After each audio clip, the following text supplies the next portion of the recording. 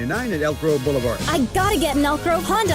Hey, it's Carmichael Dave. I got to tell you, I am so excited to get this decking project started with Trex Decking and Railings. From the first time I stepped foot in the showroom last week, I was so impressed. So many color options. Heat-resistant composite deck. What does that mean? That means I don't have to do any maintenance on it whatsoever. They even have a deck designer, so you can go online and see what your dream deck will look like on your house. Just visit Trex, that's Trex.com to get it started. Tell them Carmichael Dave sent you. Hi, this is Greg Papa. Disasters hit every day. If your home, business, or building has suffered from any disaster, SunPoint Public Adjusters can help. SunPoint prepares, presents, and negotiates your claim with the insurance company, working only for you, making sure you get everything you're entitled to and letting your focus be on what's most important, your family or your business. Call SunPoint today at 888-247-7865 or contact us at sunpoint.us. SunPoint Public Adjusters, the gold standard in public adjusting. License number 2N14884. Injured and you're considering an LA law firm looking to charge you 45% to 50% in attorney's fees?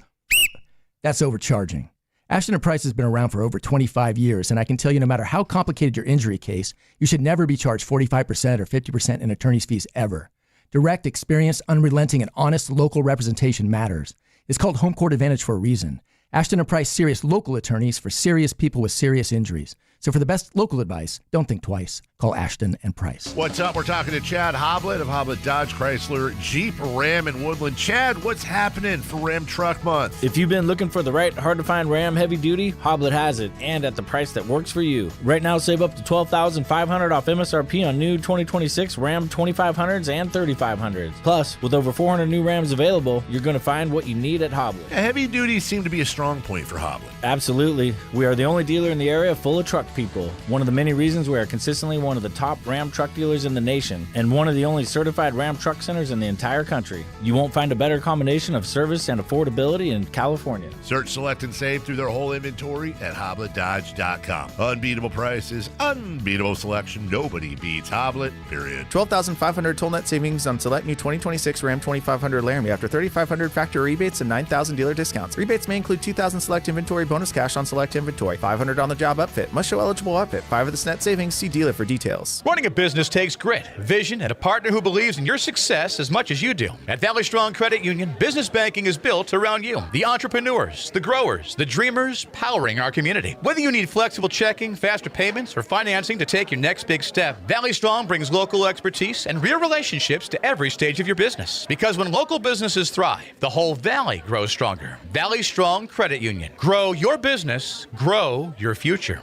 ValleyStrong.com/business. Guys, your testosterone level impacts your energy, drive, weight, hair loss, and even ED. Revive Men's Health Sacramento will check your T level for free. For your free T level check, exam, and consultation, call 916-277-8599 or visit ReviveMen'sHealth.com. KHD1 Sacramento, KYMX HD3 Sacramento. From the Power Business Technology Toshiba Studios. Sactown Sports 1140. It's Matt George and Kayla Anderson. Online at SactownSports.com or on the app. Kings, Niners, and Sacramento. The Matt and Kayla Show starts now. Oh, we're not wasting any time today, Kayla. No, we are not. We're not. None of the small talk, none of the nonsense. Hi, I'm Matt George. That's Kayla Anderson. Kyle Ledbetter on the other side of the glass, pressing buttons, the producer extraordinaire. I am, as of this moment, out on Darren Peterson. I'm out. I want nothing to do with it. Not in Sacramento. It has nothing to do with his talent. He's an obviously extremely talented player. He was fantastic to start last night's game versus Oklahoma State. He was awesome. 23 points, 57% from the field, 60% from three-point range, a block, a steal. He came out on fire before the first media timeout. He had like 16 points. He was unbelievable. But he played a total of 18 minutes because early in the second half, he hit a three, turned to coach. I'm done. I'm cramping, quote-unquote cramping. His night was over. I don't want anything to do with this if I'm the Sacramento Kings. Period. Anything. Because we know the Kings' reputation. We know the situation the Sacramento Kings are in. We don't know if Doug Christie's going to be their head coach or not going forward, but I have a pretty good understanding or pretty good belief that he will be. Like, there is so much about Sacramento's situation that says, why wouldn't Darren Peterson do the exact same thing here of, all right, I played well in the first half, but we're a 25-win team. I'm shutting it down for the second half. I don't care. Like, no thanks. Yeah. No thanks. I don't want to be sampling that. There's just some things at Costco I don't want to sample. I walk right past. This has been the sample for me. The past 2-3 months of the college basketball season have been my sample of Darren Peterson. And while it might look really good on the court for a half or for a period of time, the fact that he doesn't finish games or he just doesn't play in big games in the biggest moments is a incredibly big, now not just red flag, it's like the red alert button, right? Where something goes off and you know you need to get out of that area ASAP. I've heard some people talk about it after last night's game. Kendrick Perkins was talking about it this morning. Stephen A. Smith was talking about it this morning. Welcome to the club, boys, because I have brought up some points about Darren Peterson for about a month now. And my problem I have with this young man is not what he does on the court when he's out there. He's phenomenal. There's no denying he is the best talent right now, pure talent. But I question his love for the actual game of basketball, period. If you are not wanting to play in the biggest games, you're not wanting to finish games, you're going out with, maybe some of them have been legit injuries, but I don't know at this point what it is. I have a problem with you then coming to a place that needs to get it right and needs a culture-building player. And when you just don't feel like playing in an 80-something game season because you don't feel like playing, like, that ain't going to cut it, bro. I can't deal with a player like that I don't fully think. And again, he might prove me completely wrong, but right now I think I'm okay to say I don't fully know if he embraces and loves and has a pure passion for the game. I agree with what you said. Where I differentiate is it's not to me how much he loves the game, because that was the question of Anthony Edwards when Ant came into the league. And to me, Ant's circumstance coming into the league and Peterson's circumstance are completely different. Ant was a goofball. Ant was a guy that it didn't look like he took everything serious because he knows he's so good. And this is just Ant's personality, right? And there's a famous story where Ant did a pre-draft workout for the Golden State Warriors. Steve Kerr told him, like, I would not draft you. I don't, like, you need to work harder. And that kind of woke Ant up. And now he's one of the best players in the NBA. And I know people are going to use that in an argument against what we're saying about Darren Peterson. Go, Matt, once he gets into the NBA, he's going to look at what Ant Edwards did. To me, it's completely separate, because I'm not questioning how much Darren Peterson loves the game of basketball necessarily. I'm questioning how much Darren Peterson loves himself over everything else. Well, I think it's a little of both. Yeah, no, you're right. But for me, I'm thinking from a Kings standpoint. I'm thinking Darren Peterson coming in here knowing, just like every player, AJ Debonsa, Cam Boozer, whoever it is that the Kings draft this year knows they're coming in and this is going to be their team. Yeah. And I don't want somebody who's going to come in and know this is their team, know they have a key to the city, know that they cannot do anything wrong, and immediately abuse that power in the sense of, well, I'm going to do what I'm going to do. Nobody's going to get rid of me because I'm the star. But he's bigger than basketball. He thinks he's bigger than the game. Well, he thinks... Because if you're coming into a season and you're getting paid big bucks to play college ball, I don't give a damn. I don't feel sorry for you. No. You are playing basketball for my freaking team, and you're going to help the other people while they're playing college basketball. Yeah. And you are already putting out there what your work habits are.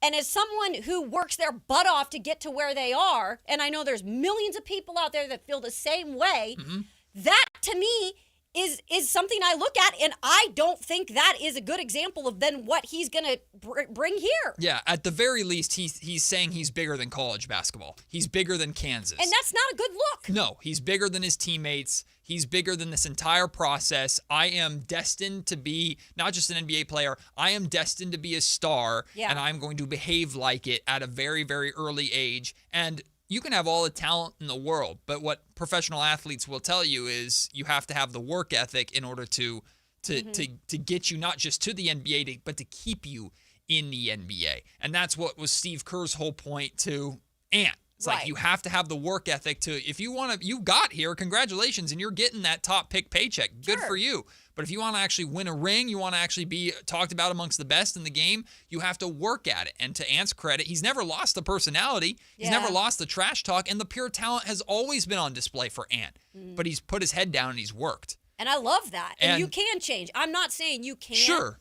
But this, you guys, this is a really bad pattern. And again, I'm not writing Darren Peterson off as an NBA prospect. Right. I'm saying I don't want him in Sacramento because every bit of the instability of this organization and the reputation of this organization to anybody outside the city and even to many inside this city is, this is a dumpster fire. Mm-hmm. Why would you want to come here? And I have no idea if Darren Peterson would want to come to Sacramento or not. But why? All I can go off of when I don't know a dude personally, I can go off of is a public display of behavior.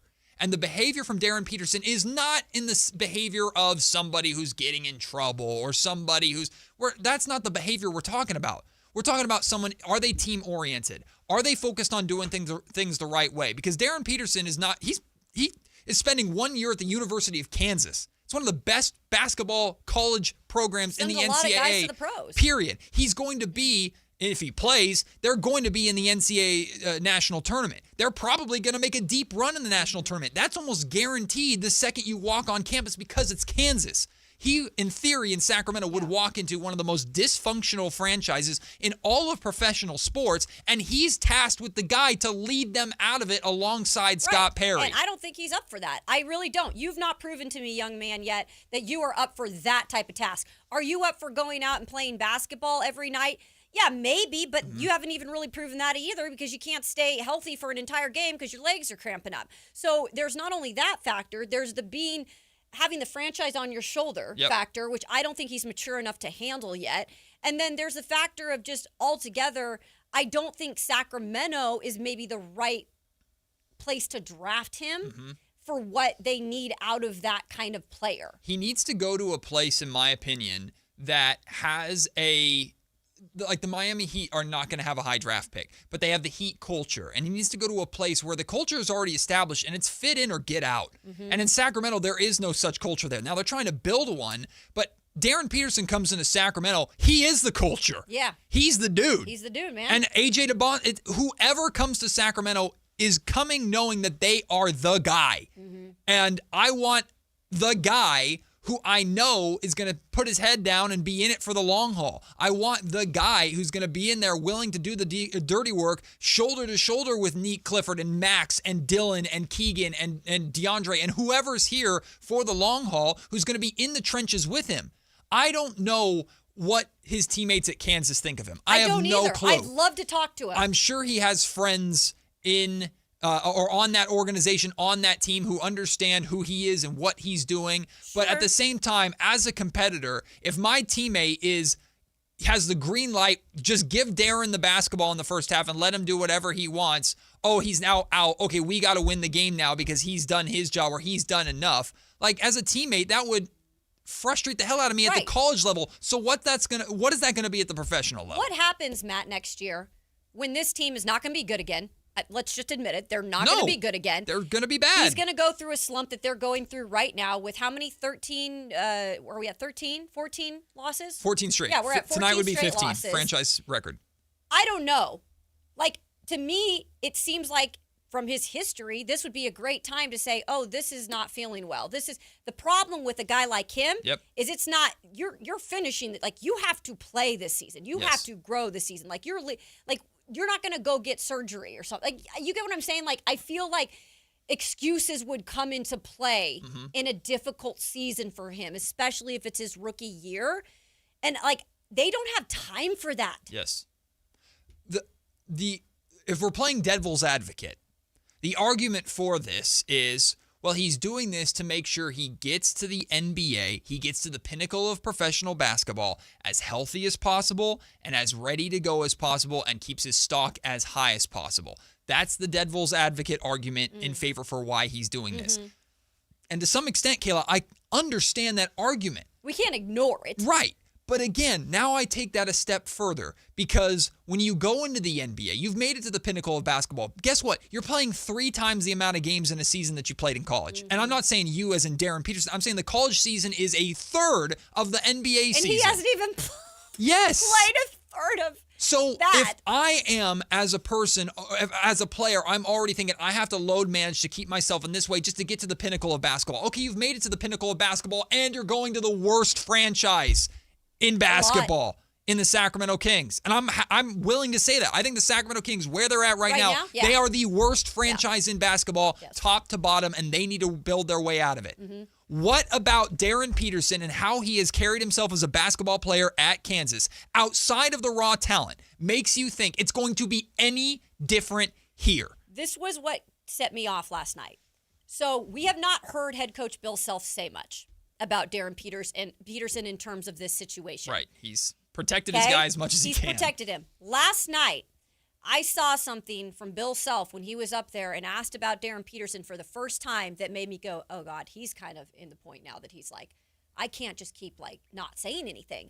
And when he said I was really disappointed that he didn't finish the game because I felt like he had a chance to really just have one of his greatest games. Like, that's what made me really be like, yeah, Bill Self is holding back as much as he can because he has to. Yes. But he's probably thinking in his mind, this young man he's not preparing himself well. Well, he's also thinking, I've got the best player in college basketball right now who doesn't give a damn about this team or this program. Right. Like, I don't think I don't know if Darren Peterson's a good guy or not. I'm sure he is. I have no idea. Yeah. I'm sure he's fine. And I'm sure he's got, again, plenty of friends and fans in that program. Sure. But Darren Peterson is not about Kansas basketball. No. Darren Peterson is not, and if he played at Kentucky, why would it be any different? If he played at Arizona, why would it be any different? It wouldn't, because Darren Peterson is about Darren Peterson. And I understand, like, you are looking at the number 1 pick, a potential star NBA career, a ton of money that comes with that.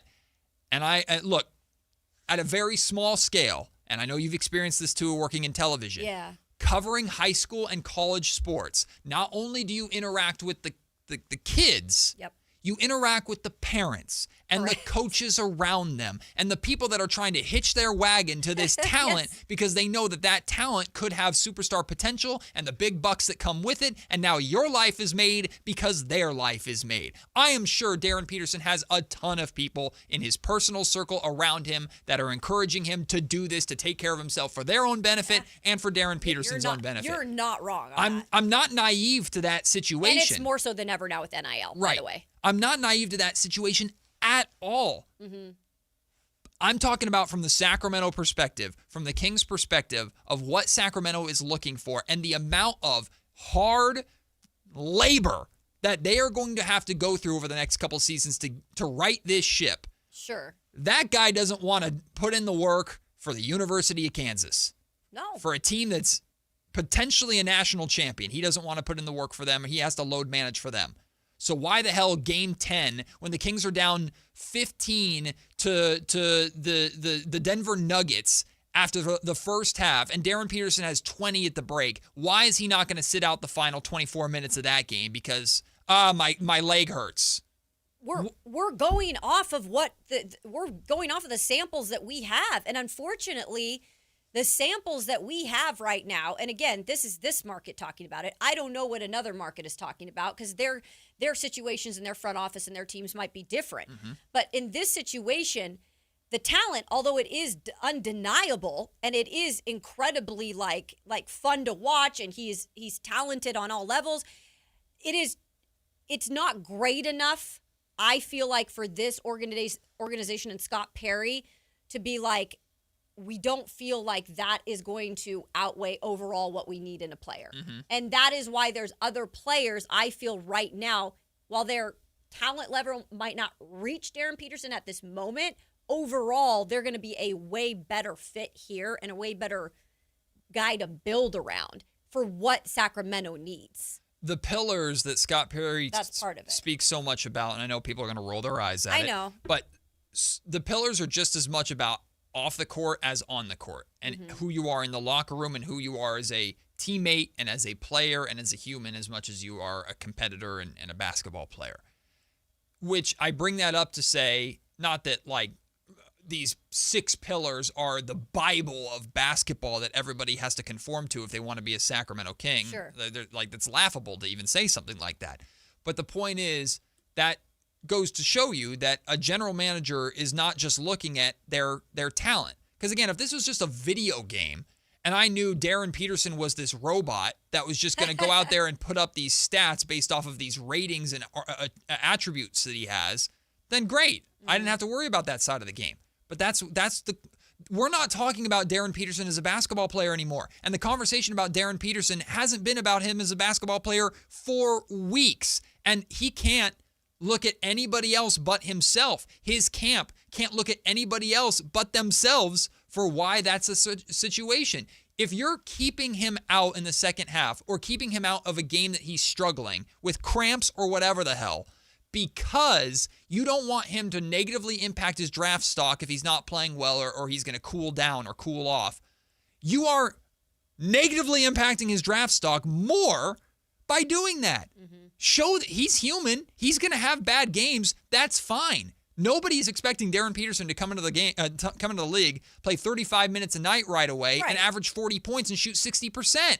It's not going to happen. We know he's a human being.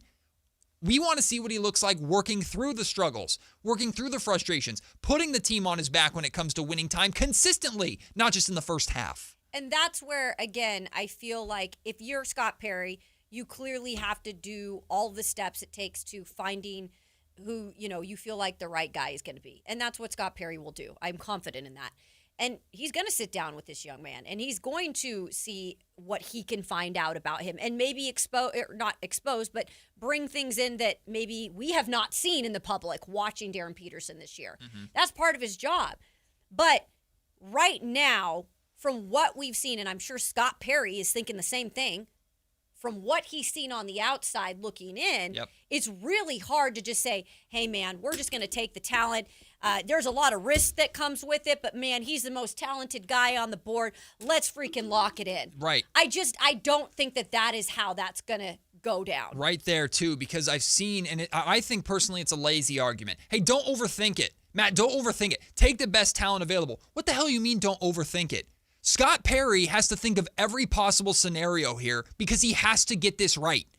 This is what changes the franchise. This is what determines whether or not he's going to have a job in a few years, is getting this pick right. Because you don't know if you're ever going to be... Now, this is the assumption that the Kings have either the number 1 or number 2 overall pick. Yeah. Which I think Darren Peterson is very highly likely to go number 1 overall.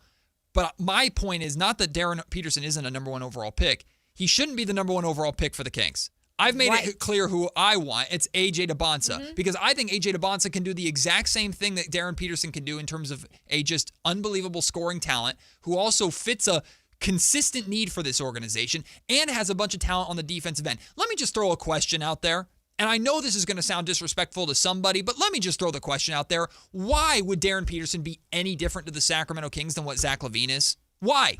Zach LaVine is an unbelievably talented scorer who could do whatever he wants offensively.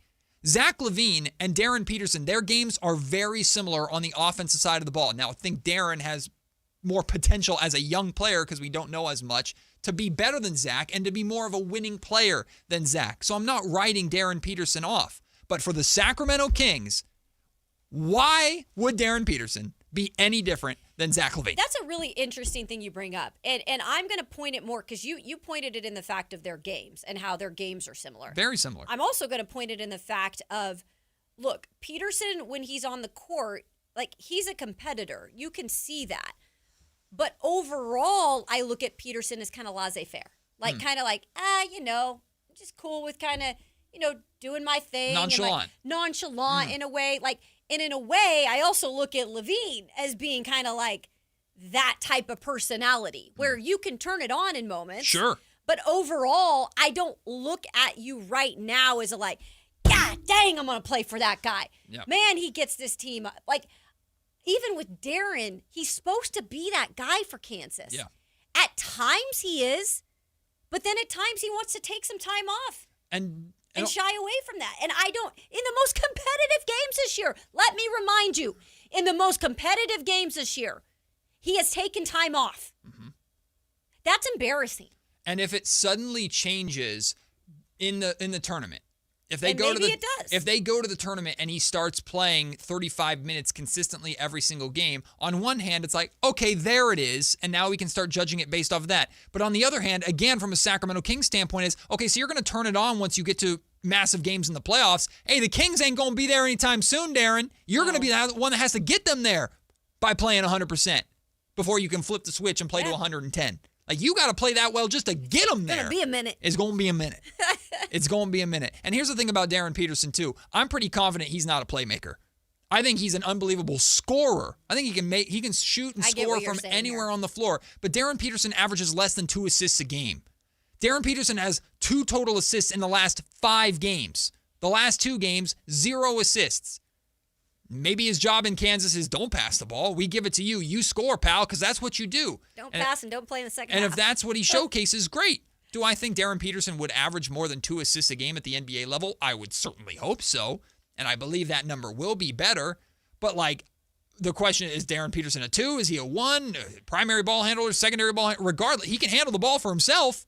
I don't know if he's passing. What you just said, and I'm excited because I want to talk about this in our next segment because we're going to talk about Debonsa. You said something about being able to develop things, or maybe you could do more of it. This is a big part of why I'm also in on AJ. And I'll explain that. And while I question even Darren, like, does Darren feel like he's just like, does he want to grow? Like, what's the attitude there? Because right now, you ain't trying to grow at Kansas. You're not trying to become a better player because you're not playing. You're not letting the growth process happen. Well, how can he grow in his mind when he's already better than Kansas? That's my problem. You can his thing. always be better, bro. Yeah. I don't know.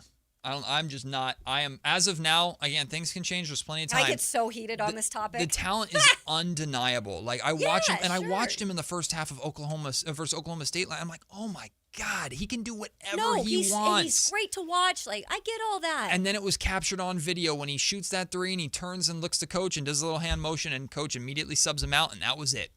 Like, we know.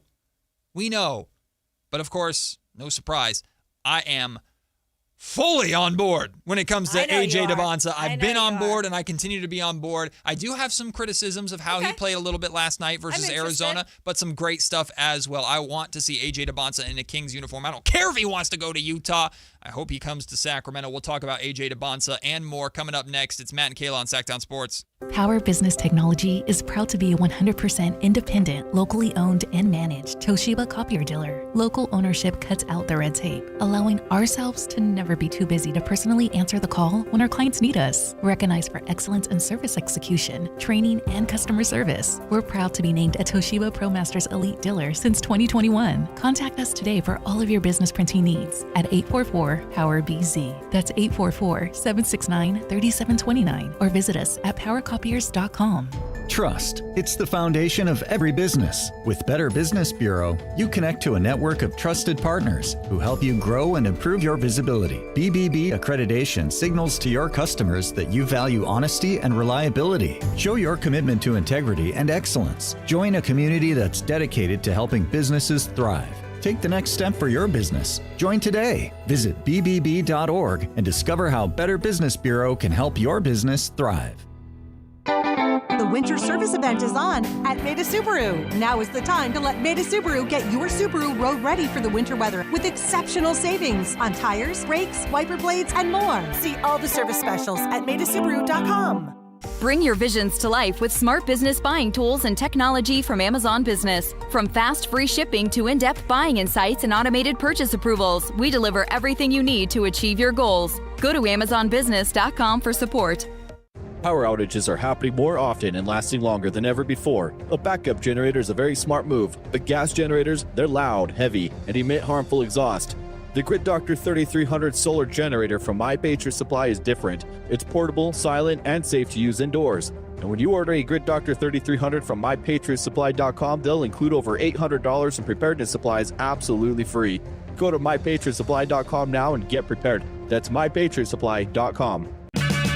Check engine or ABS light on? Take the guesswork out of your warning lights with O'Reilly Veriscan. It's free. Ask for O'Reilly Veriscan.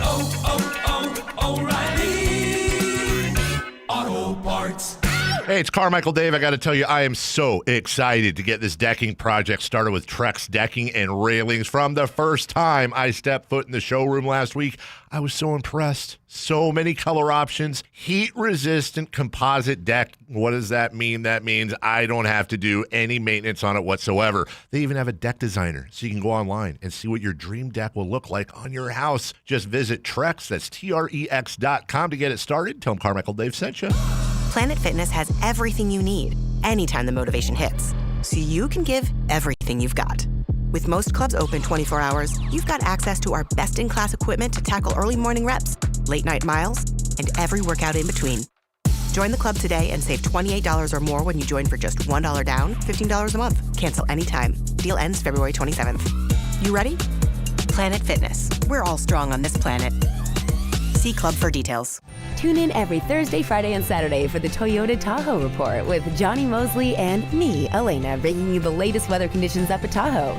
Brought to you by your local Toyota dealers, Toyota. Let's go places.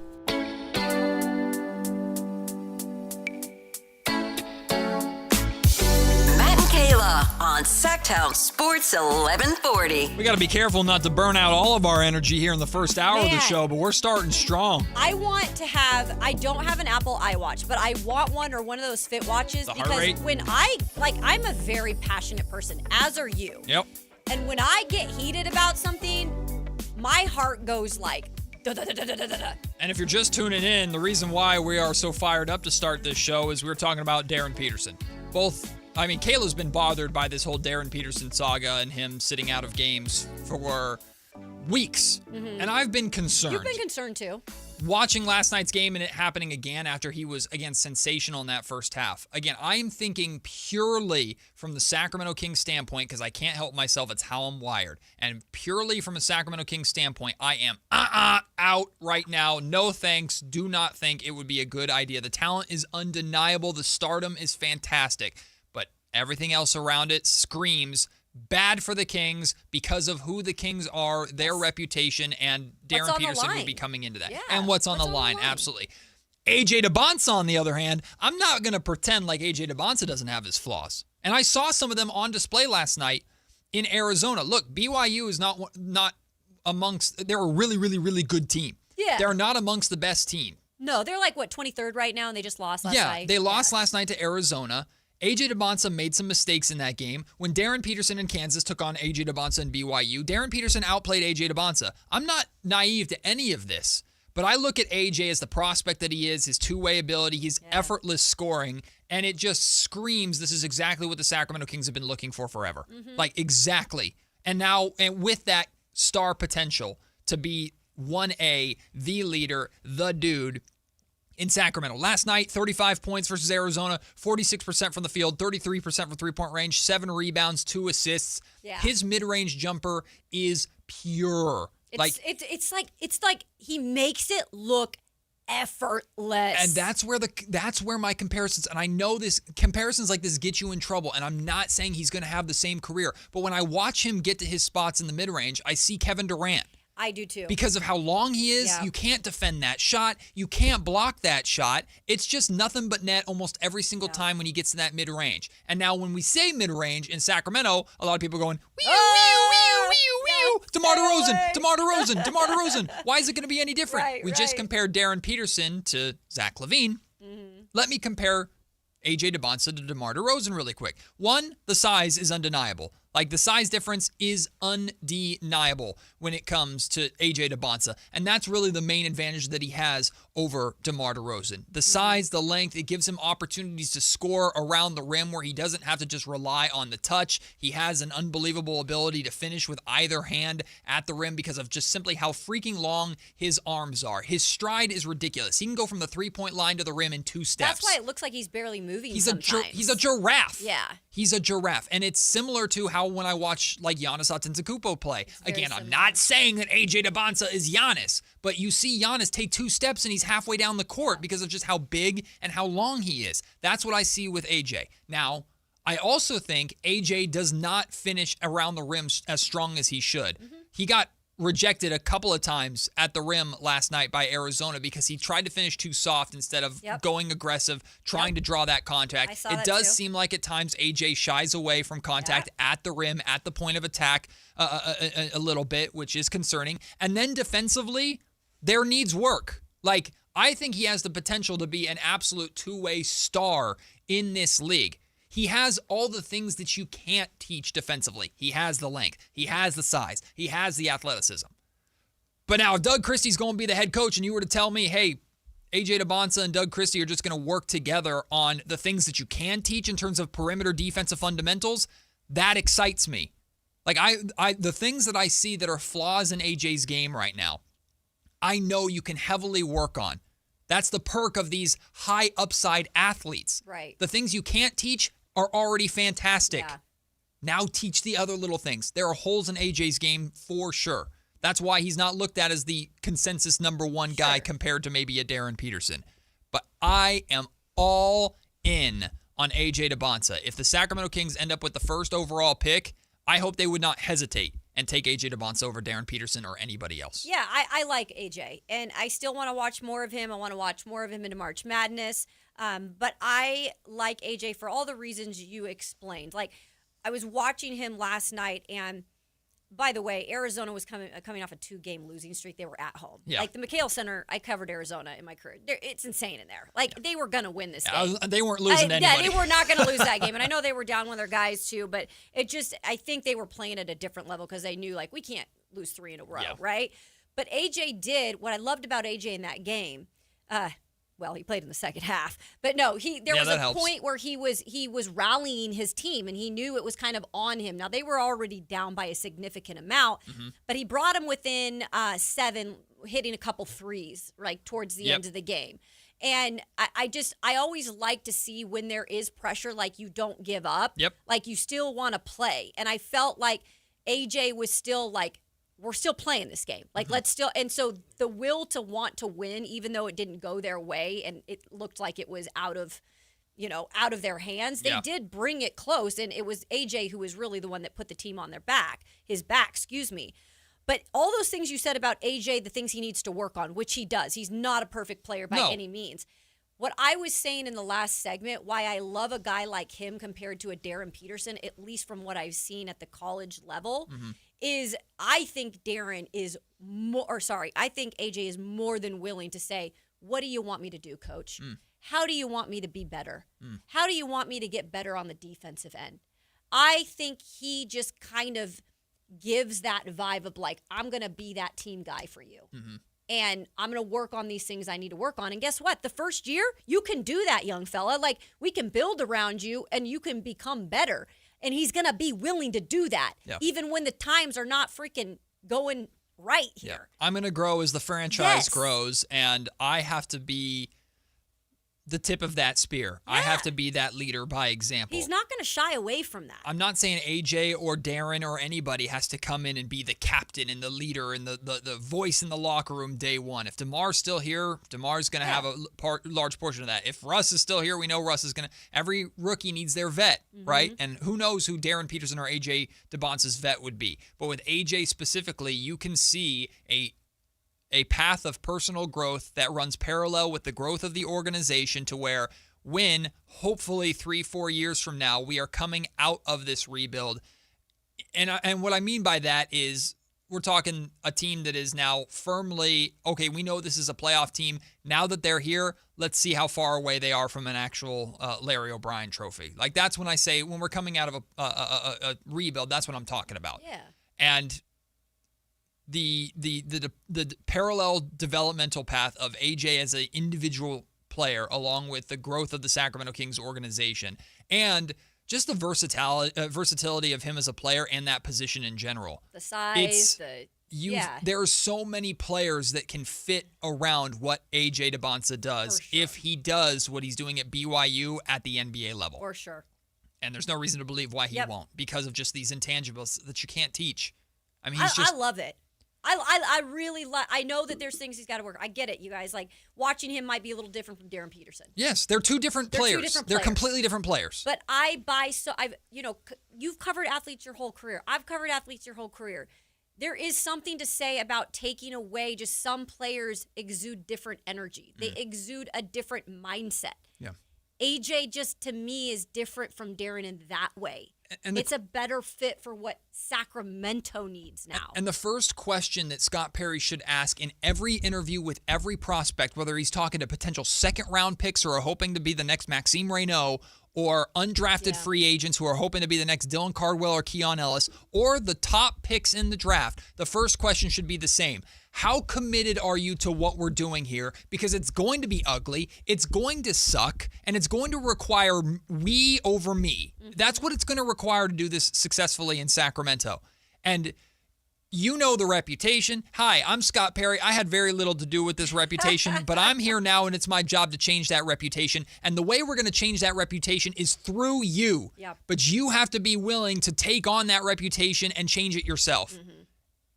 I don't know if AJ is willing to do that. I don't know if Darren's willing to do that. Whoever they pick has to be 100% committed and willing to do that. Yeah. 100%. No ifs, ands, or buts about it. And that's why I like Perry in this position of, like, drafting guys. He's done it before. And you don't get every pick right? I mean, you don't. No. But he's gotten some right. And I think he has the right, like, mentality of how to break down players and what they really are going to be. Yeah. At least, like, mentally here. You know, like, physically we got to see what happens. Like, you can put out whatever you want in college.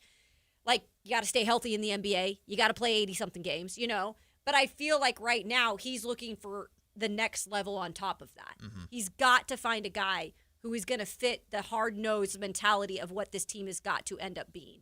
And they're going to go through struggles. Can that player overcome that too in his rookie year? AJ Debonsa had a Euro step last night in the second half. That made me fly off my couch. I saw that. Like, I love me a good Euro step. And he had a nasty Euro step for someone who's 6'9" and moves like he does. You're just like, oh.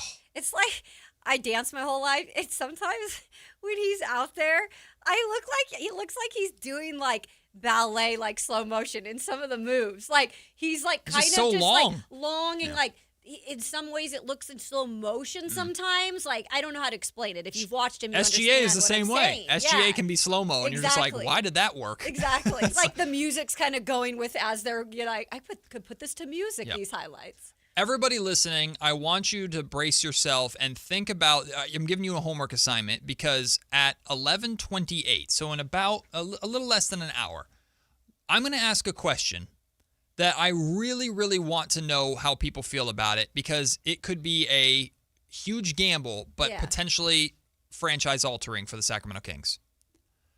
Should the Sacramento Kings consider using multiple future first-round picks and/or Keegan Murray, their most valuable asset that they have player-wise, to try and get another pick in this year's draft?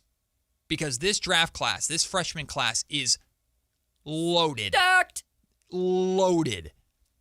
And, of course, what that pick is and where that pick is would be very interesting. You could run into what the New Orleans Pelicans are dealing with right now with their pick going to Atlanta, but they got the guy they wanted in Derek Queen. If the Kings end up with the first overall pick, and let's say they take AJ Debonsa, but Kingston Fleming somehow falls to 7, how hard do you go at, and I don't know who has the 7th pick, or we obviously don't know the pick order right now, but hypothetically, should the Sacramento Kings strongly consider going all in on this year's draft class? Ooh-wee.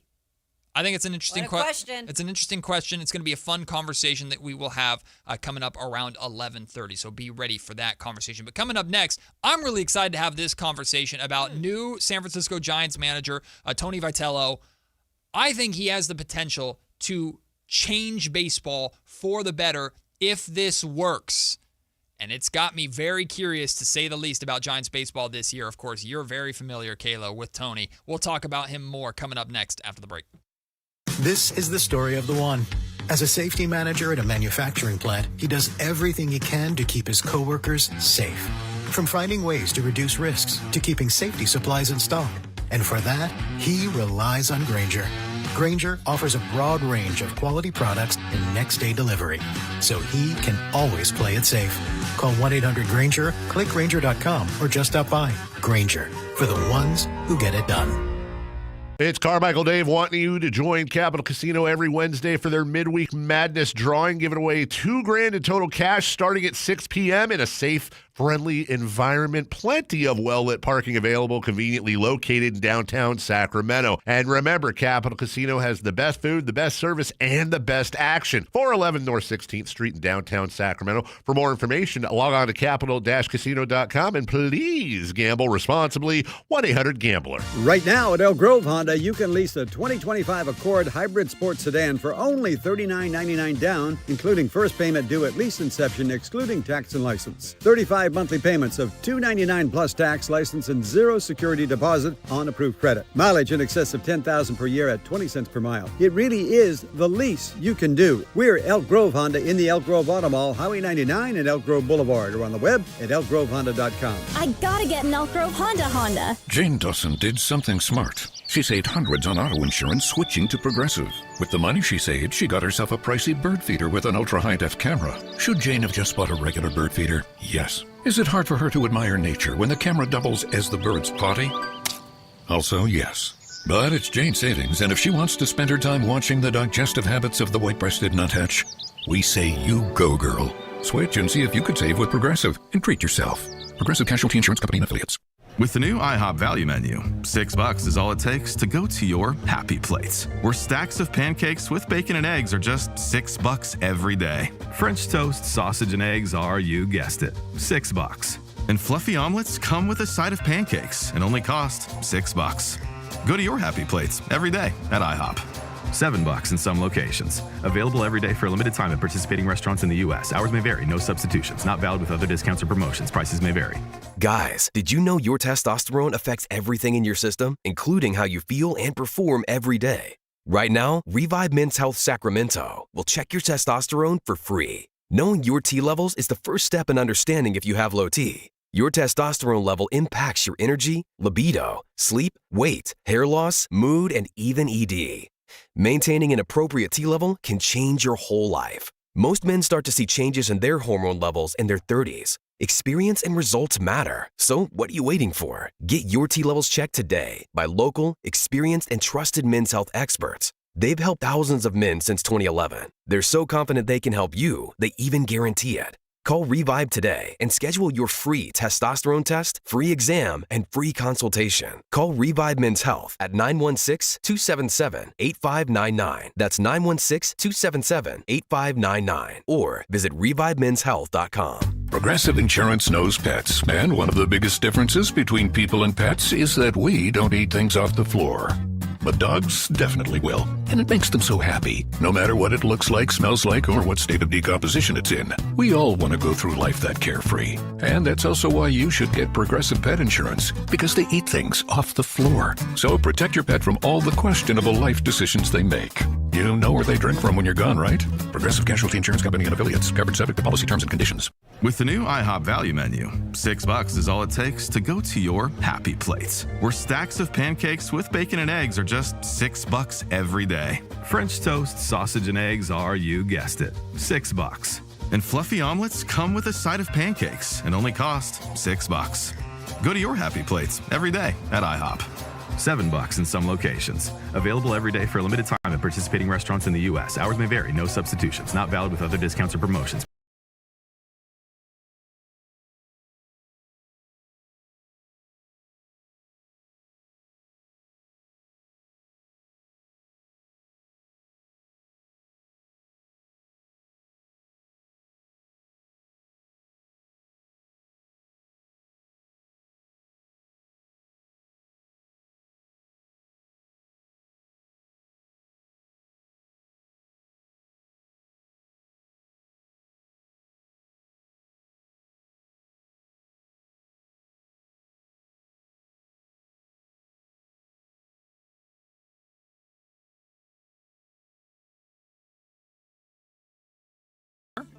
I am always jealous as an A's fan, little brother to the Giants in the Bay for many, many years, the orange and black. Why? At least the A's have made the playoffs twice in the last decade.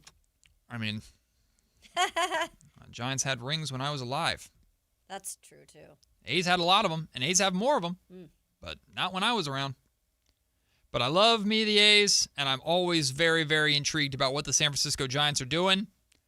And I'm even more intrigued this year, Kayla. Not just because of some of the names on their roster. A full season of Rafael Devers, Jung-Hoo Lee, I'm always very curious about. I know he had kind of a down season last year. I always pay attention to Giants baseball. Mm-hmm. But Tony Vitello is bringing a new attitude to not just the Giants, but to Major League Baseball. This is a massive swing for Buster Posey. This is a massive move against the traditional grain of Major League Baseball. Yeah. And I think Major League Baseball needs more of that.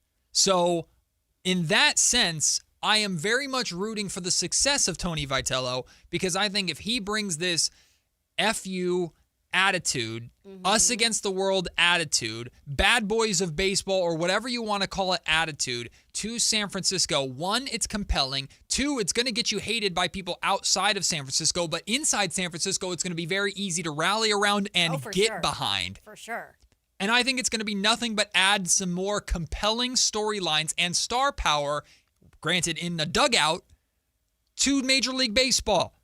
So I am very intrigued by Tony Vitello, and you are very familiar with Mr. Tony Vitello. I just want to give some background for some of this to make sense on maybe what to expect and maybe why Tony is where he's at now and why Buster Posey took a, no pun intended, swing on this man to be their manager. So when I was in Nashville covering what is the premium program, obviously in the state of Tennessee, Vanderbilt. And Tim Corbin has been there for years. He's won titles there. Tennessee was always like the little brother to Vandy, which does not happen in many sports when it comes to Vandy versus Tennessee. But in baseball, it was like that. They made the choice to bring in Tony Vitello. And it took about a year for Tony to really start changing the culture of Tennessee baseball. And within 3 years, Tony was beating Vandy head-to-head in every single game. And they were then now reverted to Vandy being the little brother of what was now Tennessee baseball. And then Tony went on to bring Tennessee a championship in 2024. There's been controversy, though, this whole time of like Corbin's the old school way of doing things. Tony brought in a new spice, a new bad boy way of looking at things. A lot of people were getting annoyed with Tony and some of the things that he would do. But what I always respected with Tony Vitello, as much as he annoyed me sometimes as well, was his players freaking loved him. Yeah. His players played their you-know-what's off for him. They moved on to play in the majors, and a lot of his players are in the majors right now. They still talk to Tony today because that's how much they love their coach or their former coach. Yep. And I think that while the majors are a different ball game when it comes to, you can be a player's manager for sure. Pat Murphy is that guy. Sure. Who was a college coach at ASU and has had plenty success in the minors and now the majors of Milwaukee. But Tony, I think, can be that guy that can be a player's manager, but also still kind of teach the game to some of the younger guys that do come up. I think he can balance that. I think some of the things he's got to get rid of, he can't be doing like all the cliche things he did in Tennessee. Yeah.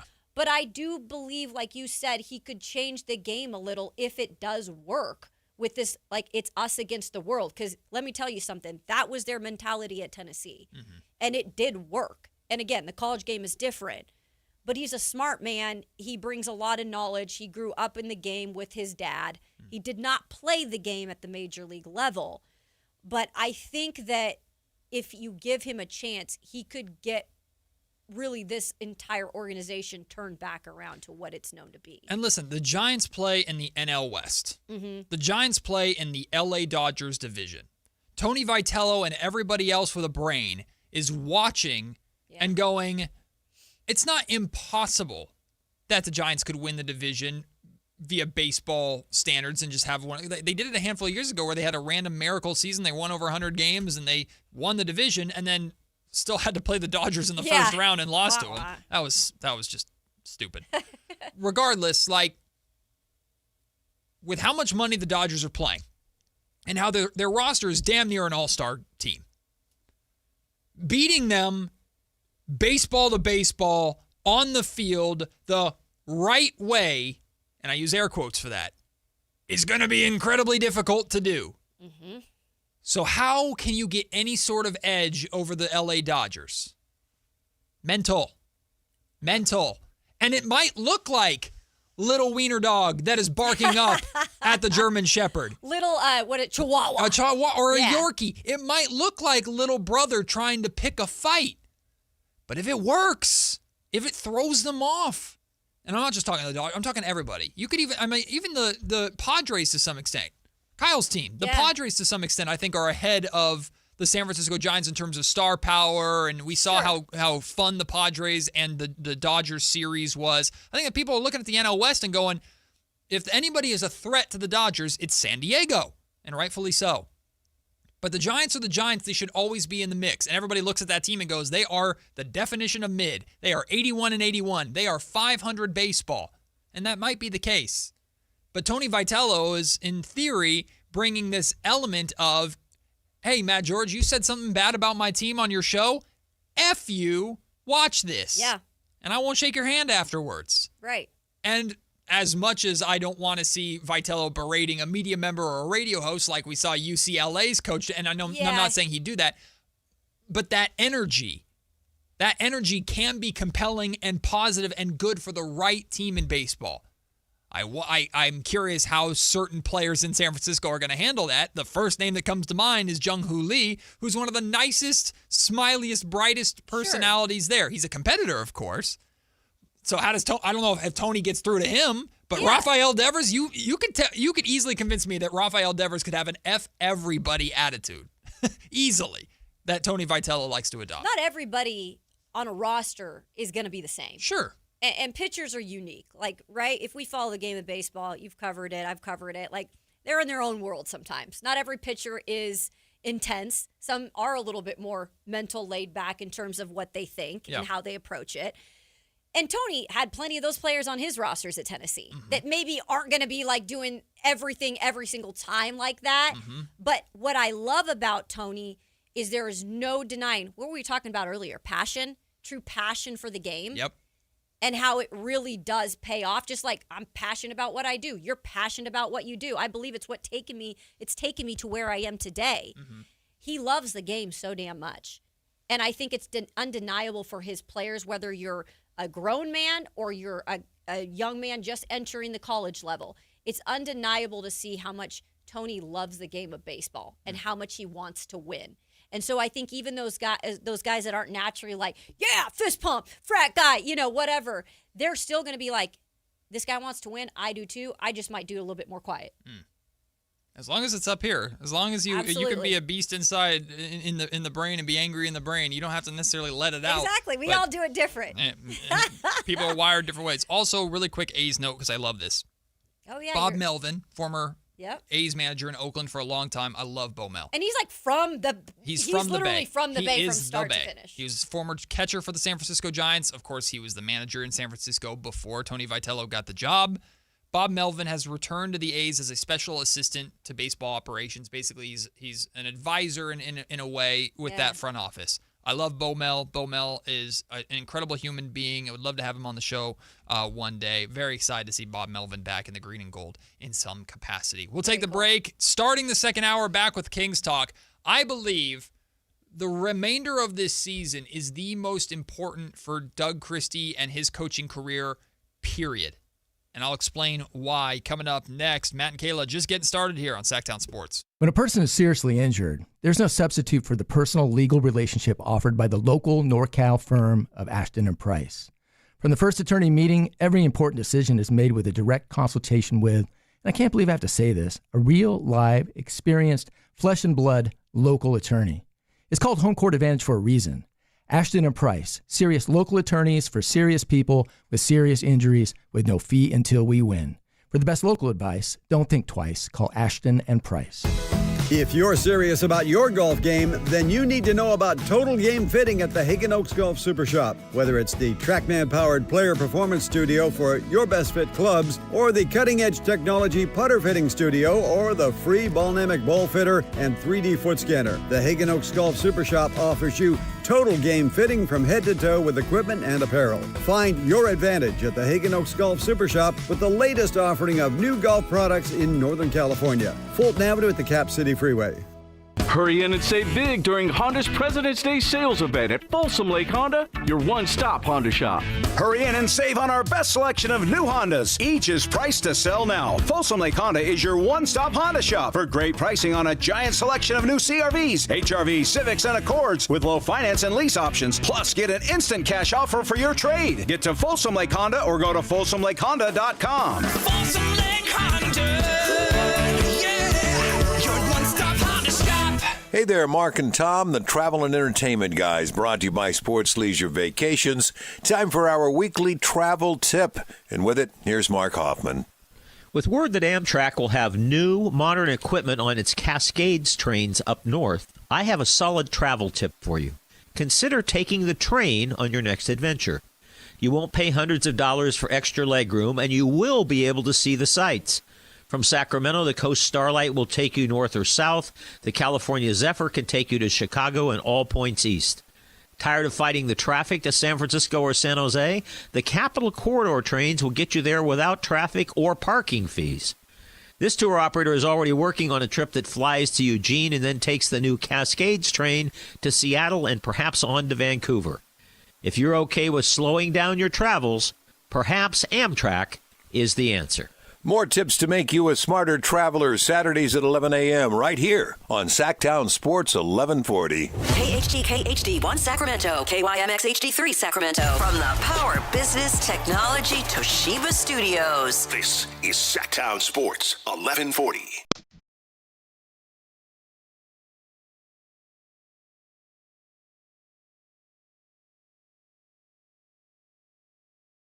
It's Matt George and Kayla Anderson on Sacktown Sports 1140. Sacramento Kings basketball returns tonight.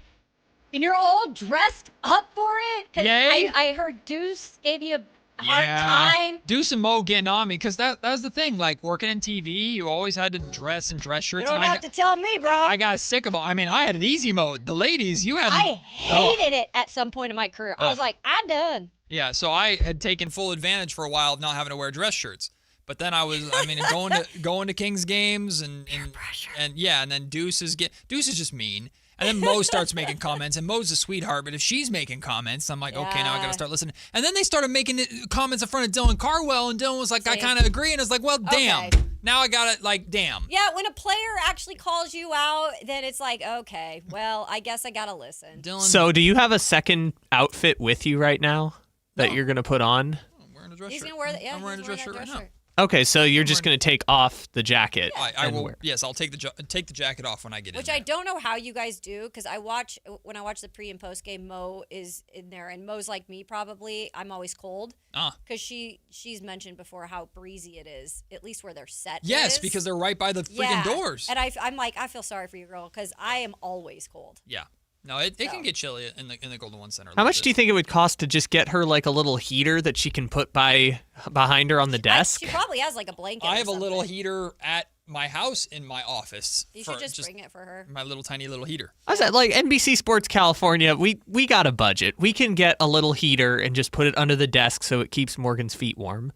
Oh, well, I am moderately excited that Sacramento Kings basketball is back, primarily because Keegan Murray is back.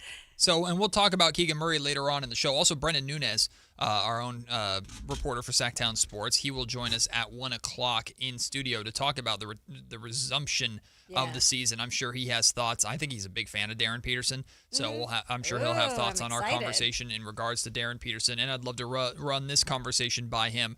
I hashed this conversation out yesterday with another friend and someone who works very, very hard at this station, Chris Watkins. And we were talking about, like... Pretzel! Yep, that's Chris Watkins. We were talking about the future of Doug Christie here in Sacramento. This is a conversation that we've had on this show before, Kayla. We've talked about how the talent evaluation or the job evaluation of Doug is shifting, or it has shifted from no longer about wins and losses and getting this team to the playoffs via the play-in or sneaking their way in or whatever, to now, can you develop this team? And the question really is, are you the right coach for the rebuild? I've shared, because I've been told directly, that the young guys here in Sacramento love Doug. They love playing for Doug. They've enjoyed playing for Doug and learning from Doug. And I seem to think, from interacting with Doug and asking him questions at press conferences and stuff, he's really found joy this season in being able to teach the game. You can tell, like, he likes to share that passion that he has for basketball by teaching these guys and watching these guys grow. And he's raved about Max and raved about Dylan and raved about Neek. But as I was having this conversation with Chris, it dawned on me, like, Scott has an incredibly difficult summer ahead of him. He has to get this draft right. He has to clean up some of this mess that he was not able to address maybe the way he wanted to at the trade deadline. He's got some financial things to work out. He also has to decide if he's going to commit to Doug Christie or not. Because if you go into next season with whatever this roster looks like, but new player, new rookie, new outlook, you cannot wait. Next season cannot be a waste of time. The vast majority of this season has been a waste of time. Now, it hopefully will work out to end up being the waste of time necessary evil that got us to A.J. Debonsa or got us to Kingston Flemings or whatever the player is, Caleb Wilson, Darren Peterson, that you want and need to be your star going forward. It might be a necessary evil, but regardless, this season has been evil. It's been very bad. Been very evil. Next season cannot be that way, even if the Kings next year are going to be bad. Next season, there needs to start being more of a semblance of these 6 pillars of who the Sacramento Kings are trying to be, the development of an identity, consistently playing hard. We can't have the same problems in this same half the roster are veterans that don't work together and the other half are young guys that have to wait for their turn. It can't happen again. And Doug Christie, as a developing head coach, a developmental head coach, is going to play a big part in that. I think one of the worst things that Scott Perry can do is bring Doug Christie into next season as the coach with hesitation about if Doug is the right guy for the job and either fire him midseason or fire him at the end of the season, bring in a new head coach, and now you've just wasted the first year of whoever the hell they draft, plus year 2 of these young guys and another year of Keegan. You've just wasted it. It doesn't benefit the players. It doesn't benefit the organization. Because now they got to relearn everything again. And that's something that frustrated De'Aaron Fox. De'Aaron was sick and tired of playing for multiple head coaches here. That's why he gave them the ultimatum. If you fire Mike Brown, I'm gone too. I'm not playing for another coach here. I'm not doing that again. Players don't want to have to constantly worry about coaching changes and how much should I listen to what Doug Christie is teaching me, because how much is he actually going to be around? So I need Scott Perry to have as solid of an idea as he can going into next season of if Doug Christie is his head coach or not. And if he has hesitation, then I think Doug needs to go this summer because we just need to get everybody on the same timeline. Yeah. And the way I think that is determined is by how the rest of this season goes, Kayla. Yeah. These final 20-some-odd games. Wins, losses, whatever.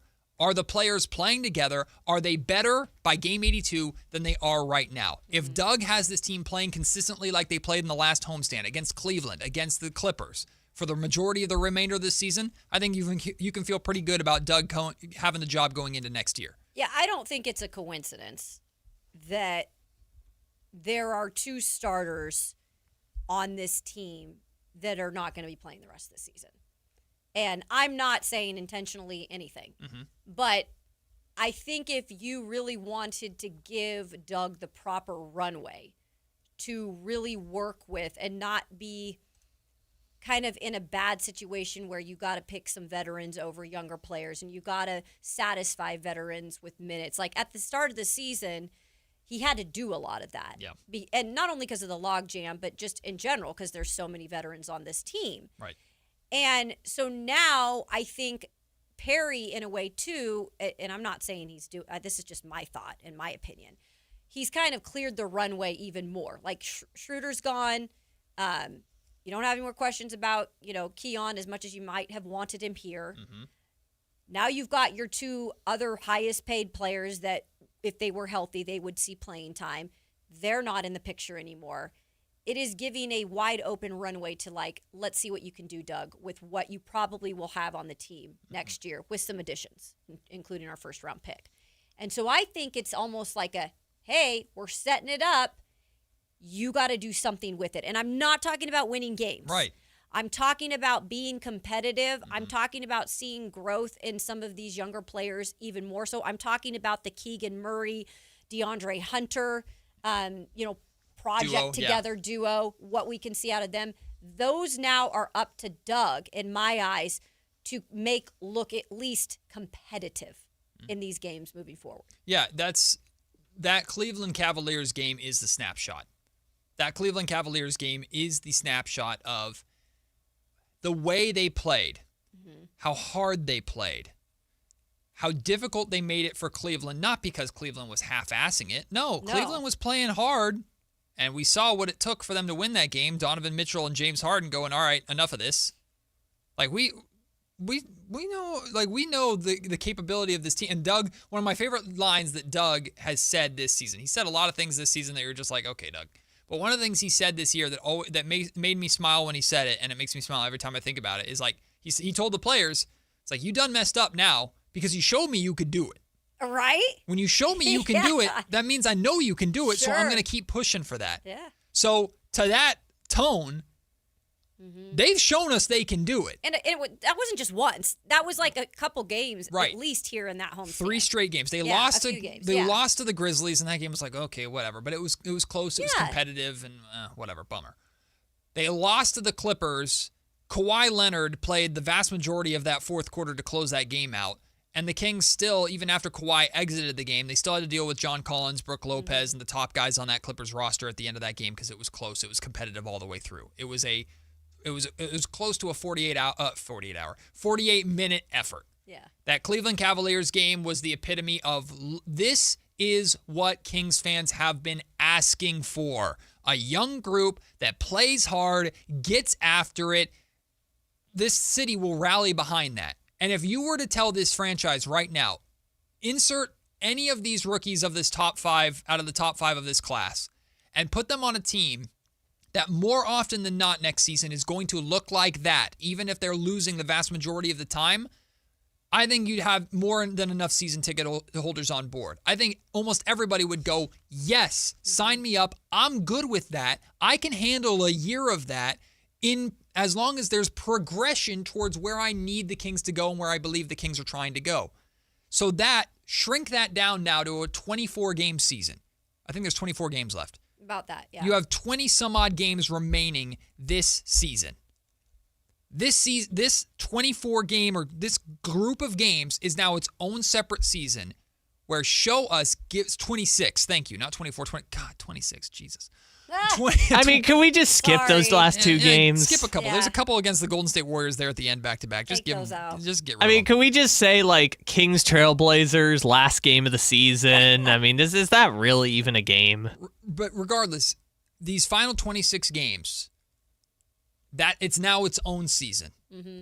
And from tonight, game 1 to game 26 against Portland to wrap up the year, how much better has this team gotten? And are 15 or more of those games highly competitive the same way those Cavaliers, Clippers, Grizzlies games were? Yeah. That's the goal. Mm-hmm. Wins, losses, whatever. Losses are better for this team at this point. But that right there is the goal. If you get me that, if you can do that, then I have an argument for why Doug Christie should continue to be the head coach of the Sacramento Kings. It's hard to get rid of him after that because he's done his job, at least with this group, at that time. It's a bummer that Dylan Cardwell won't be here for at least the next month. Yeah, I know, especially because I think Dylan was taking steps in his growth even in the scoring aspect. He was starting to learn how to score. I feel like he was taking risk and challenging himself in that aspect of his game too, which would have been nice to continue to see him build on. But hopefully we can see him back here in a month or so. But when it comes to, it's hard to measure success, right? Or to measure what future success can be sometimes, because when your team's bad, they're bad. But I think that Scott Perry overall is going to give Doug a chance to say, look, this is going to be a young team for a while. Like, we might have a few veterans on the team. You always are going to have free agents come in, whatever. But if Doug can, like, build this team and, like, have these players grow, and I can see this, like, I can actually see this in these next 26 games, yeah, sure. Like, let's bring him in. Let's have him this next season. If I truly believe we're not wasting next year. Yeah. Because that is the biggest thing about this franchise moving forward is, like, you don't want to take any steps back. We've said this many, many times. You have to take steps forward, even if they're little steps. And keeping a coach for next season just because you feel like you're obligated to keep him is not going to get the job done. That is going to put you back. Mm-hmm. So, Scott, I do not envy Scott Perry. Like, all the things we're talking about, like, are in the hands of Scott Perry, essentially. Mm-hmm. Because he is the one that ultimately has the power to fix all of this stuff. And Doug is now another layer to this. Yes. So it's a hard thing to say. Like, I would also like to see some sort of competitive basketball on the road. Like, I think that's a part of Doug Christie. I don't know what it is, and I know sometimes people think that just happens. I think it's gone a little too far where they can't even win on the road. Like, we got to see some progress on the road. They're losing in the first quarter. It's over. It's to me, that needs to be better too. Yeah, win a road game. You don't have to win many games, but find a way to win a road game. Or be competitive for 4 quarters on the road. I will say, can they maybe lose tonight just so that we get the record of 15?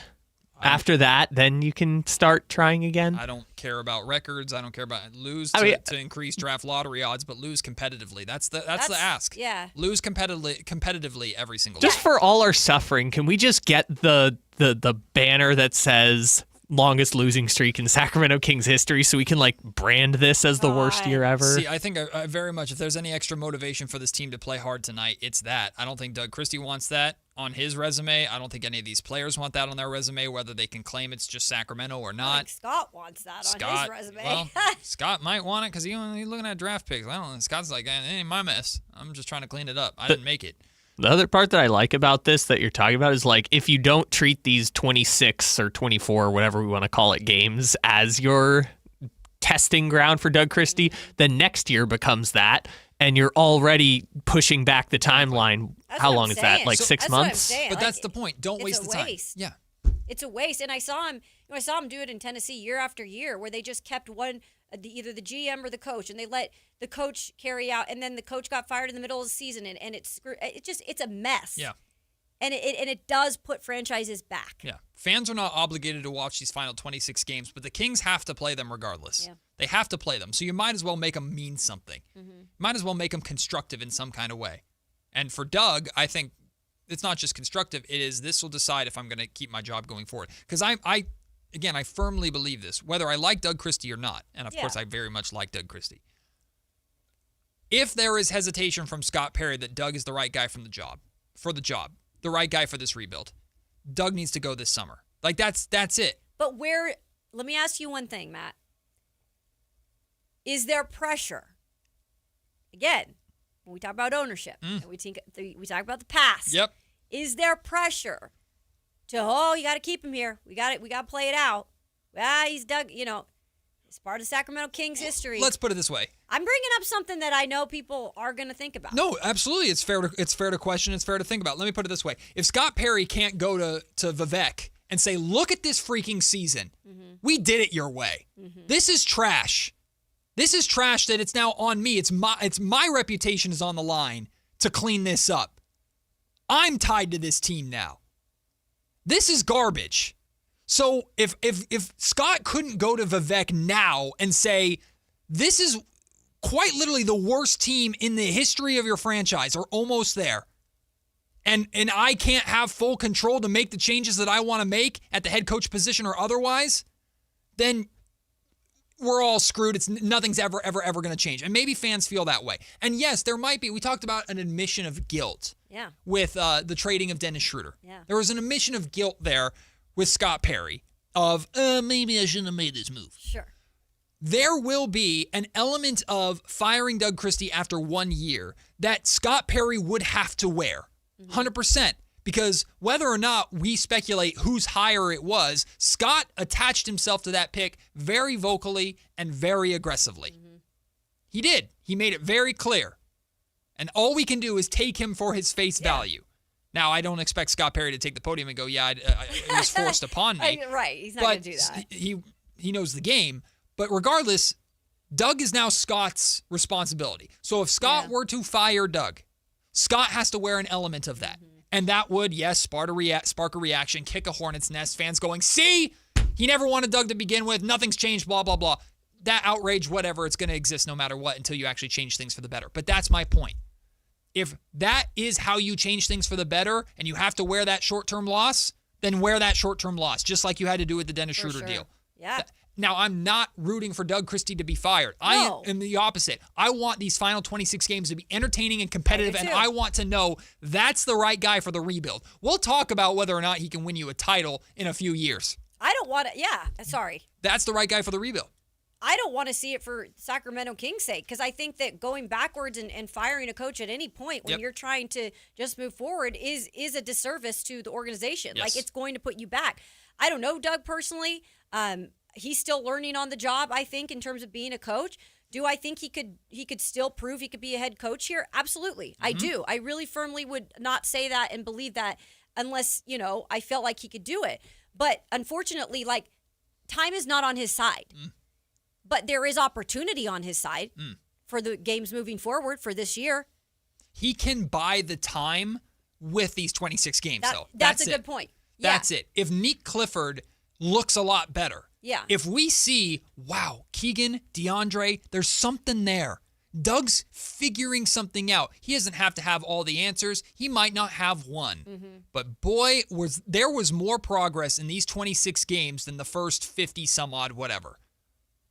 If these 26 games can change the way I felt about those first 50, regardless of the record at the end of it, if these 26 games can give me optimism going into an offseason where Scott Perry has a lot of work to do and a top pick is on the way, then I think Doug's earned his job. Yeah. And earned the right to continue and to, in many people's eyes, get a real chance next year. Because there's the argument that Doug never really got a real chance. So that's Matt. And I know our chat is going wild, the YouTube chat. If you want to ever watch us and participate, we always encourage you to do that.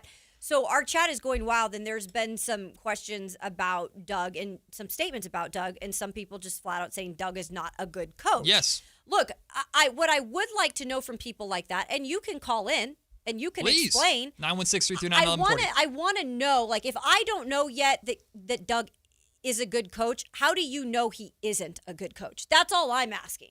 I want to know exactly why you think he isn't a good coach yet. What kind of examples can you give me to what he has had given to him this season to say, hey, that guy sucks? Well, besides just the losing. I'll throw some things out there. Okay. And again, I'm not arguing that Doug isn't a good coach. I'm just saying some things that have concerned me. Yeah. Some of his rotations, and I've been consistent about this, his rotations, the actions have not met the words a lot of times this season, which I also the one think thing that does stand out. I also think that's a product of the environment because the roster has not matched the vision. So pick one, right? And that's been a consistent problem since before Doug was head coach and before Scott Perry was here. Sure. That was a problem with Mike Brown and Monty McNair too. So that's been an organizational problem. But that has continued. There have been some times where Doug has called some timeouts that we've physically seen his players react to going, what the hell are you doing? We've seen DeMar look at Doug and go, what are you doing? We've seen clips and heard criticisms from DeMar and other guys of we're not being used correctly. Right. And regardless of how bad this roster, the fit looked coming into this season, they should not be this bad. And Doug does have to wear an element of that for sure, and Doug would put his hand up as well and say that. But to your point, I don't think there's enough concrete anything with this organization right now to decide, hey, Doug is not a good he has no chance of no redeemable quality as a head coach. So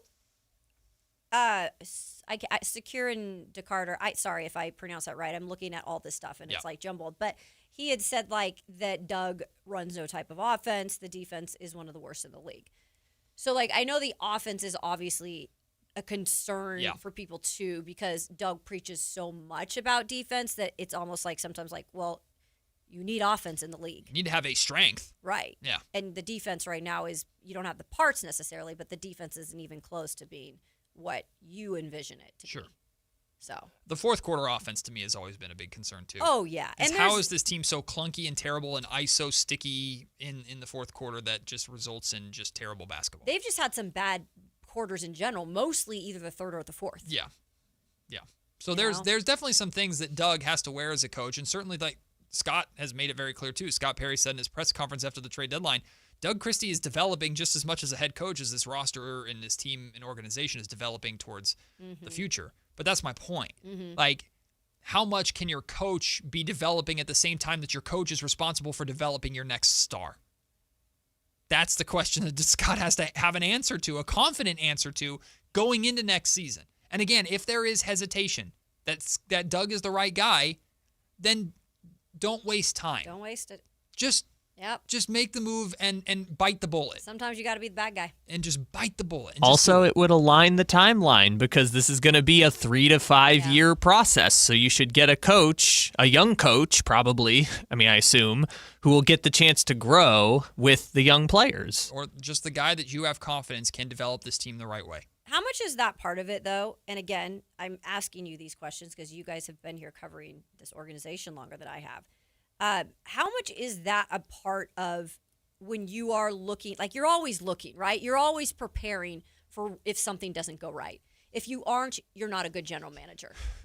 What? Kings fans in general are too. The amount of interactions when we had the AJ Peterson, Darren Peterson, AJ Debonsa. Peterson. Yeah, AJ Peterson. Combine them both. Yeah. The Darren Peterson, AJ Debonsa conversation. It was so funny the amount of comments that I was reading of, why does this matter? The Kings are going to fall to 5 anyway. It's just right.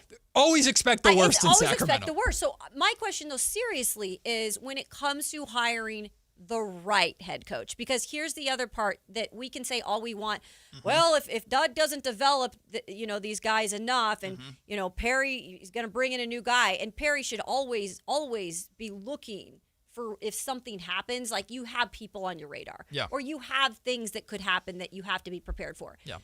How much do you really, though, have to believe in that next guy? And by the way, they want to come here. They're going to want to come to Sacramento. Are we sure? Like all these, like it's not like you can go pick from everybody out there and expect them to come here and want to deal with this mess.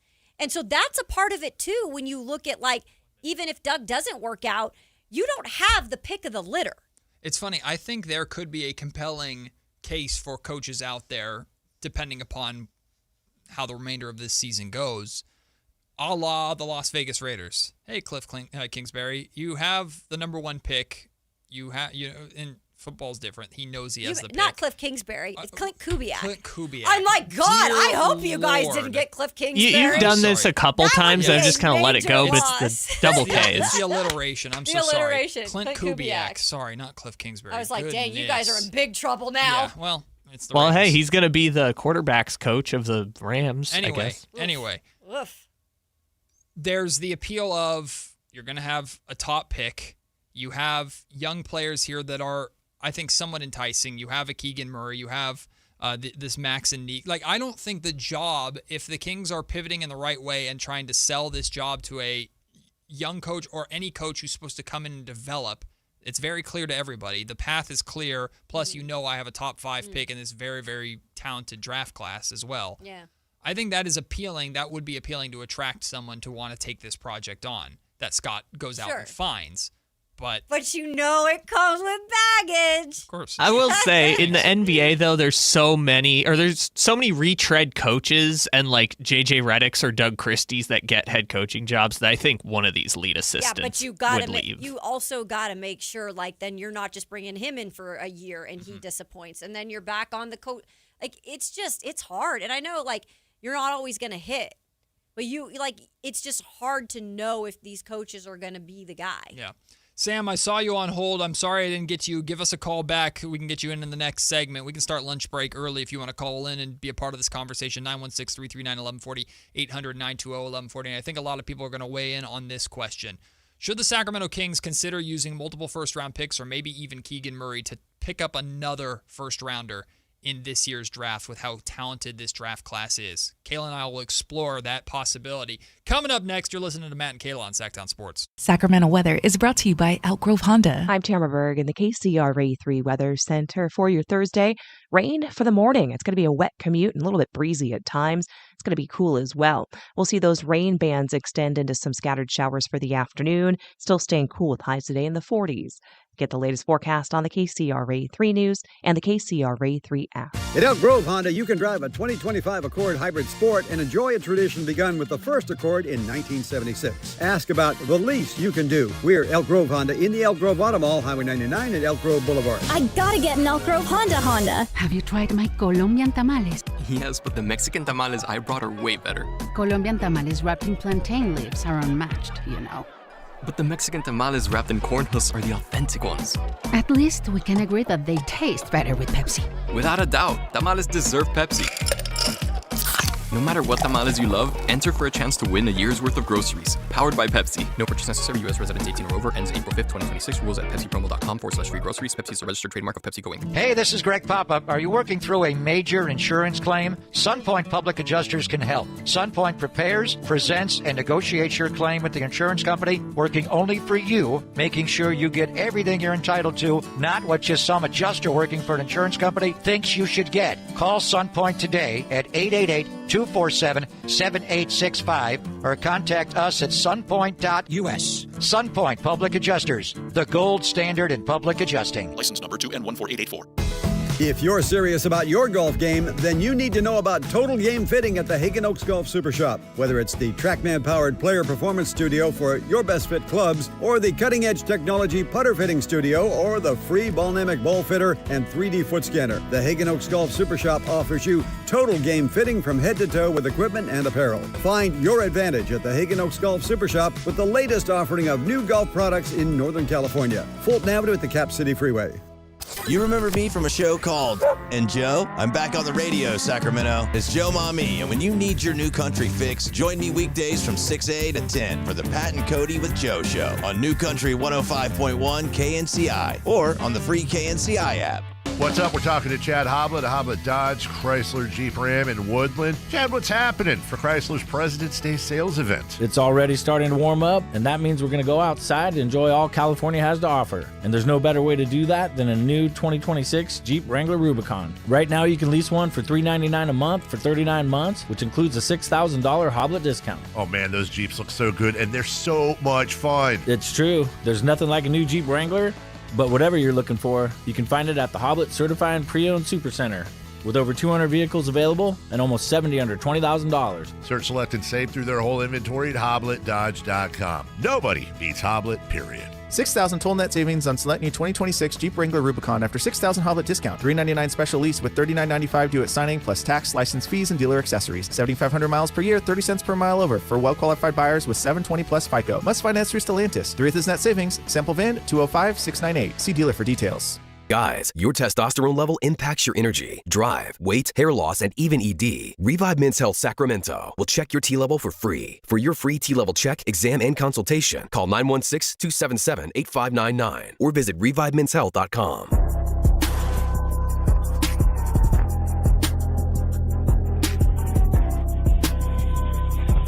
Matt and Kayla on Sacktown Sports 1140.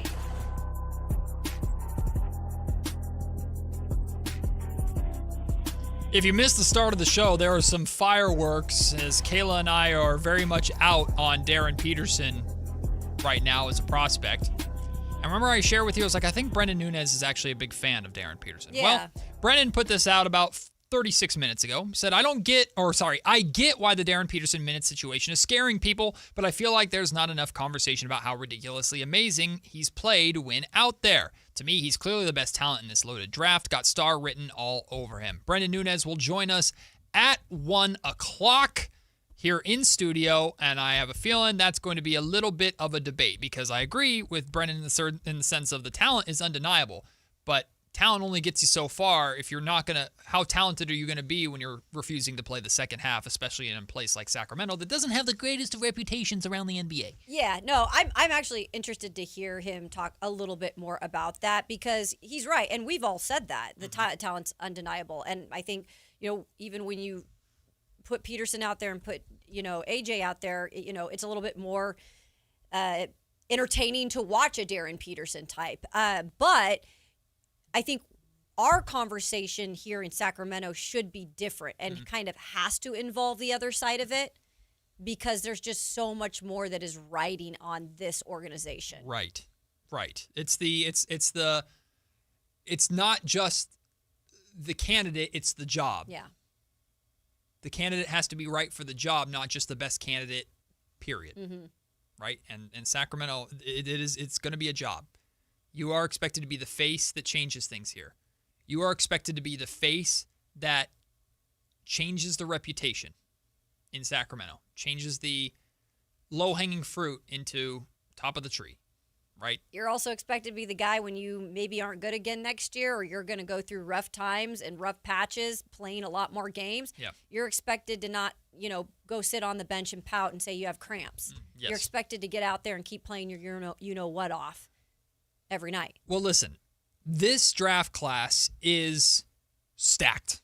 The freshmen in this draft class, unbelievable. Yeah. Right? Really, really talented, including, of course, Darren Peterson, regardless of any of the off-court stuff. There's a reason why so many teams are tanking and posturing right now to make sure they maintain their pick in this draft with this class, because there's a lot of talent throughout this lottery. Maybe it's top 5 consensus heavy in terms of the biggest stars, but 6 through 10, 6 through 15, there's a lot of talent to be had. So I thought about this morning. The most valuable thing that Scott Perry has is full control of the future assets of the Sacramento Kings. Like, they own all their picks. They also own a San Antonio pick in 2027 that's probably not going to be very good. They have to swap their pick with San Antonio in 2031 as part of the DeMar DeRozan deal. That could end up really biting them. But also in 2031, they have a Minnesota Timberwolves pick. That's the one pick that they got in the De'Aaron Fox trade that you're like, hey, maybe there could be something. Maybe Ant has left Minnesota by that time, or they have a bad year or something. There's hope with that pick. Sure. But other than that, all the Kings picks are accounted for. Nothing's tied up other than that Spurs swap, but you can still trade that pick, and that team just would end up swapping with the Spurs, right? You have your full treasure chest available to you. Mm-hmm. And Scott has been very consistent, and was very consistent through the trade deadline of, I'm not trading these picks. I know how valuable they are. And the rest of the league looks at a Kings draft pick and starts salivating because they're like, that team sucks. They're always going to suck. That pick's going to be good.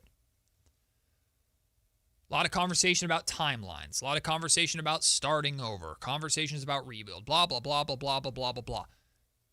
Should the Sacramento Kings strongly consider on draft night, I wouldn't expect them to do this until draft night, but maybe they do it before, but on draft night, depending upon how the board shakes up, should the Sacramento Kings strongly consider doing what the New Orleans Pelicans did, moving up to get Derek Queen, right? Should the Kings consider using a future draft picks and/or Keegan Murray in order to acquire a second first-round pick in this year's draft to try and add 2 of these incredibly talented freshmen to your team? And that is now your core. That is now your duo. That is who you're building around. That is the focus for the future. So I do have a question to ask, and I'm sure there's plenty of people who will wonder this as well. The whole situation with Keegan Murray and the contract extension, when is he actually eligible? At the end of the season. So Okay. I looked that up. So Okay, he cannot so that be is traded this season. But correct. as soon as the season ends, in theory, well, once the NBA, like the playoffs and everything are done Yes. too. Although I think trades can happen during the It's playoffs for June 30th, but if a deal gets negotiated before, they just won't process it until after. So Precisely. So in theory, you could have a deal in place. And again, this is where I think it's on draft night. It's like, and Can I clarify something really quick? Because people are going to go, Matt, you're turning on Keegan Murray. Because I love Keegan. Keegan is my favorite. I'm not trading Keegan Murray unless I'm getting a second top 10 pick in this draft. Like that's what we're talking about here. Are you doing two separate situations too? Like one is Keegan Murray by himself? No. Okay, you're just saying like a draft pick and Keegan. The point is using your best assets that you have. The draft picks are the best assets the Kings have. Keegan Murray is the best player asset that the Kings have. And we've known this for years. Every team always asks about Keegan. They asked about him at this trade deadline. So it's less about Keegan Murray, the name, and more about Keegan is one of the best assets that you have. Are you willing and open to considering using him and other assets potentially to go out and get another draft first rounder in this year's draft? So to me, I really like, I don't know, Darius Acuff. Yeah, by the way, had a hell of a game last night. Yeah, I like Darius Acuff. And he is on the board at 9. And let's say the Milwaukee Bucks have the 9th pick like they do right now. Hey, Milwaukee, we will give you Keegan Murray and a future unprotected first next year. Maybe next year is a little crazy. Or in 2028 or whatever. So we can have 9 and we can go get Acuff. And we also drafted A.J. Debonsa. So now we have our point guard and our wing of the future. I get what you're Let's saying. go. Me personally as a GM, I'm not opposed to it because I know that this draft is loaded with talent, and I do truly believe this is really good talent. Like if you watch these players on play this season throughout whatever player it is you're watching, I mean they're very talented freshmen, and you're rebuilding, and essentially that's what you're doing. So it doesn't necessarily hurt you to have two really young future pieces. Yeah, I don't know if Scott would do it though because Scott gave the extension to Keegan. Scott then essentially saying, Keegan, I believe you are our future. I have heard, and I heard Katie Christensen mention it on the morning show today, this has been said that it's Keegan's team. Yes. As of now, it is. As of now. And so I don't know if Scott would do that. Now, if Scott and his scouts fall in love with a player that they could possibly go and get besides their top pick, there's nothing to say that he wouldn't do it. Yeah. But it is hard to believe because he did say by this extension, Keegan, we believe you are one of the guys we want to build around. Right.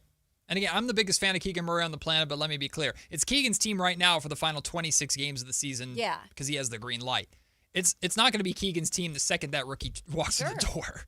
So and Keegan still has a lot to prove in my eyes. Like there is a lot that we still are asking out of Keegan and that we haven't seen. So that's why I, as a GM, would be open to it. Yeah. We're going to talk a lot about Keegan Murray during our lunch break segment coming up at noon, but we're starting lunch break early in terms of callers. Raider Ted is on the line and calling in. What up, Raider Ted? How you guys doing?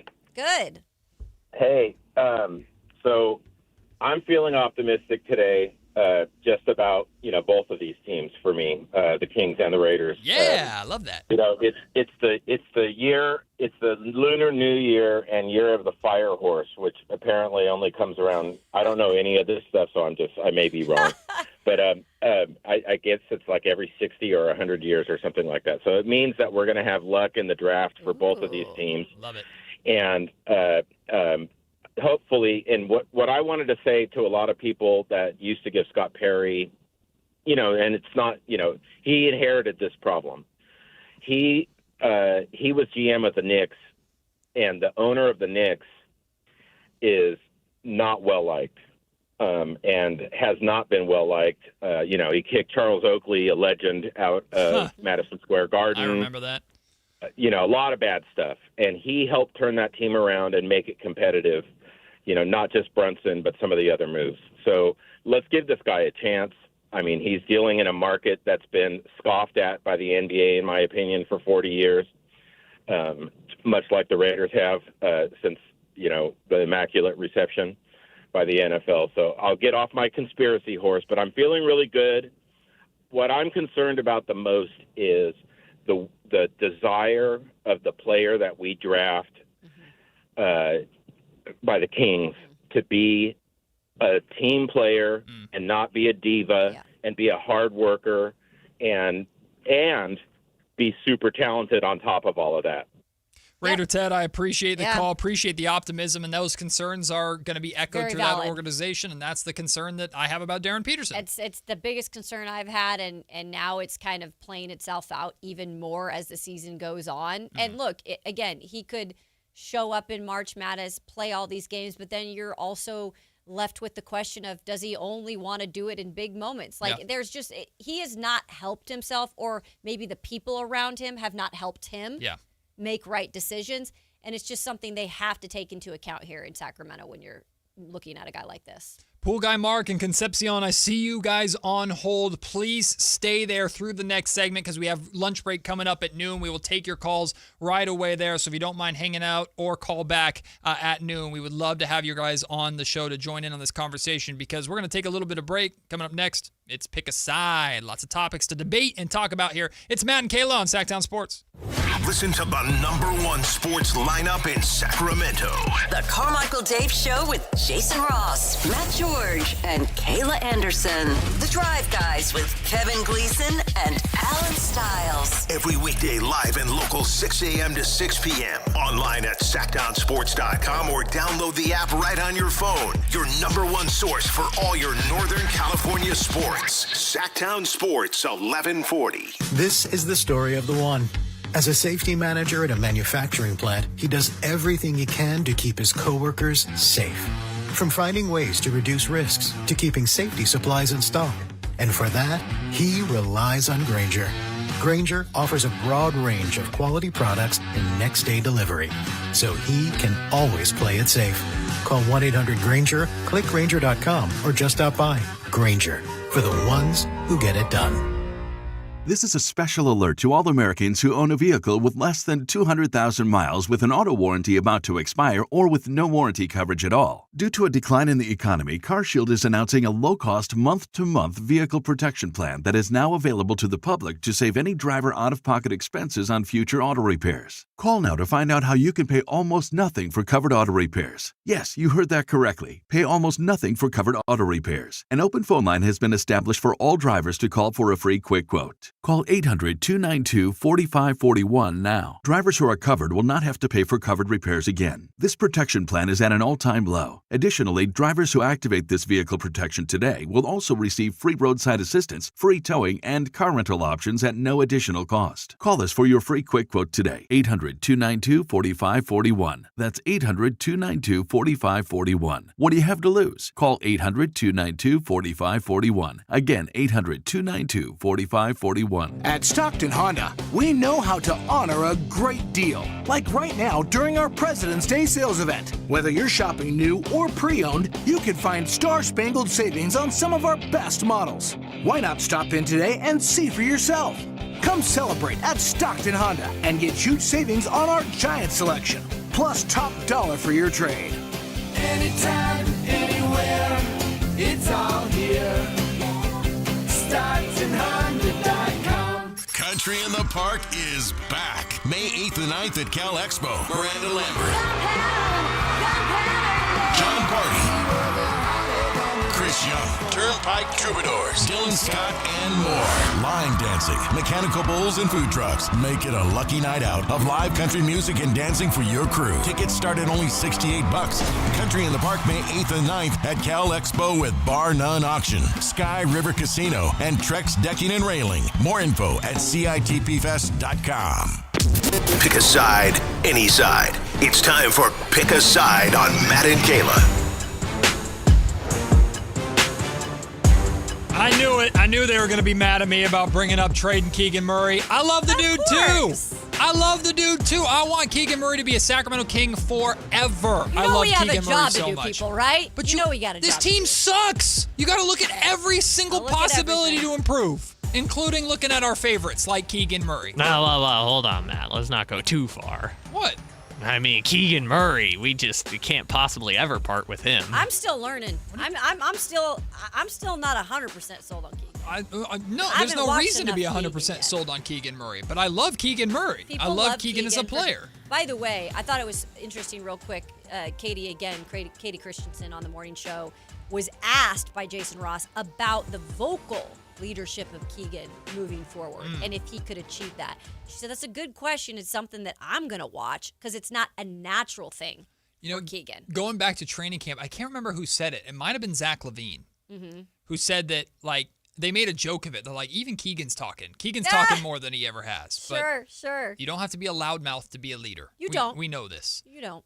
But we're going to see a lot about who Keegan is, I think, over these final 26 games, too, and I'm very excited to see that. We'll talk more about Keegan Murray. You guys can get mad at me for even suggesting that maybe the Kings should consider trading him for another pick in this year's draft. Wow, what a terrible thing to suggest. We'll talk about that more at lunch break. Pool Guy Mark, Concepcion, I see you guys on hold. Thank you for sticking around with us. We'll get to you at noon, because right now, let's pick a side. See, I'm rolling my shoulders. I'm getting ready for this one. Just getting loose. Oh, I'm curious which one she's going to be most passionate about. I've learned this about Kayla. I told J. Ross this during Crosstalk this morning. The competitiveness of Kayla Anderson is phenomenal to watch, because if you would challenge her to anything, she could have never done it before, but she will destroy you at it. That is her mindset, and I admire it, and it scares me. Sure. You know, I appreciate you at least give me that recognition. Hey, Matt. it's acknowledgement can also be fear. Yeah.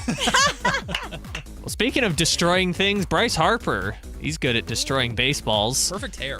Bryce Harper said that baseball is the hardest pro sport to play. There's always these conversations about, like, what's the hardest sport, and I think baseball is the hardest sport to play, and it's not even close. Because you don't think it's even close? Deion Sanders played both, right? Always says there's nothing harder than hitting a baseball. All right, so are we saying yes or no to this? Kayla, you want to go first? I love me some baseball. It's my passion. It's my first love. But Bryce, bro, it ain't the hardest sport. Really? No. Okay. No. Why? First of all, I think, like, you're playing softball growing up, and that's different. But there are fundamentals that are similar. Sure. Right? All together at the professional level, you play a lot of games. I recognize that. It's not as physical. If you have the gift of hitting a baseball or throwing a baseball, you have the gift. Right. And you can get better at it, and you have time to work at it. It's harder to get to the top because you've got to climb the ladder a little more. But I just think, like, you're talking in comparison to hockey, to football, where these guys. You think hockey's harder than baseball? Dude, have you played hockey? No, I don't want to die. Man. Hockey is like another level of coordination, on skates, speed. Like, it's different. Okay. And so I don't think baseball is going to be the hardest sport to play. Okay. No. Well, I disagree with you. Okay. Because every damn pitcher in the league now can throw 98 miles per hour plus. And trying to hit a little 98 mile per hour rock that can get up to 103 that also moves. It starts at my chest and ends at my knees by the time it gets to me. And I have to decide within not even half a second, a third of a second, a quarter of a second, whether or not I'm going to swing this thin piece of lumber that I have to still make contact on the ball in the right spot to place it where I need it to go, or hit it far enough over the freaking wall. Yeah, hitting a baseball seems impossible to me at that level. So I will give the love in that sense, but I think there are different aspects of each individual sport that are insanely hard that, like, the average human being could not do it. From kicking a field goal from 40 plus yards to throwing a pass in between two defenders to shooting a three-pointer the way Steph Curry can. Like, every single sport has its own thing. Yeah. But baseball, I don't think, if there's anything I would rank at the lowest of what I could do effectively in all of sports, it's hitting a 100-mile-per-hour fastball. Okay. I don't think I'd have a shot in hell. Yeah. I mean, go get on skates and try to do that. Nope. Also, quarterbacks, they have to diagnose a whole defense. Oh, yeah. Up here? The playbook. Oh, yeah. Like, I could argue with Bryce all day on this. I am not saying it's not a tough sport, and it's not tough to hit the baseball. I just think there's tougher ones out there. I feel you. I'm definitely on Team Kayla. Baseball is not the hardest sport. Although this whole conversation is stupid because it requires different, like, skill sets to do each thing. So I guess you're valuing, like, which skill set is the most important for professional Bryce brought sport. it up. No, I get it. And Bryce has got, like, the level of hand-eye coordination required to be a baseball hitter is insane, and that is higher than any other sport. But if you're just taking it in totality, I don't know what the answer is, but I know it's not baseball. I'm Team Bryce and his luscious locks. I can't believe you're Team Bryce. Team Bryce. Bryce gets under my skin. Great shampoo. He does have good locks. Okay. All right, next question. Okay, speaking of hitting baseballs, I want to know, what is the more impressive feat for you guys? Okay. Is it the college baseball player who hit 3 grand slams in a game this weekend, or is it the high school basketball player who scored 100 points in 3 quarters? What are we talking about here? It's the 3 grand slams. Are you kidding me? 3, that's the insane. epic, the epitome of situational hitting. Bases loaded 3 times and you hit 3 grand slams in those moments is nuts. Look, high school basketball, there's a lot of context of how bad was the team that he was playing. Was it men amongst boys? Was it a senior against a bunch of sophomores on this team? And look, you can be selfish enough to never pass the ball and just score 100 points because you take 70 shots. I don't know what the box score was for that kid, but it's high school versus college. Grand slams versus 100 points. Give me the grand slams. I'm going baseball on this one too. Grand Slam, covered a lot of baseball, watched it. It's like almost impossible in my eyes to do. And I'm not saying that the feat that having 100 points in 3 quarters, that's phenomenal. But I just see that happening maybe just slightly a little bit more. It's easier just at the high school level. What's more likely to happen again? Right. So I'm going to go the Grand Slams. Well, here's where I disagree with you guys, is the 3 grand slams thing. Like, you could play a 25-year baseball career and never be given the opportunity to hit 3 grand slams in a game. So, like, credit to the kid for doing it. But, like, a 3 home run game is not as unique as scoring 100 points in a basketball game. I don't care what level you're talking about. Now, the fact that it was 3 grand slams is crazy. Yeah. But that's what makes it different. But did the kid really have anything to do with the grand slams? Like, he just happened to come up in the order when there were bases loaded every time. I'm saying other people could have done it and never got the chance because it was never bases loaded every single time you happened to come up. Did the kid who hit the baseball over the wall 3 times have anything to do with hitting a grand slam? What the hell is that, No, I'm Kyle? saying it could have been a solo home run or a grand slam. Bruh. The kid can't control that part of it. This is a reach. He is the Marshall Mathers MVP of you got your one shot and you didn't miss your opportunity, right? This was a 1 in a million shot that you even got with the 3 chances to hit a home run with the bases loaded. He got lucky enough to hit 3 grand slams. Yeah, I'm saying it is a 3 home run game that happened to be 3 grand slams. The kid, think about this for the high school kid. Kawhi Leonard scored 31 points in 1 quarter of that All-Star game, and everyone was like, oh my God, this is incredible. If Kawhi had done that in each of the 3 games he played, he still wouldn't have had 100 points in 3 quarters. He also did that against NBA superstars, not high schoolers. High school's just high school. For prep university where all the players look like me. Okay, so if I say a high school baseball player hits 3 grand slams, that makes it less impressive? Yes, fairly. Although if you're able to hit home runs as a high schooler, it's very impressive. Both are extremely impressive, but 3 grand slams in a game is stupid, ridiculous, and I don't think it will ever happen again. He is the Marshall Mathers MVP. He got his 1 shot, he didn't miss his chance to blow, and he hit the home runs. I'm Good not for agreeing him. with you. Kyle says if you're lucky enough to be put in that situation, it doesn't matter if you convert or not because you were lucky enough to be in that situation. Okay. Next question. Next one. All right, pick a side number 3. Should Travis Kelce call it quits, hang him up? So I was, on the X last night. I hate calling it the X. On the X. On the X. I was on the X. Yeah, I was on the X last night. So there's a conversation like, should Travis Kelce return? One last hurrah. And I just thought to myself in the moment, bro, I think you should be done. Like, I get Travis Kelce is great for the league. I know that he has had his moments where he's been the guy for Patrick Mahomes. He's won championships. All of that is phenomenal. And I like Travis Kelce. I've met the guy. He's phenomenal. But I think, like, when your time is up, and you should go out gracefully. And I think his time's up. I think his body's telling him that. I think his performance on the field lately has told him that. And so, right off into the sunset, get married, have some kiddos, and stay in the game somehow. Yeah, if you can still play the game at a high level, keep playing it. But a high level that's the question. And he really can only answer that question for himself. So if he still feels he can play at a high level and help the Chiefs who have the intentions to get right back in that conversation, right? If he still feels he can do that, then I guess, hey, keep going. But when we watch you on the field, the one thing I hate watching is players that Me too. You're done, and you're just out there and you're just kind of like, man, just let it go. Yep. You don't want that to happen with Travis Kelce. I don't think we're there yet, or I wasn't there watching him at the end of last season. I saw it. But I think we're close. I saw You it. got to go marry a pop star. What's her name? Taylor Swift? Who? That gal named Taylor Swift. I never heard of her. You better be careful. The Swifties are going to come out. They ain't listening. Just like the Russell Brook. Oh, What do you guys call them? The Russell. The Brody Hive. The Brody Oh, Hive. is that what they're called? They are a hive. I don't know. We'd come up with different names. Okay. All I know is they called Alan a tubster. Goodness gracious. Goodness gracious. Poor Alan.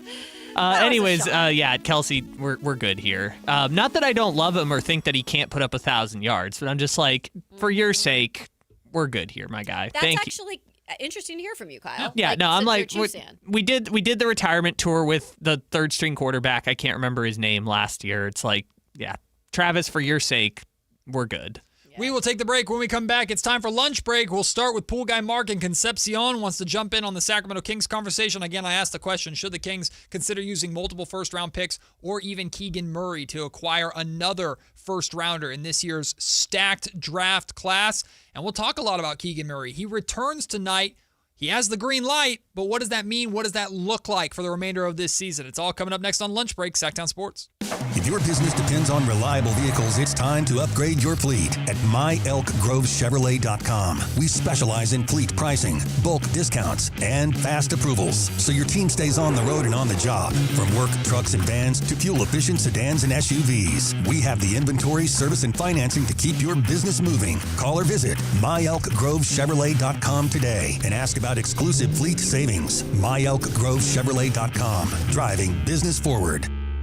Two iconic comedians, one night of laughs. David Spade, Dana Carvey. In 1998, they invented the cordless mic. Now let me just, listen, Paramount Theater, let's not jump on trends.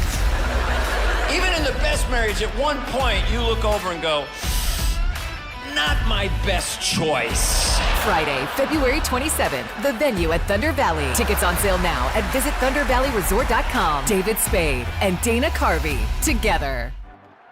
It's game day. Are your moderate to severe Crohn's disease or ulcerative colitis symptoms keeping you from the action? Skyrizi, risankizumab Riza, could help you get back to the game. Skyrizi is proven to help people feel significant symptom relief, achieve remission, and visibly improve damage of the intestinal lining.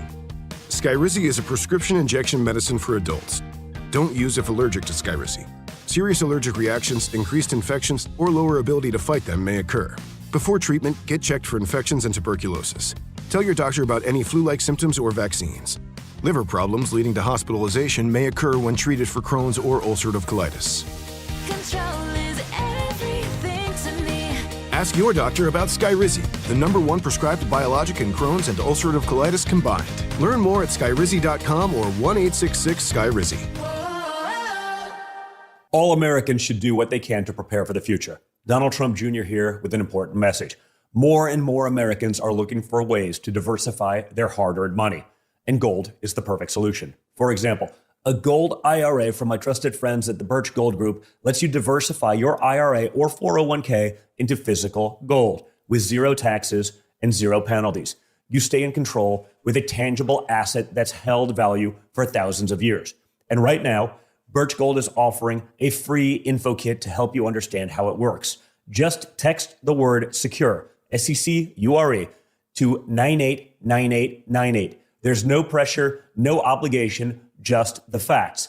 You can't predict the future, but you can be prepared, but only if you educate yourself. So take that first step right now. Text SECURE to the number 989898 today. That's SECURE to 989898. Right now at Elk Grove Honda, you can lease a 2025 Accord Hybrid Sports Sedan for only $39.99 down, including first payment due at lease inception, excluding tax and license. 35 monthly payments of $299 plus tax, license, and zero security deposit on approved credit. Mileage in excess of $10,000 per year at 20 cents per mile. It really is the least you can do. We're Elk Grove Honda in the Elk Grove Auto Mall, Highway 99 and Elk Grove Boulevard, or on the web at elkgrovehonda.com. I gotta get an Elk Grove Honda.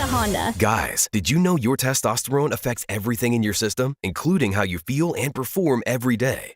Right now, Revive Men's Health Sacramento will check your testosterone for free. Knowing your T levels is the first step in understanding if you have low T. Your testosterone level impacts your energy, libido, sleep, weight, hair loss, mood, and even ED. Maintaining an appropriate T level can change your whole life. Most men start to see changes in their hormone levels in their 30s. Experience and results matter. So what are you waiting for? Get your T levels checked today by local, experienced, and trusted men's health experts. They've helped thousands of men since 2011. They're so confident they can help you, they even guarantee it. Call Revive today and schedule your free testosterone test, free exam, and free consultation. Call Revive Men's Health at 916-277-8599. That's 916-277-8599. Or visit ReviveMen'sHealth.com. KHD1 Sacramento, KYMX HD3 Sacramento. From the Power Business Technology Toshiba Studios. Sactown Sports 1140. It's time for the lunch break. Your calls, your thoughts, your segment. Call or text us at 916-339-1140. It's the lunch break on Matt and Kayla. Lunch break! Now's your time. 916-339-1140, 800-920-1140. If you want to call in, feel free to text in those numbers as well. Of course, everybody being very active on the Sactown Sports 1140 YouTube live stream. Shout out to everybody watching over there. Been a fun show so far today. Lots of opinions, lots of thoughts, and Pool Guy Mark is ready to jump in on the conversation himself to begin lunch break. What up, Pool Guy Mark? Hey, how's it going? Yeah, I'd like to talk about like both sides of that, like being a buyer and a seller. In the draft, I would absolutely I would only trade like next year's unprotected to go back into the draft. I don't know if I would include Keegan. I think Keegan, I mean, he's our one asset that seems like everyone wants. Yep. I mean, is he worth more than that? I mean, if it was just Keegan to move up in the top 5 or 6 or 10, I would consider that. But it makes me think about like, well, this draft is kind of special. Like this pick is going to be worth a lot, especially right before the draft. Yep. I mean, what about being a seller? If you get the number 1 pick, could we trade back to 2 and 3 to get a Caleb or AJ and get up an extra first? And then if we go 4 or 5, we miss out on the top 3. Maybe you could use that to get multiple picks, maybe not next year's pick, but picks down the line to reset the franchise. Those are my thoughts. Yeah, when it comes to trading, and thank you, Pool Guy Mark, for the call. When it comes to trading Keegan Murray, again, full transparency, like I'm not doing it unless it's draft night, and a player that I want that is still there at like 6 or 7 or someone that's just like this player is extremely compelling to. Okay, in order to get this done, I'm using Keegan Murray to go and get this done. Like that's the scenario that we're talking about where you're trading Keegan Murray on draft night. If that player you fell in love with along the process is there, yeah. It's like we had pre-draft workouts and we had the number 1 overall pick, so we knew we couldn't take player. We knew we couldn't take Nate Ament. I was just going to say, let's say Nate Ament. Yeah, we couldn't take Nate Ament number 1 overall because we were going to take Darren Peterson or AJ Debonsa. But Nate is still there at 8. Hey, Memphis, let's talk. Yeah. You want Keegan? You want multiple firsts? How do we get this done? Because we really want Nate as well. Like, that's the scenario we're talking about. I'm not saying the Kings should necessarily do this, but this draft class is so loaded, and you're trying to reset. And why have 1 great rookie when you could potentially have 2 and you have your core set and established on draft? You could even, like, I love the idea of using 2 future firsts, not trading Keegan, going out and getting Keaton Wagler, and now you have AJ, Keaton, and Keegan as your 2, 3, 4. Exactly. There's love it. There's ways you can do different things. Like, well, I can't believe I'm saying this. The Kings have something maybe that could possibly benefit them in a situation because they have draft picks, right? And because they maybe have a player that's an asset, and that we've been told by multiple people that he's an asset that people are interested in, that teams are interested in. And you're right. This is how Scott Perry has to maneuver as a GM at this point. What is going to put you in the best position to succeed?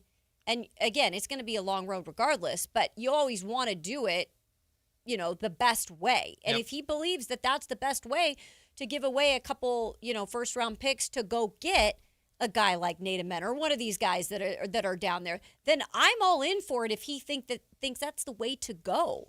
But at least he has the opportunity and the flexibility a little bit to be able to do those things. Are you saying being opportunistic and prudent? There we go. Is that Wow, what you're did saying? I just talk myself into the language of Scott Perry? Boy, she got Scott parried. As long as you just don't say the words Opportunistic and prudent. prudent and opportunistic. Whatever order, it doesn't matter. Opportunistic, prudent, opportunistic. That's potentially making these maneuvers on Just draft don't night. PO people off. Piss off. Yeah. PO people off. PO. Just don't yeah. PO. Yeah, don't PO. Do not PO. Yeah. Well, they might have already done that with Keon. I fail. I always do that when I say that too, because sometimes I don't want to say the word. You know what? Yeah. I think you're allowed to say that. No, you I are, but am, still. but yeah. sometimes things off the She's air. being a professional. Off the air, I'm called the petite sailor. On the air, I have to be very careful. You're So called a what? Petite sailor. I Oh, swear. I get I'm it because small I get it in now. stature. I'm not short, but I'm Yeah, you're you small know, in stature small, and you cuss like a sailor. yeah, petite sailor. Ahoy. Yeah, no, it took me a second to get it. I was like, why are people calling you that? Oh my goodness. That's because she got pushed off a boat and cut her Yes. knee open on a prop or something. Right. We learned that yesterday. We did. Kayla Anderson is full. That doesn't sound very petite. Kayla Anderson is full of crazy stories, let me tell you.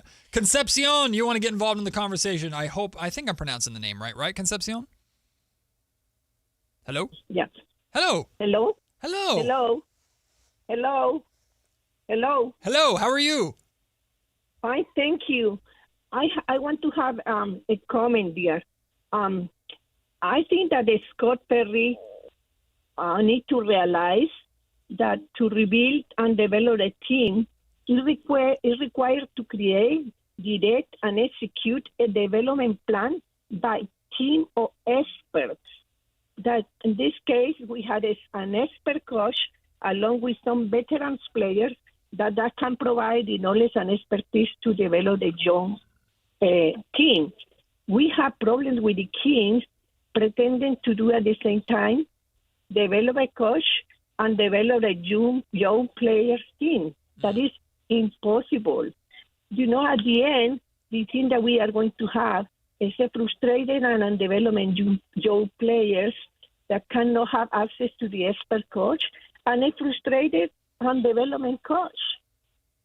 Yeah, I get Concepcion's point completely. It's how can you develop a team properly if your coach is developing at the same time? Yeah.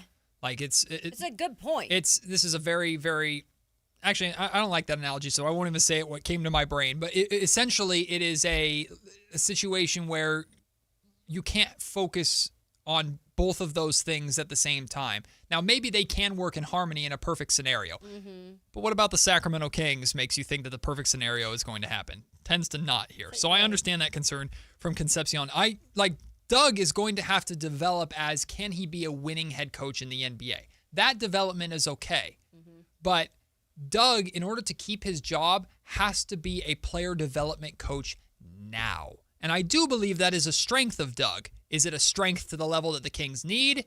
Scott Perry has to have a confident answer to that question by the summertime. Yeah, but I get her concept of like what she's trying to say because it is a lot. Again, nothing is easy here in Sacramento when it comes to the Kings. And it is one of those things that you have a coach that Scott Perry himself said when asked about Doug Christie the other day, he said like he's working on things. He's developing, like he said it. Mm-hmm. The GM said that. Yeah. So that's not us making that up. And so, yeah, it kind of is like crazy in a way to say, oh, well, Doug's developing and so are these players. But I think like what you're saying is Doug can and has shown parts to developing these young players, which then in turn, if those are his players he developed, then you can develop a winning team out of that. Right. Regardless of whether or not you think Doug deserves to be in that seat and you question how he got to that seat because he hasn't had any coaching experience other than the Sacramento Kings and whether he was handpicked or groomed or whatever, regardless,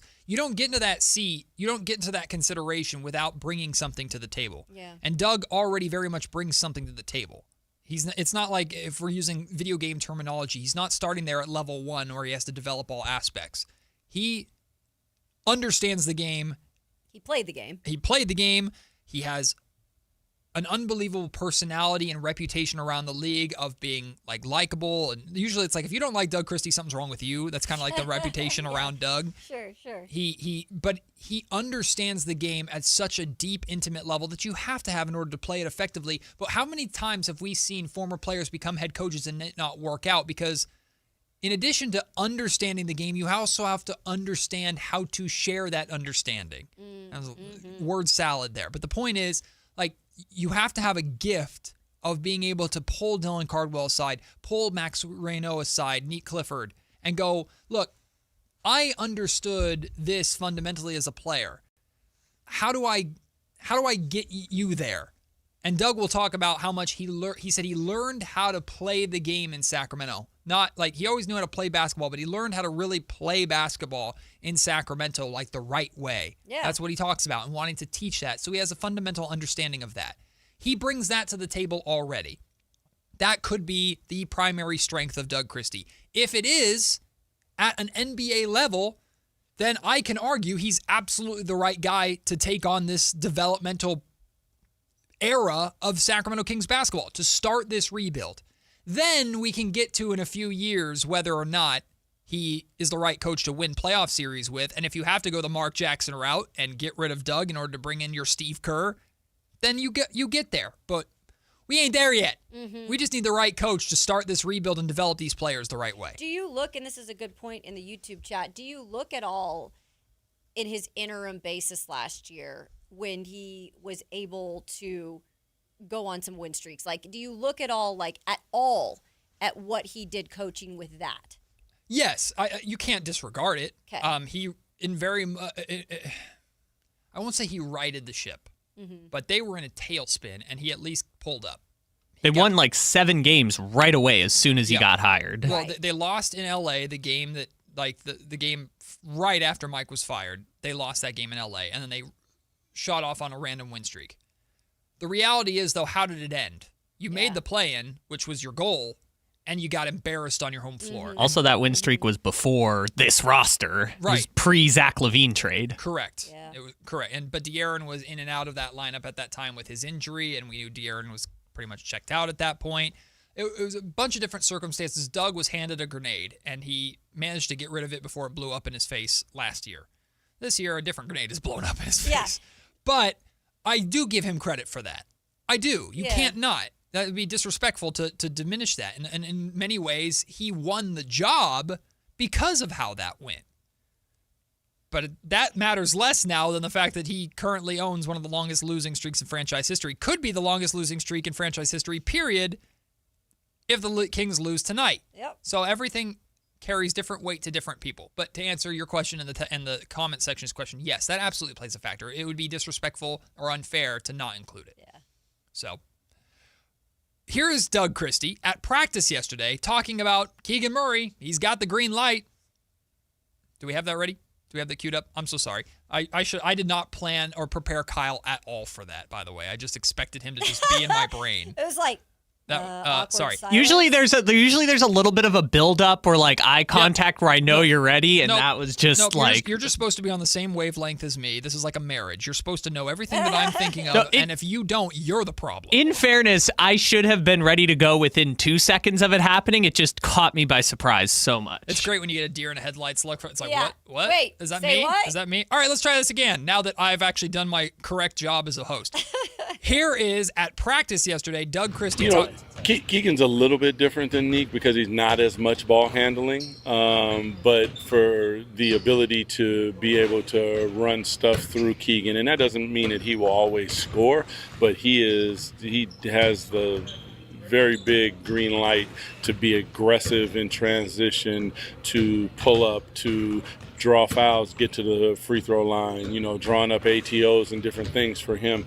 And that means for him to be aggressive, but it also means that he grows and reads the game because, as you get farther down in the scouting report, all of a sudden they start to take things away from you, and that's where he has to expand his game as well. So Keegan has the green light. DeMar DeRozan said when Keegan initially returned from his first injury, and it feels like years ago at this point, Yeah. this is Keegan Murray's team. At that time, though, the Sacramento Kings still weren't fully committed to this whole rebuild thing. There was still, like, Dennis Schroeder was still on the team. There was still a possibility of blah, blah, blah. Maybe we can get Sabonis back and them playing together, blah, blah, blah, blah, blah. And then we know when Keegan came back, Sabonis went down, and everything's been great. Everything's just been dandy. Peachy, even. It's been so good. But these final 26 games, like, Keegan has the greenest of green lights. And some people go, well, DeMar DeRozan's still on this team. Russell Westbrook's still on this team. Is he going to get the ball? Yes, he's going to. And I would argue that if, like, I know Russ is going to shoot. I know DeMar's going to shoot. You're not going to get them to just not shoot, and you don't want them just to not shoot. They have to serve some sort of purpose out there. But one of the issues with Keegan throughout his career has been, there have been so many games, Kayla, where Keegan will start off really strong. He'll have 12 points at the end of the first quarter, and then he'll finish the game with 16 points because he took 4 shots the rest of the night. Maybe 4. Yep. He did in the playoffs. He's done it so many times throughout his career. I've seen it this season when he played. Demand the freaking basketball. Yeah. You should walk around in that locker room, and I know Keegan's not a big egomaniac and not a massive personality or anything like that, but DeMar DeRozan endorsed you as this is your team going forward. DeMar DeRozan did it, not you. DeRozan said it. Doug Christie just said you have the green light. These final 26 games, pretend this team is undefeated and you're the guy. Play that way. What I do not want to see from Keegan Murray is a 5-shot or 8-shot game throughout the remainder of this season. Let it fly, my friend. Yeah. And if it looks ugly, it looks ugly, but let it fly. And this is why I asked earlier and I brought up the conversation. And it's not exactly what I'm saying about the vocal leadership, because not every player, I get that. Not every player is a vocal leader through and through. But when you are being asked to do more, to kind of take that alpha dog lead, that actually isn't really, I don't think, Keegan Murray's nature either. Right. But I think he's going to be asked, like Doug just mentioned and we just described, to maybe step that up a little. Like, do you have to be the most vocal guy out there? No, but you have to take it upon yourself to take those shots and to take those chances and to not be scared of failing in that way. Yeah. And being able to say, this is my team, at least right now. And I think those are things that don't come naturally necessarily to Keegan Murray. So I don't think it's going to be just like the easiest task for him right out of the gate. Sure. But I would expect for him to gradually become more comfortable with this as these games go on in the next 2 weeks or so. And the way I interpret what you're saying right there is the Kings aren't asking Keegan to suddenly become an alpha. The Kings are asking Keegan to show that he can be a primary scoring option. Those are two extremely different things. I'm not asking him to be Russell Westbrook. Right. But can you be someone who reliably going forward, the Kings feel like the future of this rebuild involves Keegan Murray being a top scoring option? Yeah. I personally feel at this point in time, Kayla, that I've seen enough to believe that I don't think Keegan is ever going to be a top 2 scoring option on any team, period. But the jury's still out on 3. And how does he show that? He shows that by knocking down more 3-pointers. That's the biggest thing. I just want to see Keegan get a pulse from 3-point range this year, man. Just start knocking down open threes. Everybody would be literally happy with one thing out of the season. The rest of the season would be like Keegan Murray Just getting in that threes. groove of hitting those threes. And because Absolutely. we've seen more of a game of him putting the ball on the floor, pulling up from mid-range, getting to the rim. We've seen more of that from Keegan this season. That's been exciting, but it's all been drowned out by the fact that he's shooting, 28% from 3-point range or something like that? Not been good. Get that sucker to 34%. I'm throwing a parade. Knock down threes. Just knock down your threes. Don't be hesitant to shoot. Create off the dribble, but when you get those open threes, when you get those open opportunities, take them and show me what it looks like when every team knows that you're going to be the top scoring guy. Absolutely. On a nightly basis. You're going to be the top option offensively, so they're game planning for you. Show me how you handle that. Yep. But you're still playing with Russ. You're still playing with DeMar. You're playing with enough guys that will draw attention away from you to where you're still going to get open shots. It's not like you on an island playing 1-on-5. So you're going to get good looks, but you also are going to have to create good looks. That's what I want to see from Keegan for the rest of the season. And maybe it looks ugly, but then good. I have some closure. I know what I believe he is, what he's going to end up being. And then when DeAndre Hunter comes back too, I really want to see what that looks like. Yeah, and I think he'll be back sooner than later. I know he's probably not playing tonight. But these are little things that, again, you're looking for things this season to see some sort of hope for what the future could be. Because, again, we're not 100% sure that DeAndre Hunter is going to be on this team for the future. I think that Scott Perry believes he could fit this team, and this is all part of the process. Like, you got to try some things out right now with 20-something games, 26 games to go. It might work, it might not, but at least we're going to get the opportunity to see if it can be something. And DeAndre has not gotten a fair chance yet. Like that accident, I heard somebody the other day in the chat, somebody in the chat say, like, you traded for an injured player. He got hurt. He got scratched in the and it was eyeball. Like a freak accident. Like second game, he got scratched in the eyeball. What do you want him to do? Pump the brakes a second. Let's let him play a little. Come on, DeAndre, get a new eye. Yeah, go patch up that eye and get out there. Put some eye drops in it, baby. Right? Well, couldn't he play like a pirate with like an eye patch type of situation? Yeah, weird. All of his shots are missing left. Wonder why. That is so horrible. I don't know. They do say the sight lines at Golden One Center are strong. Hey, yeah, man, the amount of backdoor cuts he'd get beat on, let me tell you, because he has no idea that he's getting there's a backdoor cut coming. Okay, so you know how like people in the past talked about like mask Kyrie, or like when Embiid had to wear the face mask for the broken nose and they say the player looks like Batman? Like, pirate DeAndre Hunter would be lore for like the rest of time in Sacramento Kings history. That time he showed up with an eye patch on and dropped 20 points or something. I mean, we'd talk about that for decades. The Hunter. I hope Taco Horn is being sarcastic here. Injured is injured. What? You got scratched in the eyeball. Like, what is he supposed to do? Sorry. And he said he was old. Yeah. Are we talking about DeAndre Hunter's old? Well, I mean, he is 28. Okay, I know, ancient. but like, let's just not say yet. 28 years old. He doesn't have any God, you're basketball left to ancient. play. Max, 28 years old in one eye. Max, well, the eyesight's the first to go. Max, save us. What's up, my man? How are you? I'm doing good. How you guys doing? Good. Just curious, in regards to moving off of Keegan Murray, maybe to get into this draft, could we potentially attach him to a Zach LaVine and maybe move off of his contract? I know that's really expensive, but is there a world where that could potentially happen and get draft capital back to move in? Oh boy. Yeah. So you're talking if assuming Zach LaVine picks up his option, you're talking moving next year alone almost $75 million worth of salary in one season to one team. You have to take back a bunch of money in return to make that work, and you're asking for draft compensation on top of that for a team that is also having to take on the contract that is Zach LaVine. Yeah, I don't see that. I don't see that happening. I think that's very unlikely. That's the Zach LaVine conversation in general. I know. It's I think like the Kings are works. just stuck. Uh-huh. They're just stuck unless the Kings attach draft picks to Zach and get nothing back in return, which they're never going to do. Like, Scott would never do that. But it's an interesting idea, Max. You can just try and do anything you can to get off those contracts, that's for sure. It's like we talked about the other day, like we don't like to return things. Like we feel uncomfortable. Oh, yeah. I would return, like, no offense to Zach the player, but in the situation we're in Sacramento, I'd be like, I would scream at the top of my lungs in the middle of the restaurant. I would throw up my hands and say, take this back. Like, get rid of it.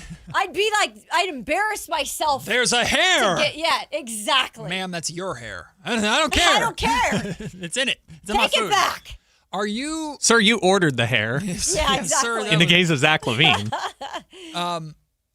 Is it Nordstrom Yes. that is the one that has like the return policy to where people will like, I'll buy an expensive dress, go to the ball, and then return the dress the next day? Now, that's changed a little. Oh, has you it? could return tires. No, I'm at Nordstrom? I am dead serious. I have people who have worked there for a long time. Now, things have changed a little. Nordstrom sells tires? No, but they had a thing out there for years and years and years. They would return, you could return anything. Anything. To a Nordstrom's? To a Nordstrom's. And What? they would take it. I swear to you. Well, okay, I understand clothes, but No, that was their policy, though. So they couldn't, like, say no. So it was just like they just give you a deal? They would give you a credit or whatever. So, like, if I bought a tire from Walmart for $40 and I could take it to Nordstrom and say, I want my $40 back.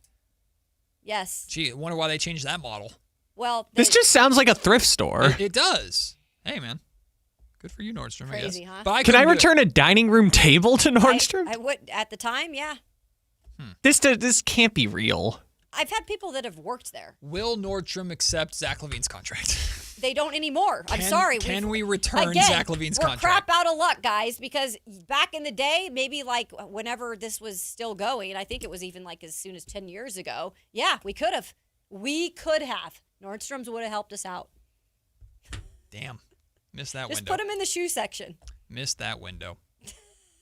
Well, shout out to everybody who was a part of Lunch Break. And, of course, Lunch Break can continue. You can call in for the remainder of the show, 916-339-1140, 800-920-1140. We're going to take a brief pause from the Kings talk and basketball talk. Don't worry. We'll start it back up at 1 o'clock as Brendan Nunes from Sactown Sports will join us in studio. And we'll yell about Darren Peterson with him, too. But coming up next, Raider fans. Hey, Mel Kiper says Fernando Mendoza is a guaranteed star. That kind of scares me even more now as a Raider fan. We'll talk about Fernando Mendoza going to the Silver and Black, we believe. Coming up next, plus Kayla's Olympic Minute on the way here to wrap up this hour. Plenty still to get to here on Sacktown Sports. Cashback is not available on gas in New Jersey and Wisconsin. Couponing. Wow, you didn't strike me as the coupon type. Just trying to stay ahead of inflation. Gas, groceries, everything. It's all more expensive. I need to save wherever I can. Have you tried Upside yet? Upside? What's that? It's a free app that I use that pays cash back for every gallon of gas I buy. You've got to buy gas to get around anyway. Might as well get paid for it. Come on, does that really add up to anything? I've already made around $200. The extra cash helped pay down my bills, and I even had a little extra left to treat myself. And the Upside app is free? Totally free, and the cash back is real. You can transfer the cash right to your bank account. I'm downloading Upside right now. Download the free Upside app now to earn cash back every time you buy gas. Use promo code ENJOY to get an extra 25 cents per gallon on your first tank. You can cash out anytime right to your bank, to PayPal, or a gift card for Amazon and other brands. Just download the free Upside app and use promo code ENJOY for a 25 cents per gallon bonus on your first tank. That's code ENJOY for a 25 cents per gallon bonus. Join Sactown Sports downtown before every Kings game and pick up an In Shape Fitness Kings Rally towel while supplies last. If you walk, lift, stretch, or sweat, you belong. Start the year strong and join today at InShape.com.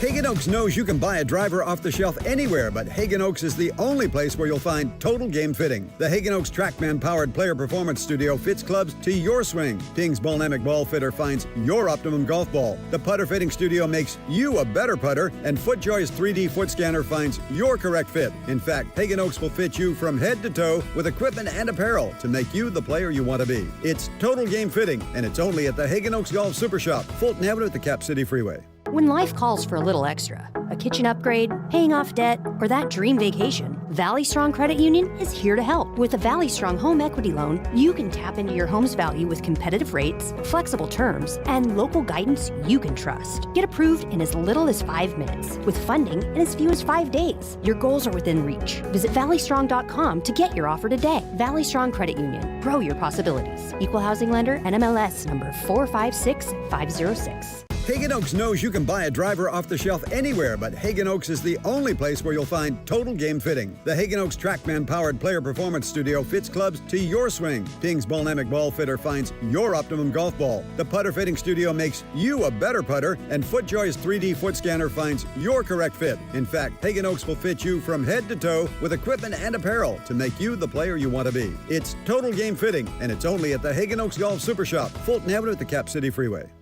The other guys must think you failed math. Get this huge discount. Then the fine print hits you with $5,200 in mandatory ads. It's adorable in a scammy kind of way. At Hoblet, we skip the tricks. The price you see is the price you actually pay. What a wild concept, huh? Hoblet, family owned 77 years. Experience the difference online at hobletdodge.com. This is the story of the one. As the purchasing manager at a manufacturing plant, she knows the only thing more important than having the right safety gear is having it there when you need it.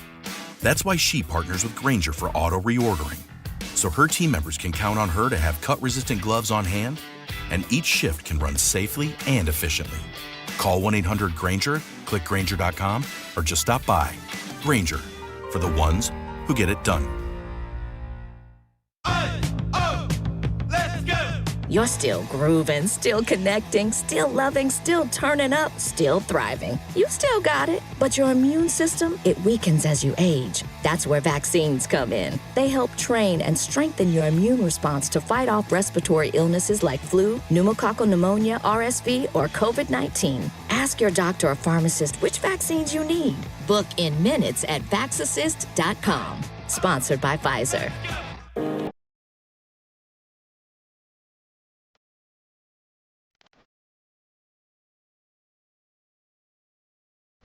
$10 a.m. to 2 p.m. Matt and Kayla on Sactown Sports 1140. Shut the hell up, Justin Bieber, you Canadian. Team USA just scored.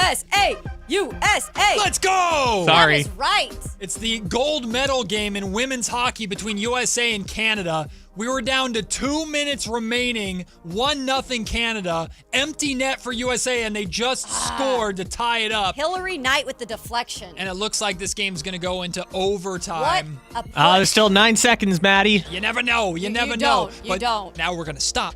Yeah. And we're not going to talk about it Because anymore. we're going to tell you about it in my Olympic minute. If it's over, you know. Kayla's Olympic Minute is coming up next, so we'll have an update for you on how this game finishes. Although if we randomly start screaming in the middle of this segment, that's why. You'll probably have a good idea of what's going down. Are there rules about that? I don't know.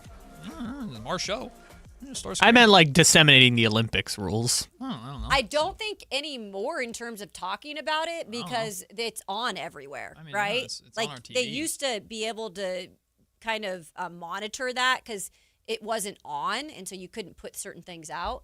But now it's free range because they show everything. I know we do it with A's games because, like, who cares if someone hits a I can't wait for you guys to get A's baseball in the middle of a show. Oh, it's gonna be so fun. I'm gonna be very distracted. Yeah, you might be. I might have to, like, he just going to stop talking, and I'm going to be like, all right, now everyone shut up. Yeah. Nick Kurtz is up. Exactly. I'm just watching. Okay, so now we're going to we're going to overtime. Yeah. Yes. All right. USA. For the gold medal. Wow. Yep, so wait for my Olympic minute to actually get the update. So what if we get the game-winning goal in the Olympic minute? Knowing Kayla's timing this week, it might be. We will. It might be, actually. Well, the intermissions in hockey are 7 years in between periods, so it probably won't start by the time of Olympics minute, but we'll see.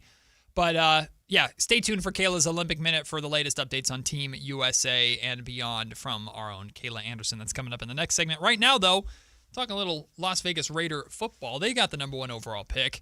That's expected to be Fernando Mendoza. I put all my hopes and fears in this child. In this kid to save an organization that's been colossally disappointing with no offensive line. Surely, what could possibly go wrong?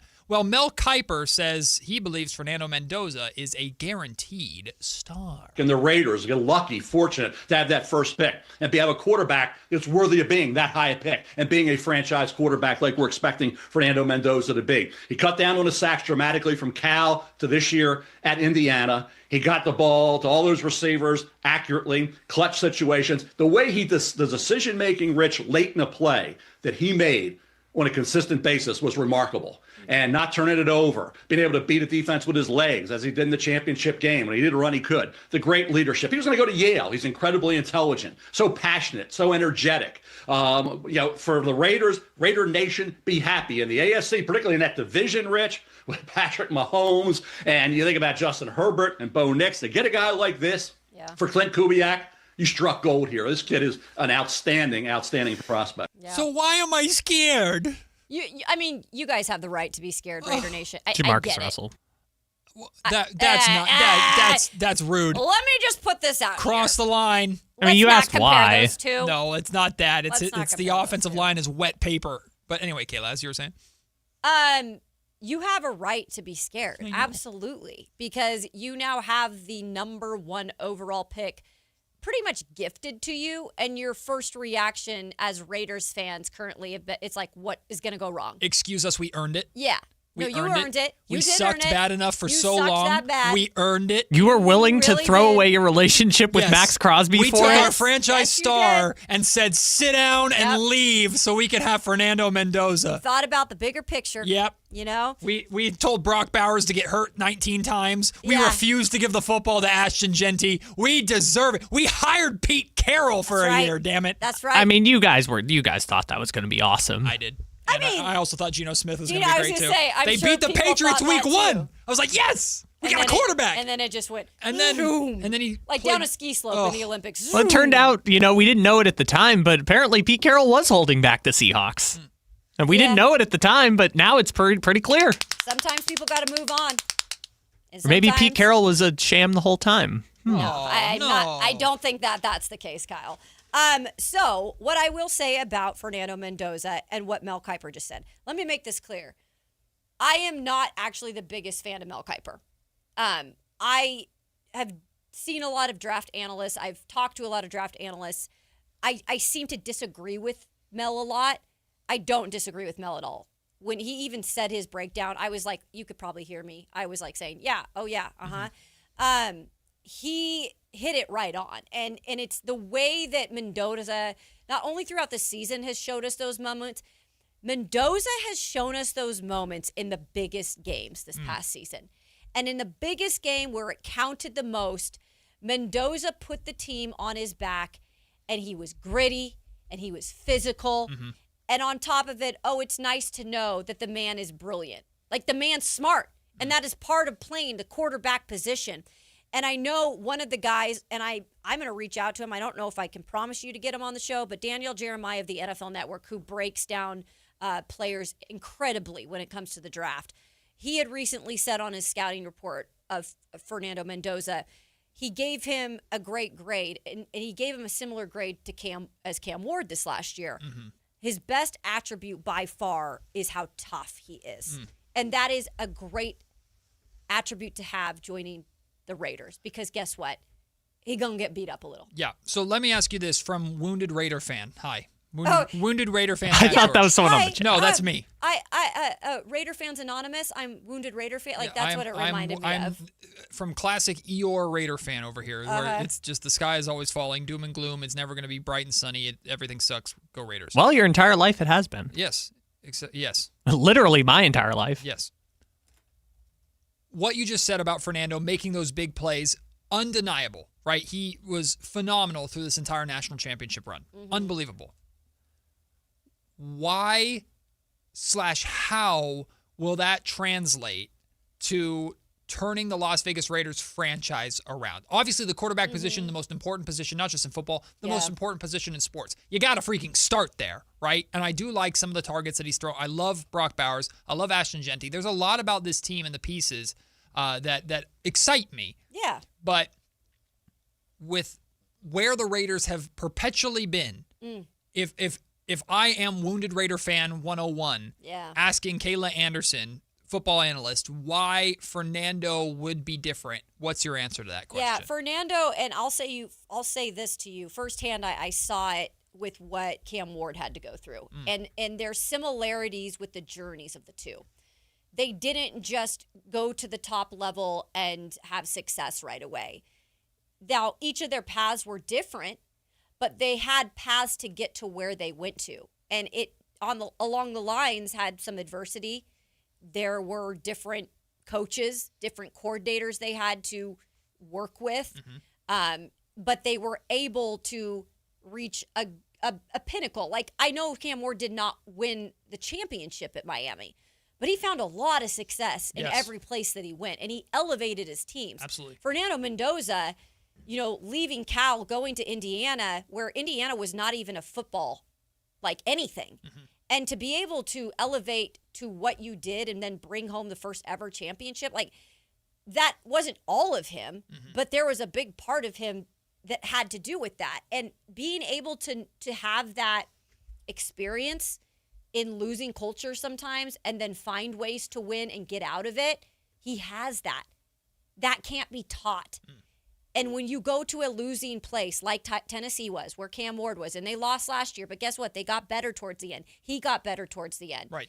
People saw what he did and followed, and he was a leader. So is Fernando. Like, he's going to come in and be that dude.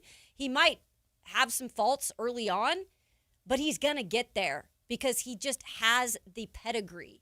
That's the journey has brought him to that point. That's why you should believe in Fernando. Oh, and by the way, he's got the skill part of it that you have to have. And Fernando Mendoza and Tom Brady, we trust. That's right. Signed scared Raiders fans everywhere. I like Fernando. Look, he needs a little media work.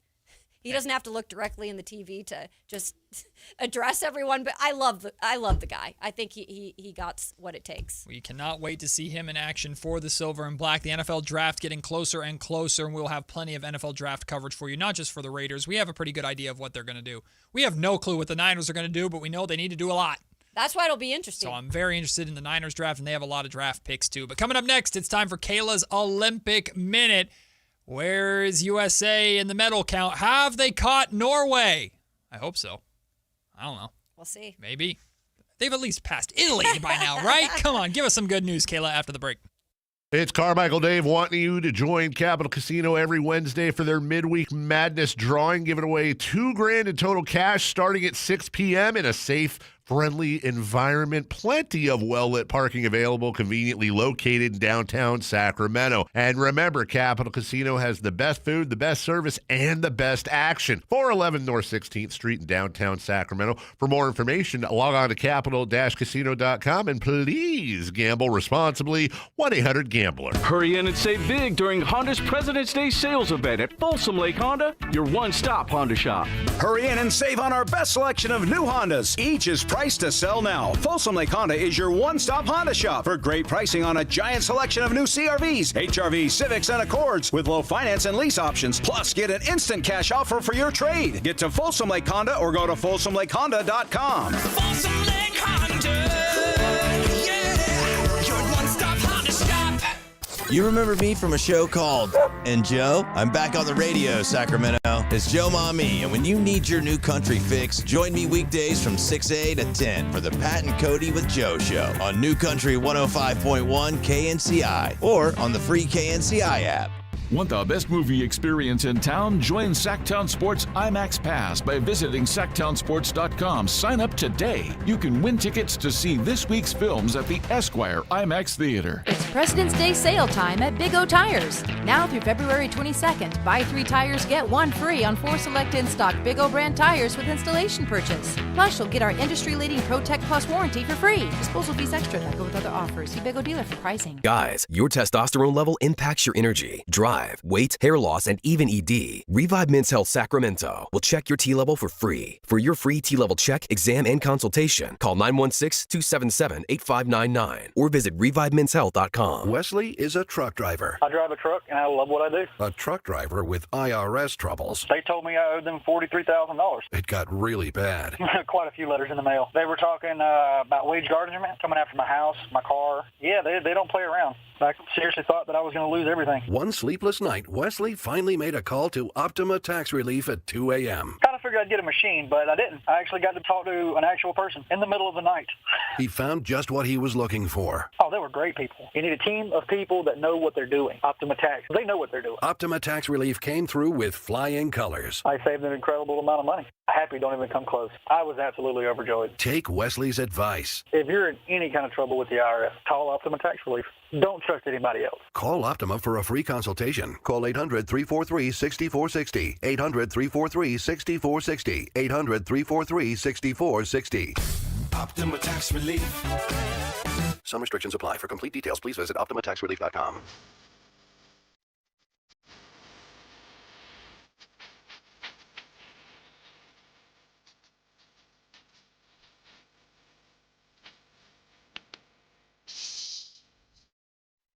It's Matt George and Kayla Anderson on Sacktown Sports 1140. You would not want to cross me in the street today. Kayla said screw. You would not want to cross me in the street today. Kayla said screw the rejoiner. Okay, I did. We were having a conversation in the break, and you guys don't see this usually, but, you know, we talk during the breaks. And we do? Yeah. We're friends? We're friends. I think it's safe to say. No, as soon as the show ends, we don't talk to each other. We go our separate ways. Well, I just like to envision like when the screen pops up that says like "We'll be right back." You guys just power down like robots. I know, we're like, and then we come back. Sometimes I feel that way. Yeah, but you know, we were talking in the break, and I got a little heated, and we got a little heated, but you know, just don't cross me in the streets today. And here, and I'll add on to that. Hey, if you're going to leave, just leave. Yeah. If you announce your exit of something, right, nobody wanted you there to begin with. Just go. Hey, this party sucks. I'm out of here. Peace out. Wait, I'm not out yet. I'm still at the table with the beverages. I'm almost to my car. Do you want to give me attention? I'm going. Yeah. Oh, I'm gonna do it. I swear I'm gonna do it. That's what my 4-year-old does. I'm leaving. All right. I'm not gonna play with my toys ever again. Okay. All right. That ain't mine. Get rid of them. They're everywhere. I stepped on bruh. Uh-oh. Bruh. What'd you step on? I stepped on an army man barefoot last night. Those are the worst. We still have those? I'm convinced. Barefooted? Yes, I'm convinced that was a real weapon. I got stabbed by a bayonet. Ay, ay, ay. That ish sucks. Also, when working in TV, I used to work nights. So I would come home at like I know the feeling. midnight. If I was lucky, I was home at midnight. Sometimes coming home at like 1 o'clock. Was your show on 11 here? Yeah, 11 p.m. Yeah, and sports was the last hit. Of course like it was. 11:25, because duh. So I would get home sometimes at like 12:30, 1 o'clock in the morning. One morning, my son's bike is on the ground by the front door. I ate it. At 1 o'clock in the morning, face first, I might have paid to see that. falling over a bike. My wife and son come sprinting out of the room like, what happened? What's wrong? And I'm just tangled up in a bike on the ground. Yeah, but stepping on Army Man, I know stepping on Legos is a thing. I had no idea stepping on Army Man hurt like that. Army Man Legos, Christmas ornaments, that is pain. Remember Home Alone? That's a real thing. Like glass ones that break and shards in your foot? Yeah, no, that scares me. So wait, did you get like any wound damage by stepping on the Army Man? No, it just hurt like hell. Didn't puncture you? No. It will usually leave like a red mark. Yeah. At least, Freaking, they won the war. Mhm. I lost the battle. That's for sure. My foot hurt. You sure did. I also played soccer with my son over the weekend. I got kicked in the shin. My shin still hurts. I thought that was going somewhere else. Oh, I've been no. My son has made sure he's an only child a time or two. Let me tell you. Anyway. Oh goodness. It's time for Kayla's Olympic Minute. Oh yeah, let's go. USA. Well, we'll see. Yeah, USA. I'm going to say this much. I think we're getting excited at least because we have hockey. Yay. And last night, if you missed it, U.S. had a thrilling win over Sweden. Hell yeah. 2-1. They got it done. And so that was the quarterfinal game. So they move into the semis. Yeah. So we are going to continue to monitor that situation. But playing good hockey right now, not only are the men, but if you missed us just about 10 minutes ago, we are watching it live here in the studio. The U.S. women's hockey team is playing in the gold medal game against, Team Canada. Ooh. Team Canada. Talk about a rivalry. And with 2 minutes, 4 seconds to go, U.S. had pulled its goalie and Hillary Knight with the deflection goal, and it went wild in here. And so right now we're just about to head in out of overtime. We're going to play some hockey here. Hopefully we can have a update for you, but this is the gold medal game, so the worst they can finish is silver. Hey. Yes. That's pretty darn good. That's pretty darn good. We'll take that. But we're getting this win. We're getting this done. Let's think it into existence. We got to move on from hockey before he starts talking about Macklin celebrating. Macklin celebrating. Yep, there he goes. No, I already talked about that yesterday. We'll get to it, though. The We're goat. going to have this game. The young goat. Speed skating. We've had some talk in the YouTube chat about some speed skating. By the way, it's fun to watch if you haven't watched it. U.S. has been doing pretty well. In the 1,500 meter for the men, Jordan Stolz brings home the silver for Team USA. So he adds to that medal count. And let me give you the latest when it comes to the medal count, because Matt just wants to know if we've passed Italy. Top of the podium, baby. That's all I care about. I've got, not the best news, but I've got news that is progressing. As a Sacramento Kings fan, I only look at the best. I know. Well, you're not going to like this because Norway is leading the way. Damn it! Yeah, 34. Yeah, fake medals, though. Yeah. That's what we're saying. Norway, All fake. Send your frustrations and...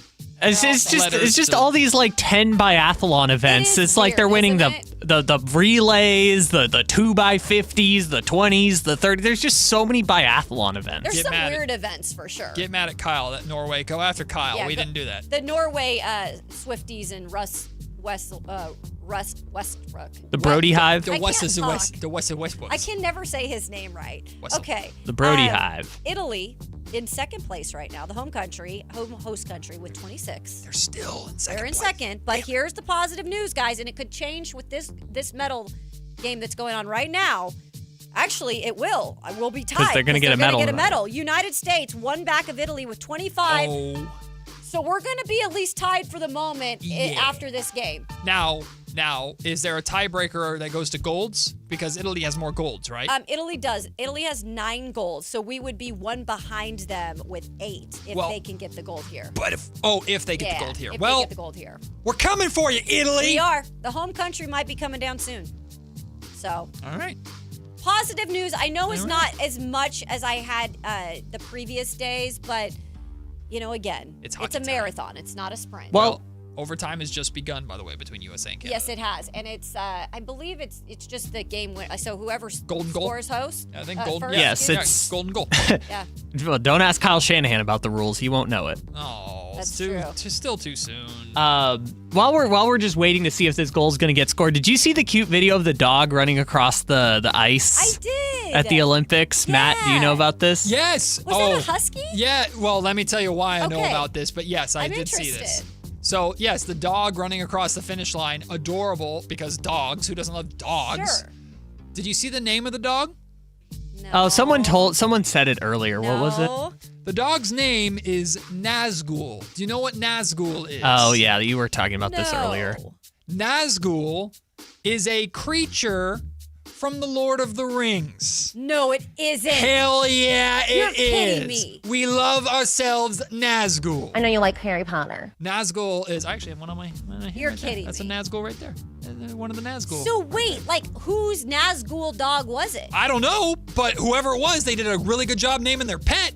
They really did, and that should be your best friend. That should have You led. should do some investigative reporting. Should have led the Olympic. To me, that is the gold medal of the Olympics. That's crazy. I didn't know that. So you saw it trending, and you were like, "Oh my God, we're soulmates, this dog and I." Yes, Nazgul We've got to adopt him. Nazgul crossed the finish line in the Olympics. I did see that briefly, and I was wondering the story behind it. So. Yeah, no, it's someone's dog just ran on the track during, what was it, the cross-country skiing, I think? Nazgul, they go where they want. But it was so fitting because it's like that winter type of husky dog, the blue eyes. It's like that type of. Oh, it's the classic you know Winter what Olympics I'm saying? dog. The Winter Olympics dog. Yeah, that looks like a wolf. Yeah. Yes. Classic Nazgul. Come on Could have been now. a mascot. Hell yeah. No, I love that. It's on Nazgul. Well, we're going to have to wait for an update because right now we are waiting for a winner in terms of this USA-Canada goal. Yeah. So. While we're waiting too, there's been so many different curling matches. Like how long, how does curling only get one medal? Did you see the curling drama? There was drama between, Was it the pairs? It was a cheating scandal. No, it was between Sweden and Canada, and they started yelling at each other or whatever because the claim was, it's called a rock. Well, yeah. I didn't know that. Yeah. I didn't know that. So apparently, the scandal was he was being accused of sliding and then pushing the rock and then following through with his fingers and giving the rock a little extra little doop, little a little butt tap. So then they pulled a different camera angle that the Canadians didn't know existed and absolutely caught them. Oh, Canada! Geez. So that's what it was. So Sweden specifically asked for the camera angle of them there, knowing they were cheating, and then pulled it on them, and then it became a whole controversy because the Canadians were like, this is not true. Not the Canadians. If the Canadians are the best of us. I know. They're supposed to be. Here's the thing. I think that this has been the most drama-filled Olympics that we've had in a while. There have been so many side stories.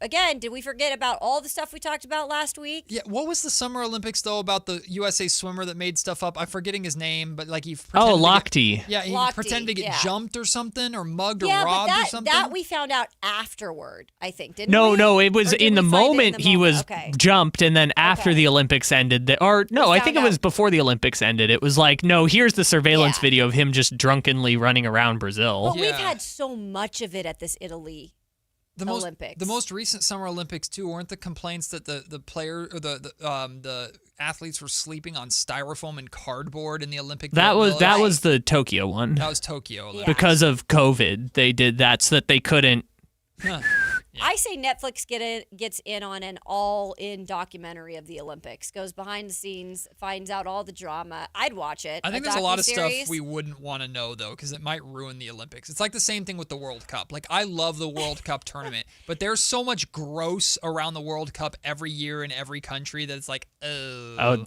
there's a bunch. I'd have to look it up again. There's a bunch of stuff with this U.S.-Canada match that we're watching right now that is drama. Oh, really? There are people getting engaged to other people and divorcing other people. There's a ton of drama in this U.S.-Canada match. Love Island on ice? I'm about it, guys. That's what I said. Bring them inside the Olympic Village and just do a reality series in the Olympic Village. Listen.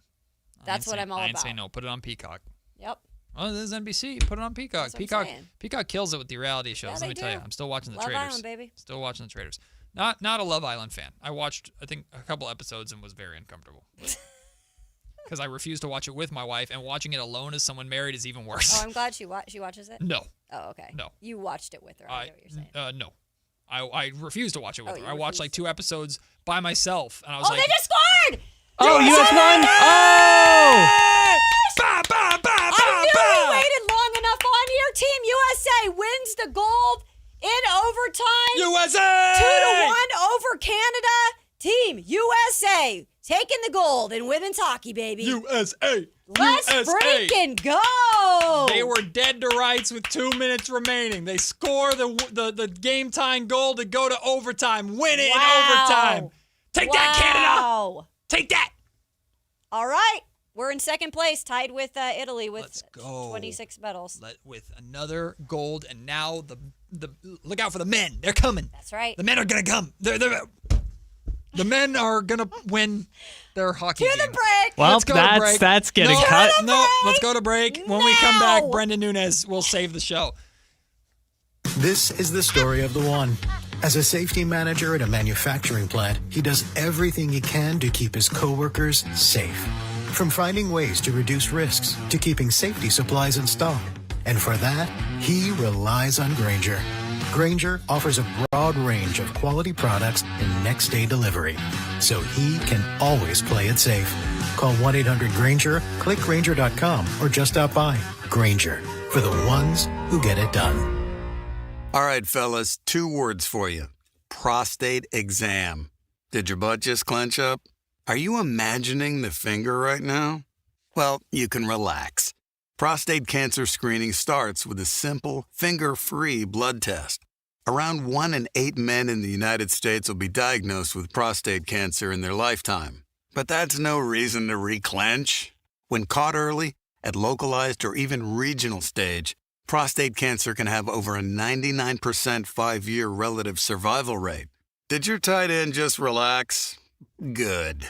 If you're 40 or older and have a prostate, visit RelaxIt'sABloodTest.com to find out if a PSA blood test is right for you. The PSA blood test can be the first step in screening. Talk to your doctor to evaluate your risk, determine when to get tested, and discuss screening options and next steps. That's RelaxIt'sABloodTest.com. Sponsored by Novartis. Have you tried my Colombian tamales? Yes, but the Mexican tamales I brought are way better. Colombian tamales wrapped in plantain leaves are unmatched, you know. But the Mexican tamales wrapped in corn husks are the authentic ones. At least we can agree that they taste better with Pepsi. Without a doubt, tamales deserve Pepsi. No matter what tamales you love, enter for a chance to win a year's worth of groceries. Powered by Pepsi. No purchase necessary. U.S. residents 18 or over. Ends April 5th, 2026. Rules at PepsiPromo.com/free groceries. Pepsi is a registered trademark of Pepsi Go Inc. Join Sactown Sports downtown before every Kings game. And pick up an In Shape Fitness Kings Rally towel while supplies last. If you walk, lift, stretch, or sweat, you belong. Start the year strong and join today at InShape.com. At Stockton Honda, we know how to honor a great deal. Like right now during our President's Day sales event. Whether you're shopping new or pre-owned, you can find star-spangled savings on some of our best models. Why not stop in today and see for yourself? Come celebrate at Stockton Honda and get huge savings on our giant selection. Plus top dollar for your trade. Anytime, anywhere, it's all here. StocktonHonda.com. If you're serious about your golf game, then you need to know about Total Game Fitting at the Hagen Oaks Golf Super Shop. Whether it's the TrackMan-powered player performance studio for your best fit clubs, or the cutting-edge technology putter fitting studio, or the free Ballnamic ball fitter and 3D foot scanner, the Hagen Oaks Golf Super Shop offers you total game fitting from head to toe with equipment and apparel. Find your advantage at the Hagen Oaks Golf Super Shop with the latest offering of new golf products in Northern California. Fulton Avenue at the Cap City Freeway. KHTK HD1 Sacramento, KYMX HD3 Sacramento. From the Power Business Technology Toshiba Studios. This is Sactown Sports 1140.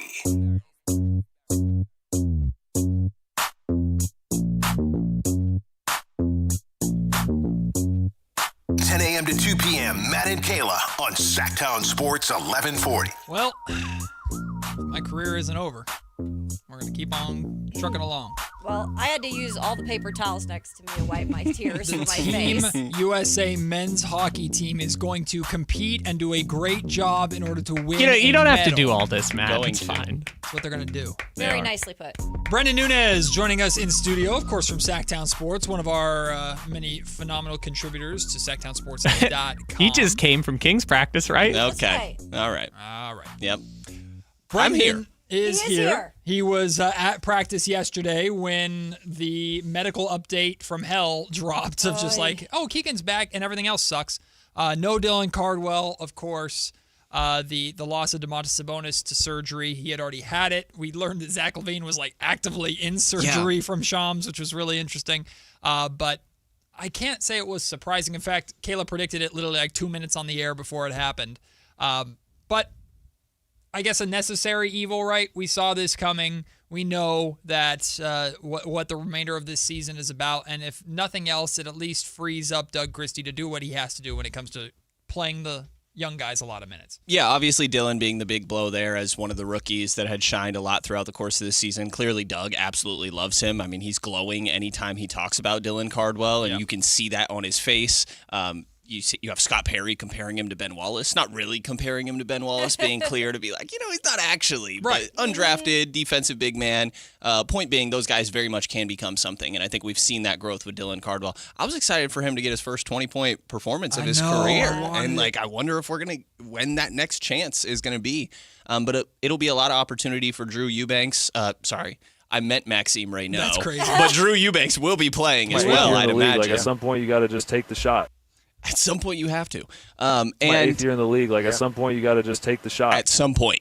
Keyword there, by the way, because it is all points that Drew is taking that shot. That's true. But, yeah, I would have liked to see Domas out there for maybe half the games throughout the remainder of this season. I think that as much as I'm a fan of them getting that number 1 seed when it comes to the lottery, because you can't fall further than 5th, obviously, they need to be competitive in games for these for the growth to really matter for these young players. I think seeing that 30-point performance from Nate Clifford in a close game, and obviously didn't end exactly the way that you would want to, but being competitive against a Cavs team in James Harden's debut, that's important growth and where you see the development for some of these young guys. Keegan yesterday is talking about how he wants to be the guy that's taking shots that win or lose games late. You got to be in the games to matter. So I would have liked to see Domas out there a little bit, but I also understand that it's the state of the season, and I don't think it's the wrong decision by any means to shut him down. When it comes to Keegan Murray and getting back out there, A, let's just hope he stays healthy, right? B, I think us included on the show, once DeAndre Hunter gets back out there, how interested are you to see that pairing? Yeah, I think that the Kings have needed a wing for a long time, or multiple, I should say, because they've seemed to only have one at a time. And there's clearly an excitement when DeAndre was brought on about how he could fit with Keegan Murray and the versatility and switchability of having two guys that are 6'8", that are two-way players. Because Precious Achiuwa has that defense, but he doesn't really have the offensive skill set. I think that maybe limits some of the opportunities and moments that you want him out there. But DeAndre, maybe better offensive player than defensive, but has a 7'2" wingspan, I believe it is. It's funny, looking at his pictures when he first joined the Kings, I'm like, man, you can see the wingspan. Those arms are super long on that guy. So not going to be out there tonight. He did joke that maybe he's going to mess around with some goggles. as he comes back. I asked him about the eye patch. I asked him about it yesterday, and he laughed and joked no, but I couldn't tell if he was joking about the goggles or not. But I would love it. I would love it. You know, we'll see what ends up happening there. But I think it should be an interesting pairing, and to the point of needing to be competitive in games just for the growth of some of these players, even if they're not winning in the final moments. I think DeAndre's presence should play into that. When it comes to Keegan, though, having the green light, because we heard Doug talk about that yesterday, and even going back months ago when Keegan first returned from his initial injury, DeMar DeRozan said this is Keegan's team. So he's being endorsed in all the right ways as for the final 26 games of this season, like, Keegan is going to be the guy, if nothing else, just to see what it looks like. But to you, what does having the green light mean for Keegan? There's a difference between showing things and doing things offensively productively as a scorer and just chucking shots. And Keegan's never really been one to chuck. But what to you is the appropriate green light for Keegan to have, or how he should approach these final 26? Yeah, that's partially where I go back to like the Domas thing a little bit. I think it would have made his life a little bit easier in that process. So good screen setting, coming off DHOs and things like that. But I think for the most part, you saw it earlier in the year. He came into the season saying he wants to win most improved player. And we don't really hear Keegan talking like that. Obviously, that's way in the rear view now. He's played, 19 games at this point in the season. But I think it's, you saw it in flashes last year and specifically this year. He was taking more shots than he had previously at any point in his career, really, for the most part. Off the dribble, especially. Off the dribble. And I think that seeing that mid-range game a little bit is important. We know, I was going to say we know the three is there. You don't really. I'm still a believer until I think we need to see more sample size and shots that are just making his life a little bit easier. But maybe there's some off the dribble three stuff. But to me, it's the mid range and finishing around the basket. I think he's been tentative throughout his career, finishing around the basket, going up and then sort of double clutching and second guessing himself. Like, no, finish through somebody. Get a poster or two, like Neat Clifford's been trying to do all season long. And so I think the finishing around the basket, a little bit of a handle, obviously plays into part with all this, but I think one or two dribbles, step back into a mid-range, and I think that he's still very much somebody that's going to do it within the flow of the offense and not just, it's different style than DeMar DeRozan. DeMar DeRozan is a little bit more patient and calculated with how he does it. I think Keegan can be more of a quick decision maker in how he gets to his spots. Brendan Nunez joining the show, our own Brendan Nunez, and I'm curious to ask you this question because I heard Katie Christensen talking about it when she was asked this morning. And this isn't an X and O's, but just in terms of Keegan, kind of the mentality of Keegan is a little more laid back. He's not the most vocal guy. Do you see or feel it's necessary that he takes a step in leadership somehow? It doesn't necessarily have to be vocal, but how can he do that? Yeah, I mean, I think it's within his play, right? I hesitate a lot on some of that stuff because I think at what point are we asking somebody to be somebody that they're not? And everybody will tell you that Keegan is talking a lot more than he has from his freshman or from his rookie season, for example. So I think you've seen, maybe we haven't seen it as much, but they have internally seen him be more vocal and things like that. But I just don't think that's who he is, essentially. Like, Steph Curry's not a vocal leader. Tim Duncan wasn't a vocal leader. And Keegan's not a future Hall of Famer, probably, right? But I think that it's fine for him to just be himself out there, and the guys will rally around that. When he does have a big play, his teammates are going to run up and jump all over him and get him to crack and smile. And, like, his personality, I think, plays into the nature of the team and just brings out a different aspect of the joy that all these guys can get. So I think Keegan is who he is, essentially. We started this show off expressing our continued frustration with Darren Peterson. Kayla has to it. Kayla, we went right in. There was no, or for a while there's been hesitation with Kayla about Darren Peterson. And for me, I've always balanced the talent with the, okay, this is concerning, why does this keep happening, whatever. Last night was the first night that after watching him do it again, have an unbelievable start to that game versus Oklahoma State. Like, he was unstoppable. And it's just like, there it is. There's the undeniable offensive talent that makes him the top prospect in this draft, or the most talented prospect in this draft. And then to see him play 18 minutes, and then the internet captured the moment when he turned to coach and just said, like, get me out of here. That was kind of wild. And even Coach said, I didn't expect that. Yeah. And the reason, and it resulted in me this morning feeling like I'm out. Right now, I am completely out on AJ, or on Darren Peterson. I'm all in on AJ Debonsa. but it's not from a Darren Peterson standpoint as much as it's from the Sacramento Kings specifically and what Sacramento is looking for from their top prospect, their star. In this scenario, the Kings would have the number 1 overall pick, and they're deciding if Debonsa or Peterson, or I guess Cam Boozer, is that guy. And everything about the red flags with Darren Peterson sounds like they would be a horrible combination with where the Sacramento Kings are at as an organization and the reputation that the Sacramento has. I know you are a big fan of Peterson's unbelievable talent, but you also understand Kings culture very well. How do you balance the two sides of that? Maybe this is a cop-out, and tell me if I'm flawed in this. I don't know how much the history of the Kings should matter. Like, when you are the number 1 pick. Sure. To me, I am just taking the best basketball player. And that's putting it very simply. And I think a lot of it has to do with, as well, I feel somewhat hesitant to, like, draw conclusions off these things because we don't really know. That's why, like, the Bill Self coming out in his comments yesterday were the moment where I was like, okay, this is something. You know, even prior to that, I'm like, I don't know. What if this guy is like, hey, I'm going to be the number 1 pick and I don't want a career-altering injury, you know, which I very much wonder, and I hope that we get some news on this at some point. It feels like one of those, like, post-trade mortem articles of after he leaves where, like, how does NIL factor into all this? What did they pay him? Does that factor into expectations and why Bill Self is feeling a type of way and different things like this? Obviously, Bill can also only say so much because how does that look to other top prospects that you're trying to recruit over to the school? Like, it's a very weird situation. But to me, he's the best player out there every single time, including when he's playing against A.J. Debonsa.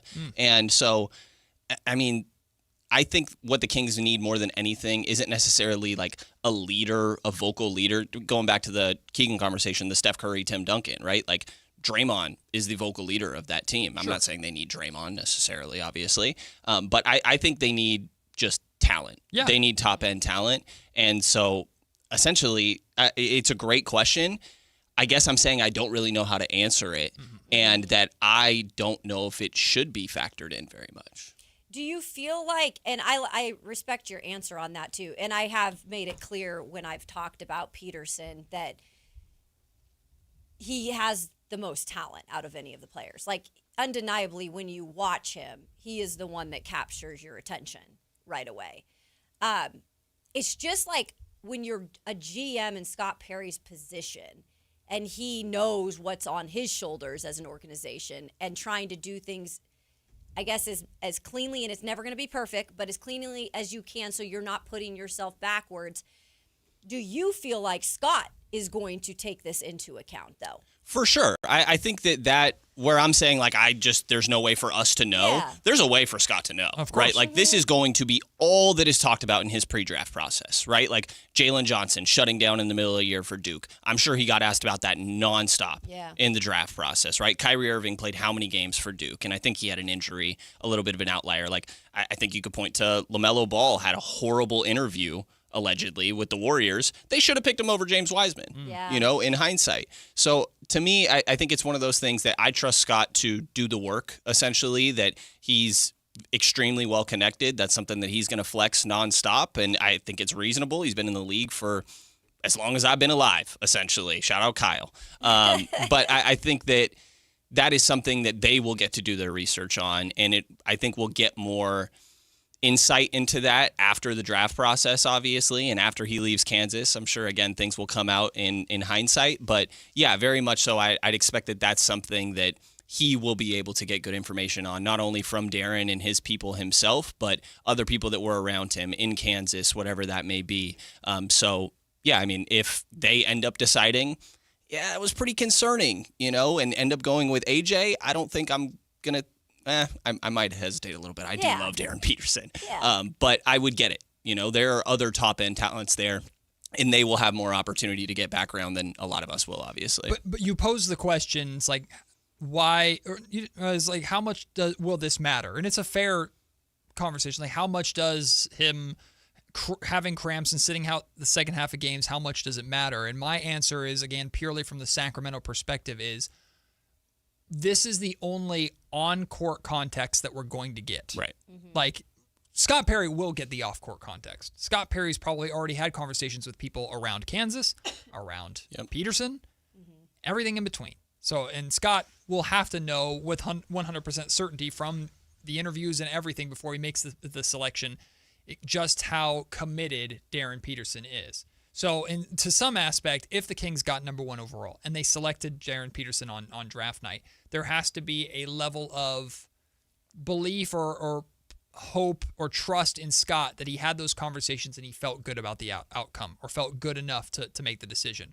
But again, all I can go off of is the basketball context of a player who plays for one of the best basketball programs in the NCAA, who is going to be competing for a national championship or expects to be making a deep run in the tournament, and who is clearly not as invested in that program, I feel, as he should be. Right. It seems very me before we, and I understand his goals to get to the NBA. I completely understand this idea of he doesn't want to get hurt, doesn't want to lower his draft stock in any type of way. All of that makes sense from a me standpoint, but he plays for a team, and he would be coming to a team to where not only is he responsible for helping the Sacramento Kings get back into relevancy, he has to be the face of it. He has to be the tip of the spear. What was it Luke Walton always said? The head of the snake, right? And we'd roll our eyes at it. But that's what the Kings are looking for in this draft, with this draft class specifically, with a top 5 pick. Whoever they can get that will be the face of this organization going forward, who will replace De'Aaron Fox and bring that bar to a higher level than De'Aaron was ever able to bring it up. That's what they're looking for. And when I see Darren Peterson and the on-court context says he's not fully invested in Kansas, why the hell would he be fully invested in Sacramento? Just because it's the NBA? Yeah, well, arguably the Kings are the worst situation in the NBA. That's why they're going to be in a position to be able to draft him in the first place. So what's going to stop Darren Peterson from Game 10 having 20 points at halftime versus Denver and going, I'm good. Like, this is a 25-win team, I'm good. Like, that's just something that worries me from the standpoint of knowing what the Kings need from this draft outside of just talent. Yeah, and I think without there being like a real way to bluntly answer that, obviously, I would say that I would assume that the NBA is different than college, that this is a one-year stop, right? And you'd imagine that the NBA has like been his goal, and you're going to have your money locked up at that point. Like, to me, that's probably the big aspect of this is I don't know what Peterson's getting paid at Kansas, but it's a one-year thing, right? And it's a pit stop, essentially. Maybe Ben Simmons isn't a great guy to look at, but he got a lot of flack for how he handled LSU, and said, hey, like, I'm very clear. This is one and done. Like, what did he say? I'm here to play basketball, not play school or whatever it was, right? And again, Ben Simmons didn't exactly turn out the way that you would want. And maybe is a good example of your point. Yeah. He would probably be the best draft pick the Kings have had since De'Aaron Fox. Who? If they took Ben Simmons? Well, yes. Yeah, Tyrese. But yeah, fair enough. What did he ever do? Yeah, And Ben Simmons has more All-Stars. That is crazy. Probably a lot of fishing championships, too, at this point. Go. But yeah, I mean, I think that it's a hard thing to gauge, and to me it would be more concerning if this was injury related and why he kept coming out because he was worried that he was going to get hurt. Then that could be a long-term concern of, well, how frail is he? I see a lot of people calling him street clothes 2.0, talking about Anthony Davis, or the fact that he's got this DNP nickname is kind of crazy and also really funny and creative. Like, really shout out to people. But yeah, I mean, I would argue that, or I would just imagine, I guess is probably the right way to say it, that once you have that first overall pick money locked up, which is an insane amount of money nowadays, and you're getting that for at least 4 years, that it could be a different situation. There's no way to really know that. And the other thing I'm curious about is, assuming they make the tournament because they've played extremely well recently, maybe to Bill Self, as he would say it, better without him at moments. I don't necessarily agree, but I get what he's saying. They played phenomenal. They beat Arizona pretty much without Darren Peterson, actually fully without Darren Peterson. So I'd be really curious to see, does this continue in the in March Madness? And that was kind of, really, I just wanted to add context to what Brendan was saying. Cooper Flagg's contract is 4 years, $62.7 million. Right. 13.8 this year, 14.5 next year, and then 2 team options, LOL. Yeah. 15.2 and 19.1. So that, and Darren Peterson, or the number 1 overall pick, is going to make more than that because it'll go up every single year. So just to add context. Well, you mentioned March Madness, and we had this conversation earlier about, well, what if he turns it on in terms of playing full games during March Madness? There's still going to be, I feel like, the questions then. Well, then you went the whole season knowing you didn't have to really play, but you're playing for the moments you want to play. And so then I feel like people are going to have that question as well. So it's like you can't really win at this point, even if he goes and plays every game to the fullest in March Madness. Yeah, I would say just to play the other side, right? Yeah, just to play devil's advocate do. here. Do you like A.J. Debonsa playing 40 minutes? There's been multiple games where he's played every single minute. And I think that you could be like, well, like what if something happened to him, or Caleb Wilson? And for what it's worth, I love these things about these guys. But just to present the other side a little bit, Caleb Wilson is practicing with a broken finger, and came back in that game where he broke his finger, and is talking about, hey, no, I want to come back this year. I think very much credit to those guys, but I also could see the side of, are you putting your future at risk? I would just say for a decision this big, I want as much context as I can possibly have within the realms of now you're being just dangerous to a player. And I want to see how A.J. Debonsa looks in different matchups, how A.J. Debonsa looks against the best teams, against the worst teams, and when he struggles, when he's on fire, right? And that would be the same thing with Darren Peterson. If Darren Peterson's having a bad first half, I want to see how he overcomes it. Yeah. I want to see what Darren Peterson looks like. And we saw this once, and I can't remember who it was against. The bad game?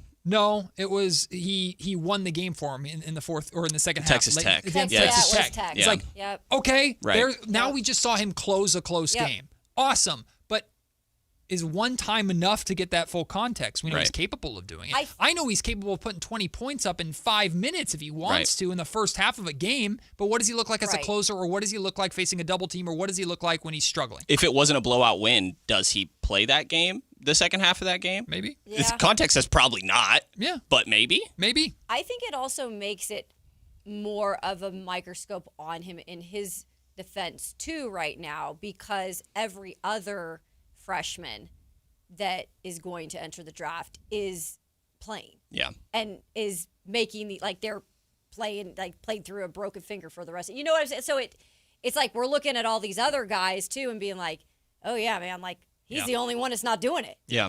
It sticks out. It felt almost like a message that Darren Peterson doesn't play against Arizona, and then the next game A.J. Debonsa plays every single minute of the game, or Caleb Wilson saying, "No, I'm coming back this year," and I do think that is very much a credit to those guys, and I get why it's a knock on Darren Peterson, but I just can't get over that. I do think we've seen enough on-court basketball context to be like, no, this guy's a monster. Let me loop you into another conversation we had, a question that dawned on me this morning while I was actually listening to Jason Ross this morning. You listen to those guys? I mean, Carmichael Dave's not here. Now the show's way better. There we go. Out of obligation.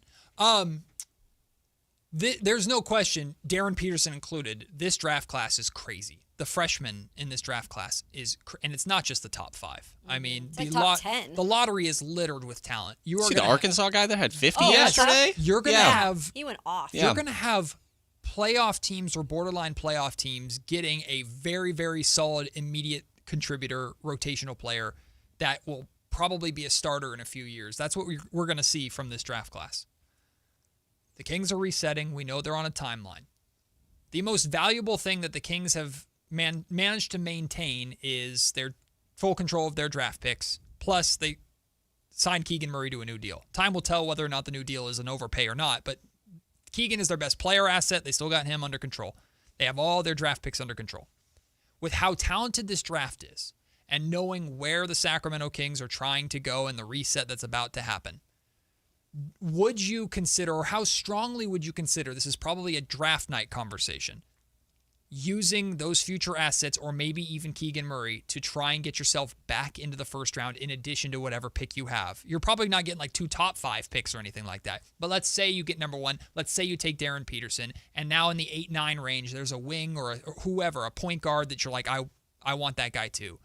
with how good this draft class is, would you be interested or intrigued by the idea of the Kings making an aggressive New Orleans Pelicans-esque type move from last year, mortgaging a little bit of the future to go get those 2 young stars right now? Yeah, maybe not to the extent of the Pelicans Right. deal, Yeah. obviously. Yeah. I know that's not what you're saying. Yeah. But yeah, I mean, if they want to trade a pick 2 years out, to move back up to 10 or something, like, I think at that point you got to trust Scott Perry's evaluation. And admittedly, I'm probably like 7-8 players comfortably deep in my evaluation of this draft. So like, I'm not doing anything with the pick this year for what it's worth and moving back or anything like that, barring you're moving back to 3 or something like that and you feel like it's comparable and you're getting that sort of Pelicans package or something like that. But yeah, I mean, I think that certainly should be on the table. This is a really talented draft, and when it comes down to it, these still are just crapshoots in a way. Of course. Like, it's not the Kansas comparison, but Andrew Wiggins was Maple Jordan, right? Like, there's plenty of these guys where, no, this is a star player, no questions asked, and then it just doesn't pan out for whatever reason. It's a draft in a nutshell. Marvin Bagley, right? And maybe that's a different situation, but like everybody thought he was good. And well, it didn't have anything to do with you. Great, you're getting educated over here, though. There's another music video in the works. Did you guys know about this? Slight teaser. No, not from Matt. Not from Matt. Did you retire, Matt? I should. That's not enough. No, I don't know. Hey, you never say never, brother. You never say never. Triple down. That's a good teaser, though. I went to go heat up my lunch and I saw it by accident. I was like, what is happening here? Great production. There's a certain music video being shot for potentially someone who's going to be on these airwaves in the next you never know. next little bit. You never know. You just never know. Yeah, we have like a producer in here now, Somebody that has shot 2 music videos, so now I'm labeling him as a producer is essentially what we're going with here. Music producer, yeah.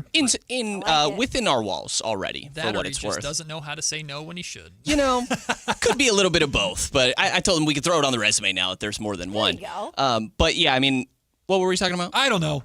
Well, and would trading down. Would Keegan Murray be a piece you would be willing to part with? Yeah, for the right player, Yeah. yes. I don't think he's untouchable. I don't think anybody on the Kings is untouchable, essentially. I do think that there's an aspect of Keegan is an extremely valuable prototype in the modern NBA, and you have a lot of team control, so there's no rush to make a move. Right. Now, I don't think this would be the case, but if Scott's opinion changed on Keegan Murray from the time that he gave him that extension to the time of the draft, then maybe that's a different conversation. But I'd imagine that's not going to be the case. It's going to be very interesting to see how he plays out the rest of this year. Is there a world where Keegan totally balls out and it feels like a sell high moment? Then sure, like you play into that a little bit, right? If you think that there is a future perennial all-star that you can get for Keegan Murray, you got to pull the trigger on that because you guys are talking about it, and I agree. Like, is he a number 2 option at his peak? Is he number 3? Like, to me, it's like a Chris Middleton-ish guy that we're talking about, which is what, a 1-2-time All-Star maybe? Yeah. Like flirting with an All-Star game a couple times in his career. And if you think you can get a Mikal Brown, who I think is phenomenal, right? Like something like that, say one of those guys is falling and all of a sudden you want to capitalize on it, then sure, I don't think it's off the table, but I'm also not in a rush, I guess I would say. That is Brendan Nunez. You can check out all of his great work on SactownSports.com. Download the Sactown Sports app to read his work over there, doing all sorts of stuff covering the Sacramento Kings, including his exclusive conversation that he had with Keon Ellis before Keon's return in that very entertaining Kings versus Cavaliers game. Hey, let's hope most of the games for the remainder of this season are as entertaining as that game was. Hopefully. Because we got 26 more. And a lot of Russ and DeMar. Baby. Love that. Going to be well-rested post-All-Star break. I will see you at the Golden One Center, my friend, for tonight's game. Take or keep an eye out for Brendan's post-game article and everything about that. For now, we will take the break, come back, get you finally set up for Kings and Magic. Look at the injury report. It's a lot longer for Sacramento than it is for Orlando. Our final takeaways, expectations for that game, and then Whitey Gleason, Alan Stiles, the Drive Guys join us for a little crosstalk to wrap up the show. You're listening to Matt and Kayla on Sactown Sports. This is a special alert to all Americans who own a vehicle with less than 200,000 miles with an auto warranty about to expire or with no warranty coverage at all. Due to a decline in the economy, CarShield is announcing a low-cost month-to-month vehicle protection plan that is now available to the public to save any driver out-of-pocket expenses on future auto repairs. Call now to find out how you can pay almost nothing for covered auto repairs. Yes, you heard that correctly. Pay almost nothing for covered auto repairs. An open phone line has been established for all drivers to call for a free quick quote. Call 800-292-45 4541 now. Drivers who are covered will not have to pay for covered repairs again. This protection plan is at an all-time low. Additionally, drivers who activate this vehicle protection today will also receive free roadside assistance, free towing, and car rental options at no additional cost. Call us for your free quick quote today. 800-292-4541. That's 800-292-4541. What do you have to lose? Call 800-292-4541. Again, 800-292-4541. The Travel Guys, new on KHTK 1140 every Saturday at 11 a.m. We'll make you a smarter traveler. Tips you can use on the road and at the airport, plus reports from top consumer advocates. The Travel Guys, 11 a.m. on Sactown Sports 1140. There's the hard way to buy a car, and then there's the Hoblet way. Transparent prices, fast paperwork, and a team that's there to help, not hover. We've spent 77 years refining this process so you can get in, get out, and get driving with zero drama. Car buying doesn't have to be stressful. At least, not when you do it the Hoblet way. Experience the difference at HobletDodge.com. The easy way to buy.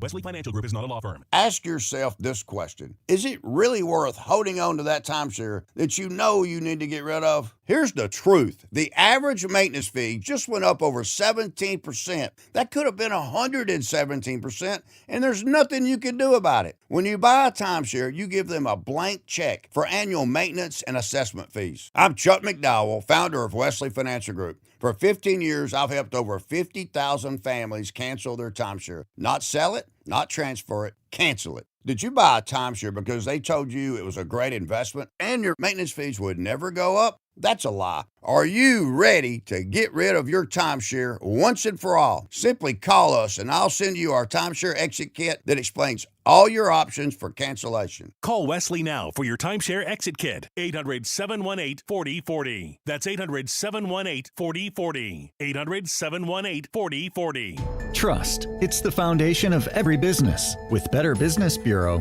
you connect to a network of trusted partners who help you grow and improve your visibility. BBB accreditation signals to your customers that you value honesty and reliability. Show your commitment to integrity and excellence. Join a community that's dedicated to helping businesses thrive. Take the next step for your business. Join today. Visit bbb.org and discover how Better Business Bureau can help your business thrive.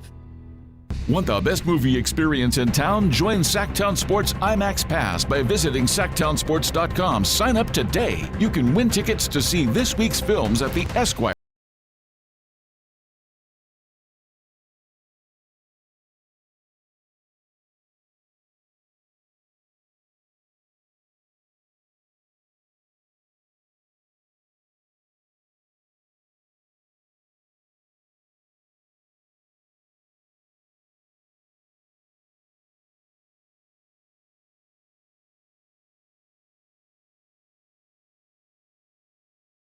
Medals on like around the necks of the Canadian team who just lost, so there's already this like pain, and that's bad enough. Right. Then they go down the line and hand them Labubus. Stuffed And these Labubus. These ladies are just wrecked. You just lost in the gold medal game in the Olympics by a heartbreak in overtime. You were winning with like 2 minutes left. You had the gold secured, and now in front of the world, you're being handed these Labubus at one of the worst moments of your life competitively. Did you see the last? You didn't see any of it. So the last girl couldn't look. literally, like, looked at it and wanted to, I feel like she wanted to say, what the is this? Just spike it. And just spike it. But she didn't. Yeah, good for but her, I guess. Not one of those girls even cracked a smile. And I honestly, I'll agree with you, I felt awkward for them in that moment. I know it's some of the tradition. bad. I know it's the tradition of the Olympics to the podium and and the gold is in the middle at the highest point.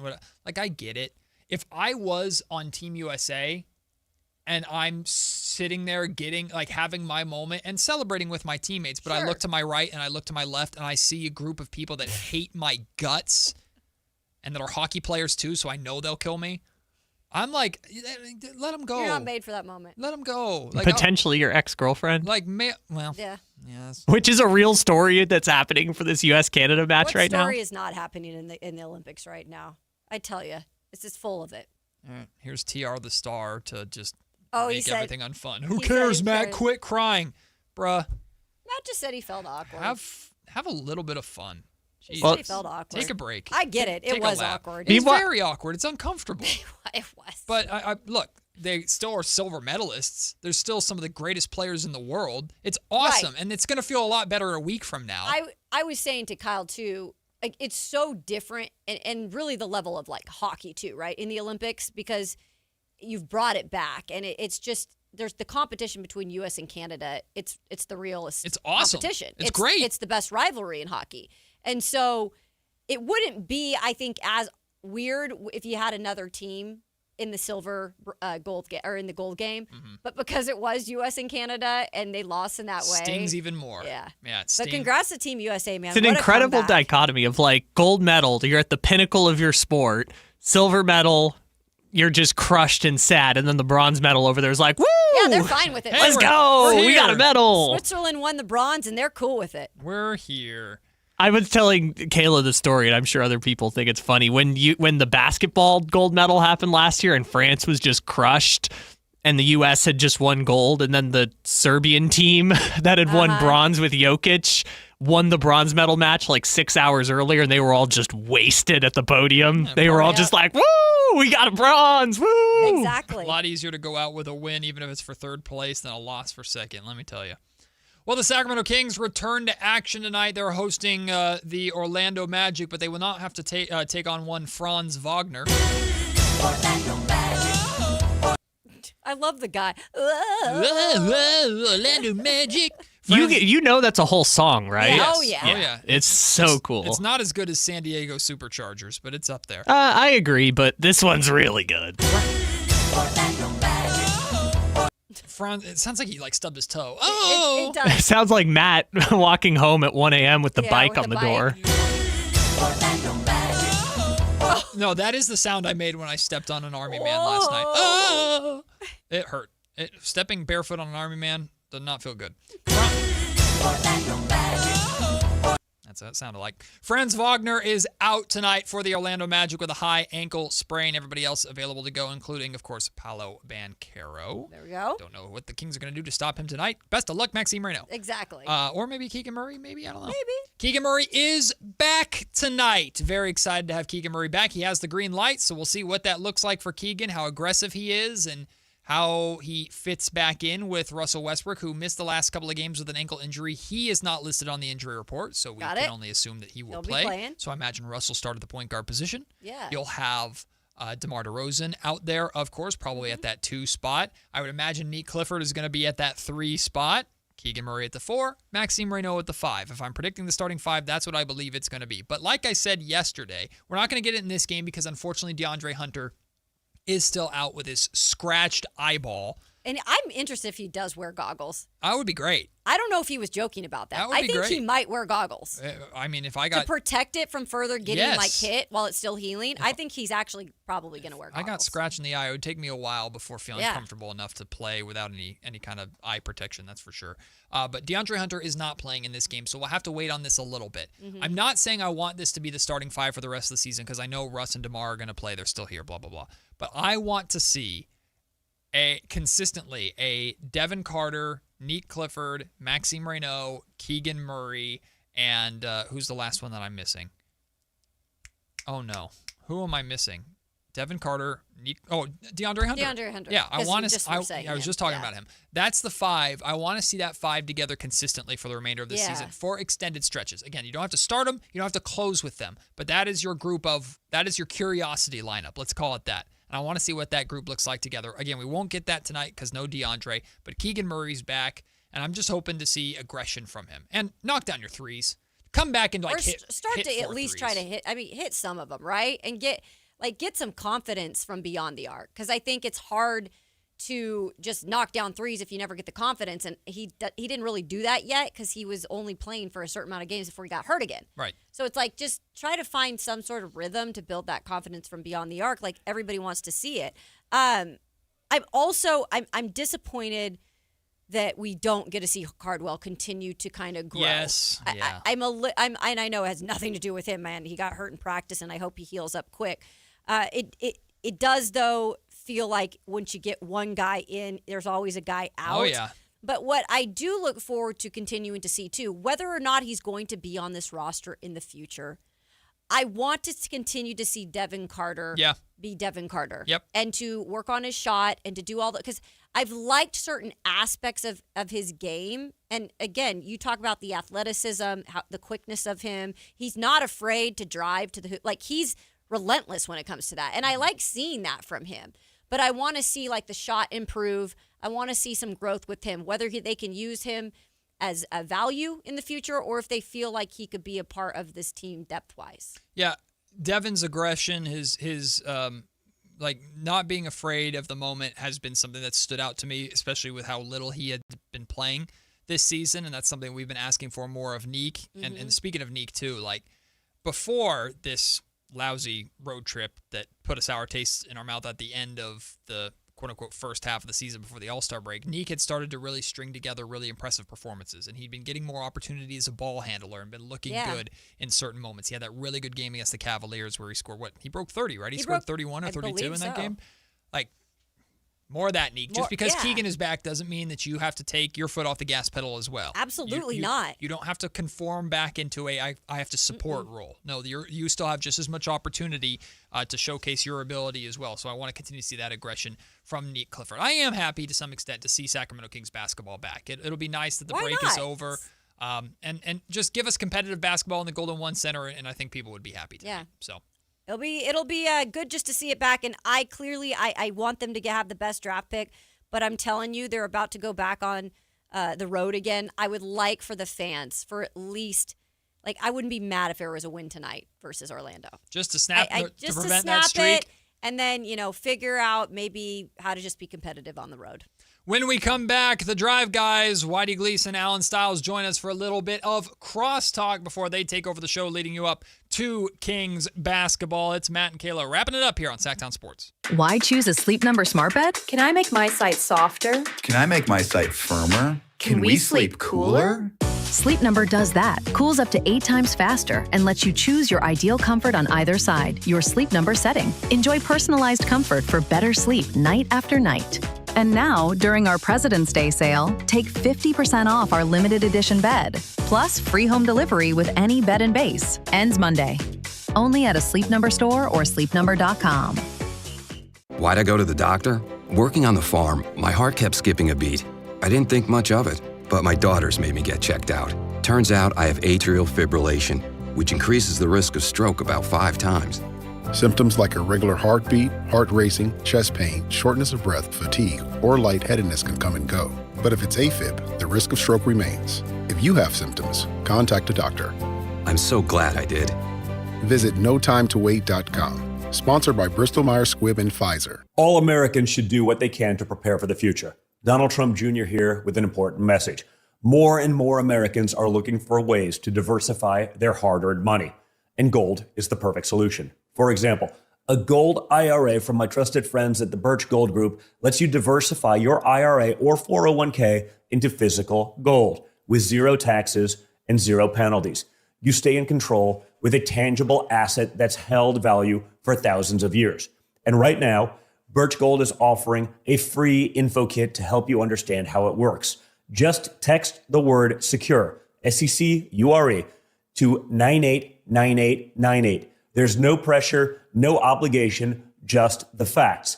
You can't predict the future, but you can be prepared, but only if you educate yourself. So take that first step right now. Text SECURE to the number 989898 today. That's SECURE to 989898. Join Sactown Sports Downtown before every Kings game and pick up an In-Shape Fitness Kings Rally Towel while supplies last. If you walk, lift, stretch, or sweat, you belong. Start the year strong and join today at InShape.com.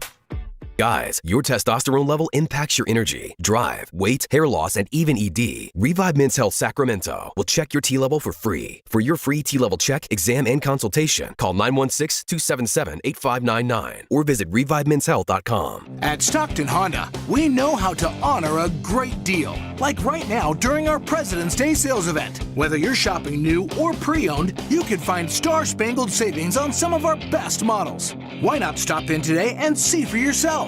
Come celebrate at Stockton Honda and get huge savings on our giant selection. plus top dollar for your trade.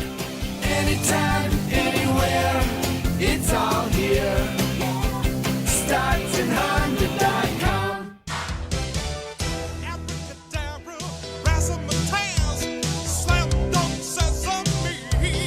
Matt and Kayla on Sactown Sports 1140.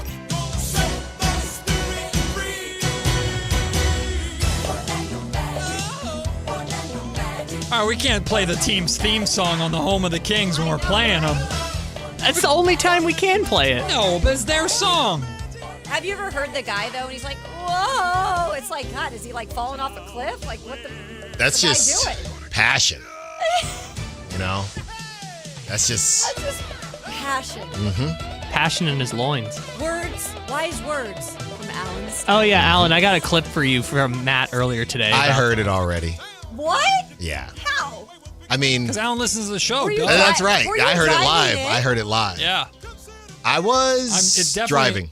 Okay. I'm glad you made it. Did you pump I was the driving. brakes?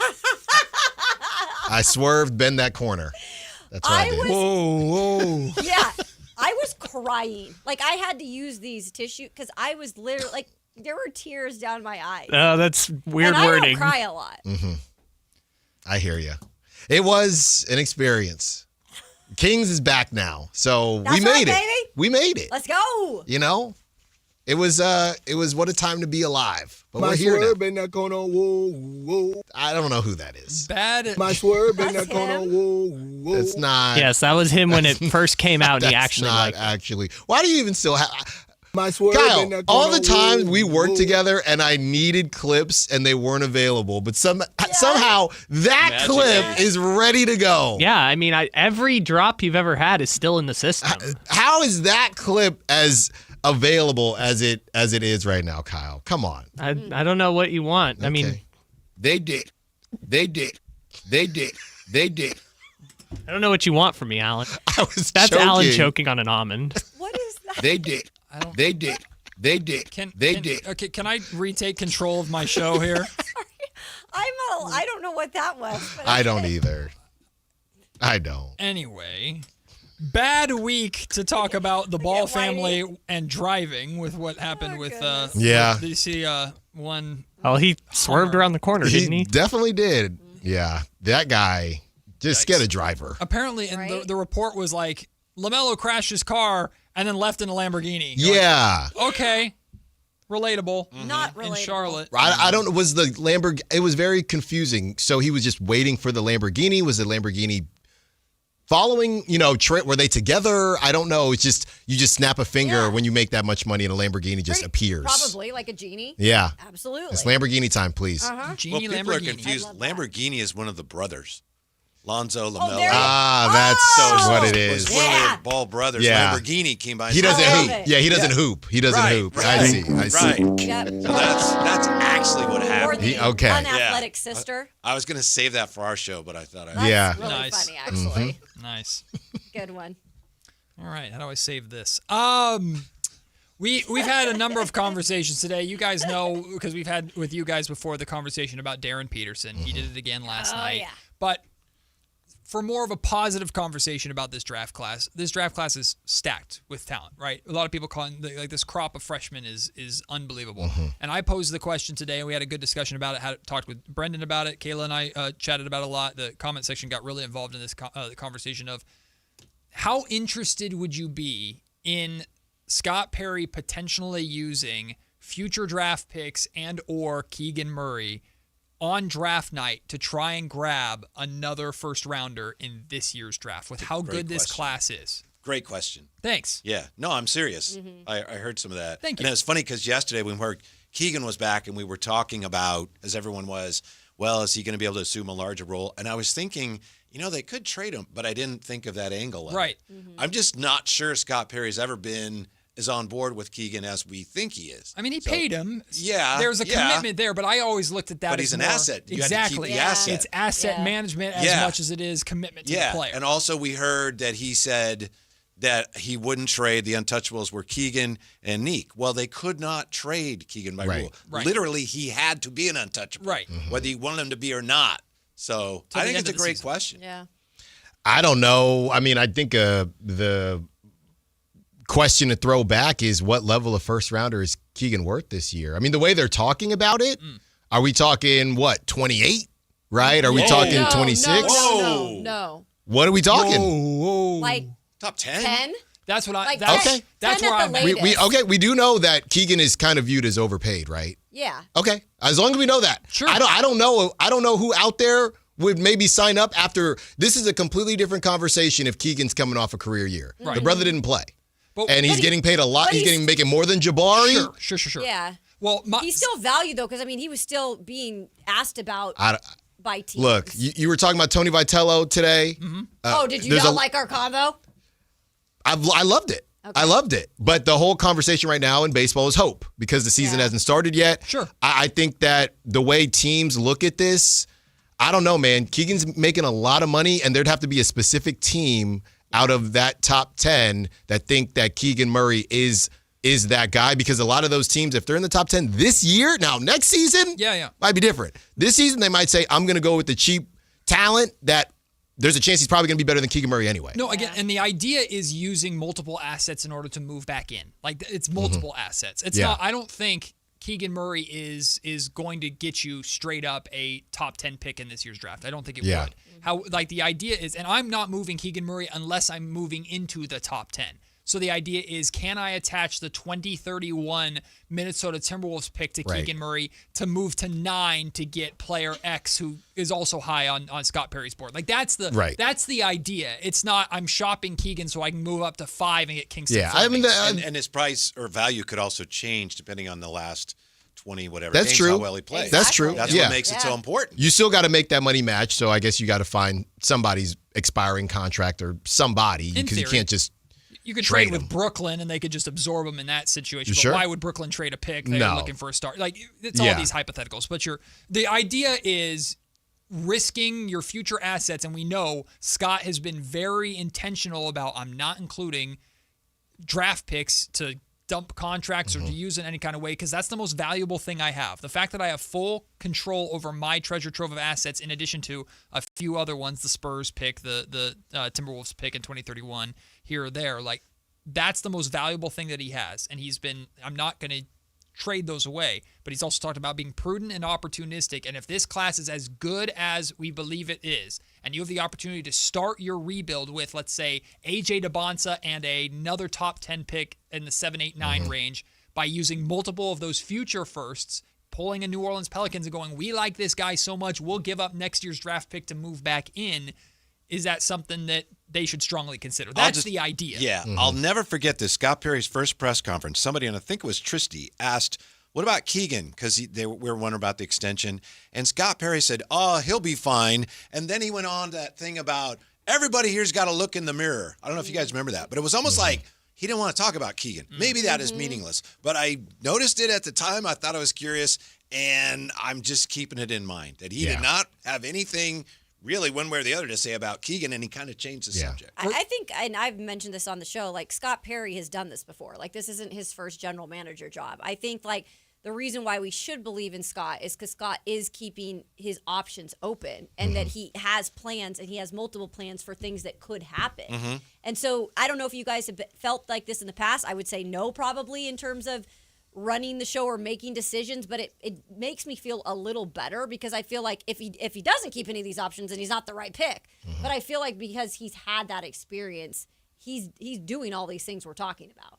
Yeah, we spent time going back and forth. I know Jabari Smith ended up getting signed really early because of the Kevin Durant stuff, but I know there was some tinfoil hats going around with how, quote unquote, long it took them to extend Keegan, but it more so turned into that was more traditional versus Jabari Smith Jr. not being traditional. With that being said, I mean, I don't know how much Keegan Murray film Scott Perry grinded. I guess what I'm saying is he might have felt inclined to sign Keegan just because of the current situation. You just lost De'Aaron. You have no other young assets, and you didn't want him to would have been restricted free agency or something like that. So I don't know that he purely signed Keegan because he is the future. I think it was a couple different things. So I think he'd be open to anything. To me, it's more about where is Keegan's value, and if you're adding I don't know if you're Scott, if you're adding a first rounder from 2027, even if it's a softer year, and Keegan, you better be right. And I don't know. I know Rob Dillingham, it was a bad draft, but the Timberwolves moved up for Rob Dillingham, and that he's not even on the team anymore. Yeah. You know what I mean? So I don't know. Moving up, giving up stuff, it scares me. Yeah, there's a risk to whatever. And with Keegan specifically and Scott, it doesn't have to be like a one thing or the other. Scott can like Keegan Murray as a basketball player, but not be married to him the same way that like Monty McNair was, because that was Monty's biggest pick that he made. But what Scott is going to be married to is whatever he does in this year's draft. That is now his completely. Keegan is the asset that he inherited, and the only asset that he probably looked at as, man, this is really, really good. So I gotta maintain it. Yeah. So finding that balance for Scott is going to be interesting, because I do believe with Keegan not being his guy, if Scott could use Keegan to get his guy, I think Scott would do it in a heartbeat. Oh, for sure. Mm-hmm. So, bing. We're going to steal a lot of that today and talk about that, Alan. Hey, sure. There you guys go. You guys came up with it. Got to give that guy credit every time. No. Alan's like, no. One site is fine. It can be at the bottom. You got to click the link. Somebody on this station said something, but I'm going to make it better. Yeah. Yes, there we go. You can just cite it at the bottom. That was us this morning with Jason Ross. Yeah. Yeah. No more context needed. That's a nice harmony right there. No Yeah, it more is. context needed. Well, in addition to stealing my content, because we've done it with Alan our entire show, so it's about time it comes around the other way. What else are you guys doing before Really Kings looking for basketball? that. We're talking to the commissioner of the Mid-American Conference Mac. at Nice. 2:30. Also, I'll unveil today's Kevin 7, which is the 7 best Larrys of all time, because we found out yesterday that at Alan's daycare, they think his name is Larry. That is, Larry Styles, that flows, man. They call him Mr. Larry. Harry Styles. Yeah. It's 'cause of Hey, Harry Mr. Styles. Larry. Exactly. Have Hey, a good day, Mr. Larry. Okay, see ya. Larry. Yeah, I don't know. It's very That's random. 5 letters, you know? Yeah. If I say Alan fast, does it sound like Larry? Nope. No. I drop my kid off. Thanks, Not Mr. at Larry. all. See ya. I've been going to Okay. my dentist for 10 years, and they call me George. Well, Yeah, well, that, because you have two first First names. It's not my first name, though. It's one of your There's names. no one of way. your names. Why was there a universal? Well, like that was Well, acceptable. because It's my comparing situation. Larry to Alan, there's Yeah, no exactly. Larry anywhere in his name. My name's not Alan Larry. I'm gonna call you Styles. People That's call a me great that. Like it's your first name. I get a lot of people call me a lot of things, just not Larry. My favorite was when people Right. called Carmichael Dave Carmichael. Like it's his first Oh, name. I get that. Hello, Ron Carmichael. Artest used to call him Mr. Carmichael. Oh, really? He did. Now, that's He used to call him respectful. Mr. There's a Carmichael. Mister Meta there. World So anyway, that's Peace? coming up today on the Whitey and Lair Bear Show. All right, we'll All get. right. we'll Oh, get- Frankie Cardicelli, 3 o'clock. Okay. Oh, Never heard of Is it Frankie his first Clicks. time on your show? Debut, baby. Wow. No he idea made who that time. is. One, we have the rights to Frankie now, too. And his Yankee Minute.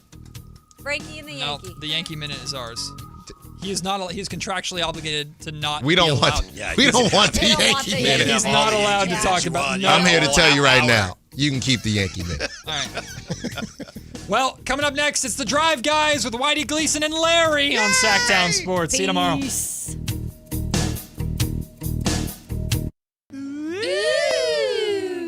This is the story of the one. As a safety manager at a manufacturing plant, he does everything he can to keep his coworkers safe.